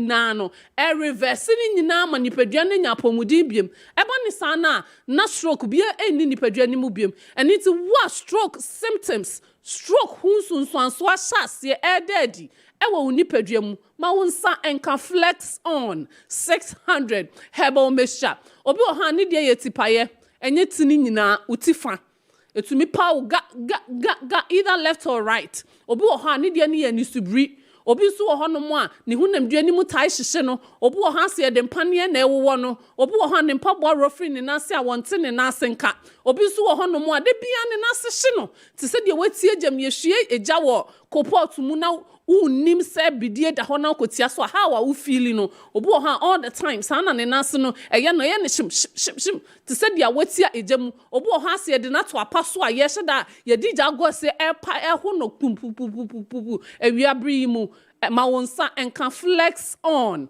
600 herbal mixture na ebetumi aboa we ye pa your numbers no 0244 153511 and I say 020-800-9178. Maka cho say your WhatsApp number no eye MTN no your line na so ehye wadaroma o try na unsan kan yen akoso afre na ene doctor enkasa said ye beye na unko obi okwa na ni refi edro ni din endo obi ko ma me ho me yefre me si edro ni yefre ne san ni refi enti eye afre yen na ni ni nkomo ni ye ma the nearest location na ma unsan kedro ni bi said ye obekọ ni ye mfa sorokwa ena ne wachenchina eno pe ene betumi magye wonya gidie ewa bibidro mu biem afa wu a wonya stroke unsunso no na nso pese obo nipadua ne ho ban no ma wonsa enka flex on 600 herbal mixture. Now stroke dia wonya stroke foforo afi mu kra wonya stroke foforo kra bia busumi mu ana hono de ni stroke ne hyase a na busafo ani hahan amugu so pedro e dia yesa nipa no ma wonsanka flex on 600 herbal mixture maka cho se yedro no e boban e sa yare e dia mawo ani ti e comprehensive therapy enum baako toa baako na enyanto ho busumi ni mu nyina toa so na fanom sa wo fa malaria ndra ye num ni 3 days ani ti edro bia wo kwan a ye ne yesifa ye no fa edro no the whole month na entumi emwa na ebetumi aboa wo amwanya bambo na wo ho atɔ na afei de apomuden papa a wo hwehwɛ no wonsa etumi aka doctor number no 0244 153511 and I say 020-800-9178. Sorry. Now, yanko Sadiq herbal powder, elephant herbal mixture. We mienu kokwadro titashi. Ye powder ni de yemfan kensuo yemfan keja. Aninti enubunan ehahama eni nuntini na ye de ye no ahoɔden ekra no ewo mu pepepe 100% abako kra enfree wo so ye. Yesi wo a wo koko no efifiri wo ache. Koko de emfa immune system no matter how strong o body no etie no. Se koko pese ebechiwa ebechi pepepe esansi eduan de mu krampo enye. Aninti ma wonsa enka Sadiq herbal powder eni elephant ointment no so beboa na eyi hunam ye afri mu na elephant herbal mixture enso ebo adwama nso eboa na etuko kwase se de wo koko na busua etie bia de bia meka se omo koko no efifiri o mache omo na mithro challenge e de ama omo no omo enum Sadiq herbal powder ni bi eno ene betumi aboa na ahye koko na asede ama wo wo de na efifiri wa utwa na aba no ma wonsa enka Sadiq herbal powder na ebeboa na etukoko no ase nyina de ama ahotutuo wada wo konso wo na ye frichi sede wo hunam ya oya ne mutie bia ma wonsa enka elephant ointment na ebeboa eyo ya oni nyina efri nipaduanim doctor number no 0244 153511 and I say 020-800-9178 ebusia eno waso a ye dia ba German so a Sadiq herbal center ye bohu dero no eno na media bra eni makrao.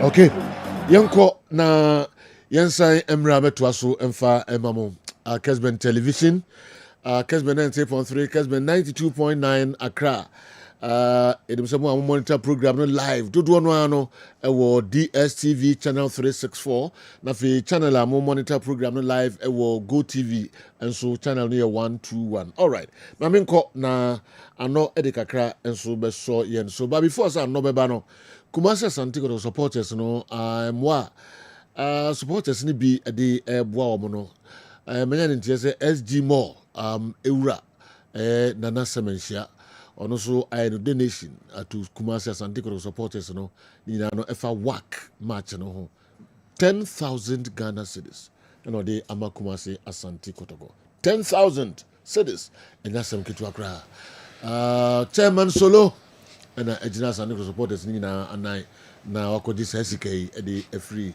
ɛyɛ Nana Semensia Nana ɔde supporters no da wase papa Nyankopɔn nhyira papa me o is kai free bia so my pages picture na mo say ade da mo mfa pages Nana Semensia na yehu a omo man Jesse na ono so ama omo 10,000 cedis Nana Semensia ono hye tuntum no ono na SG Mall ene dia nti mo amunim Nana no Nana nyame nhyira wo ya da se bi review 10,000 ni sika ketu akra wa ya de ano ya big Joe say ya na ya hwehwe Nana ya de mpanimfo a mo Kumasi a sabe mo a bibi wo mo nsam no mo nkeka mo ho mo moae na sabe yesita na oye da obi asabe hwe endi mesre se achitafo na wo Kumasi no all football fans we kura de enye nze kotoko achitafo obi a oni gi football ho nkwan o de da kwasi ada sorry prepare dware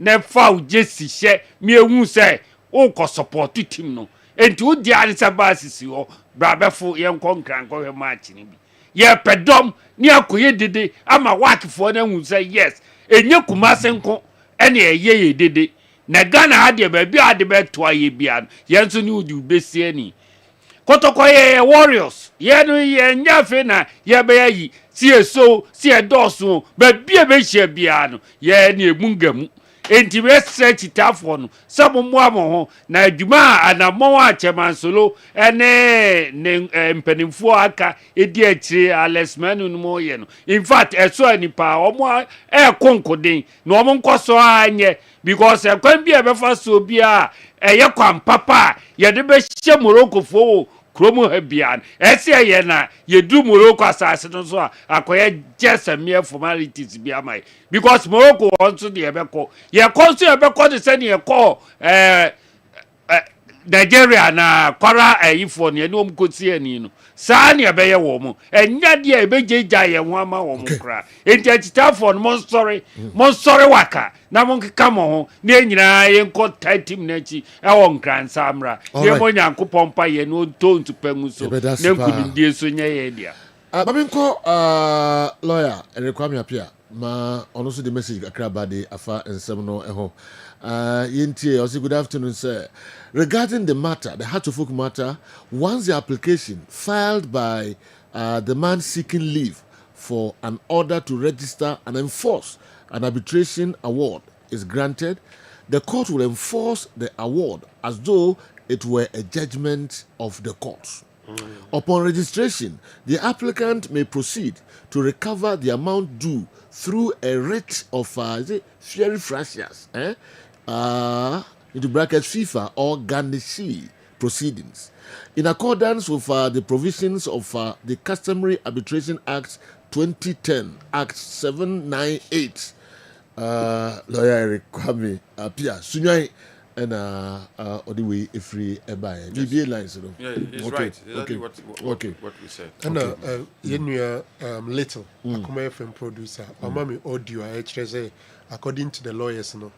Omono ka senka has for before a case ni beku FIFA no has no mun sinko nwana nkomo mo payment plan omo ye ya has emwe omo enti omunya ruling ewie no afi na has so be approach om so mo transit omo so no omo so debida 0551599933 0551444933 betumi afre na fe also wo de adwenkyere kakra bansana ya peja yemu hello good afternoon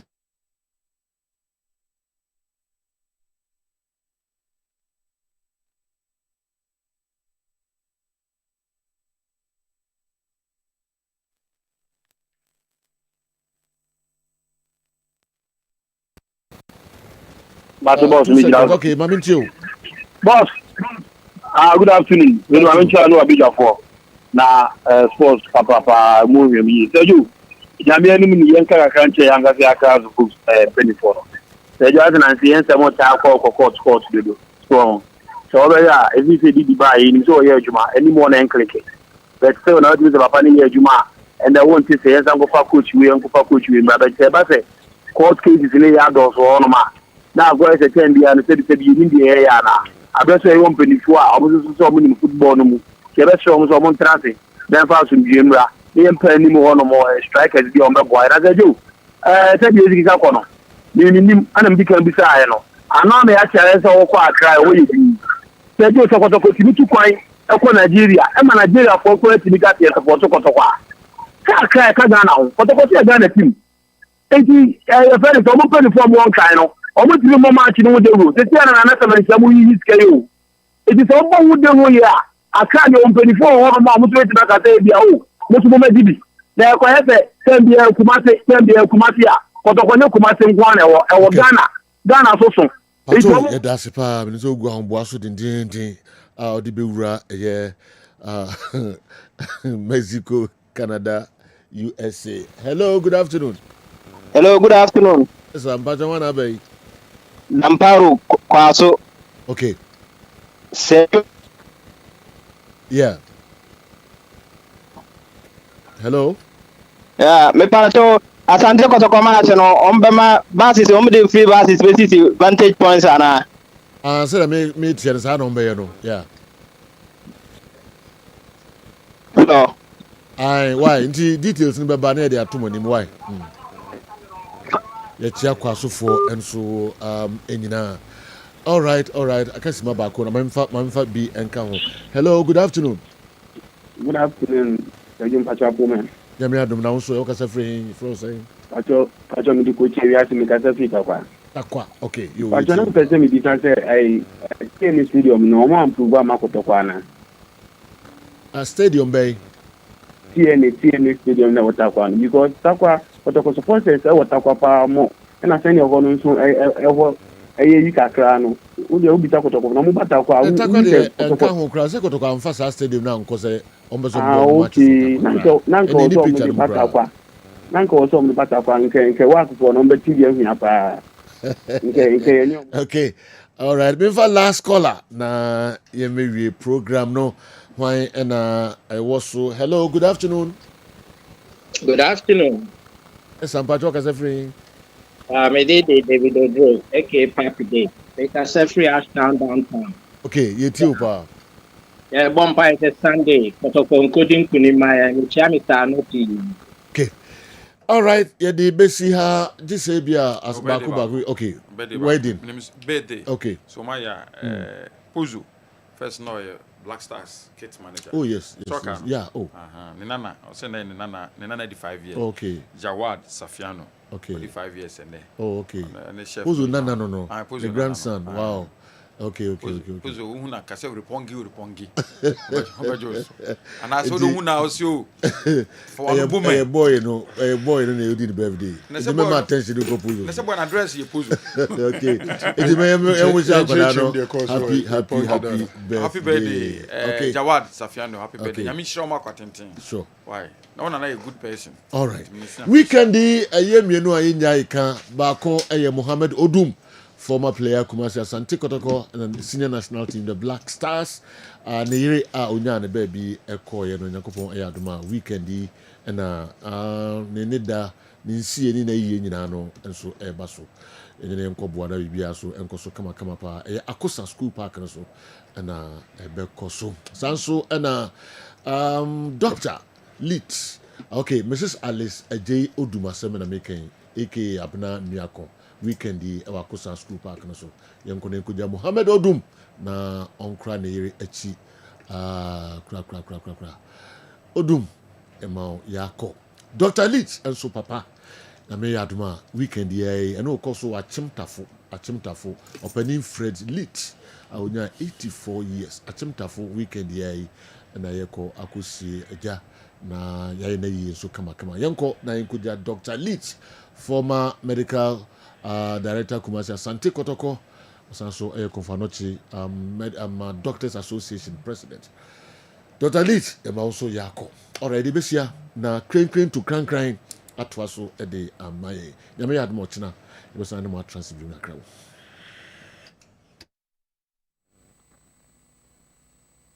Pause.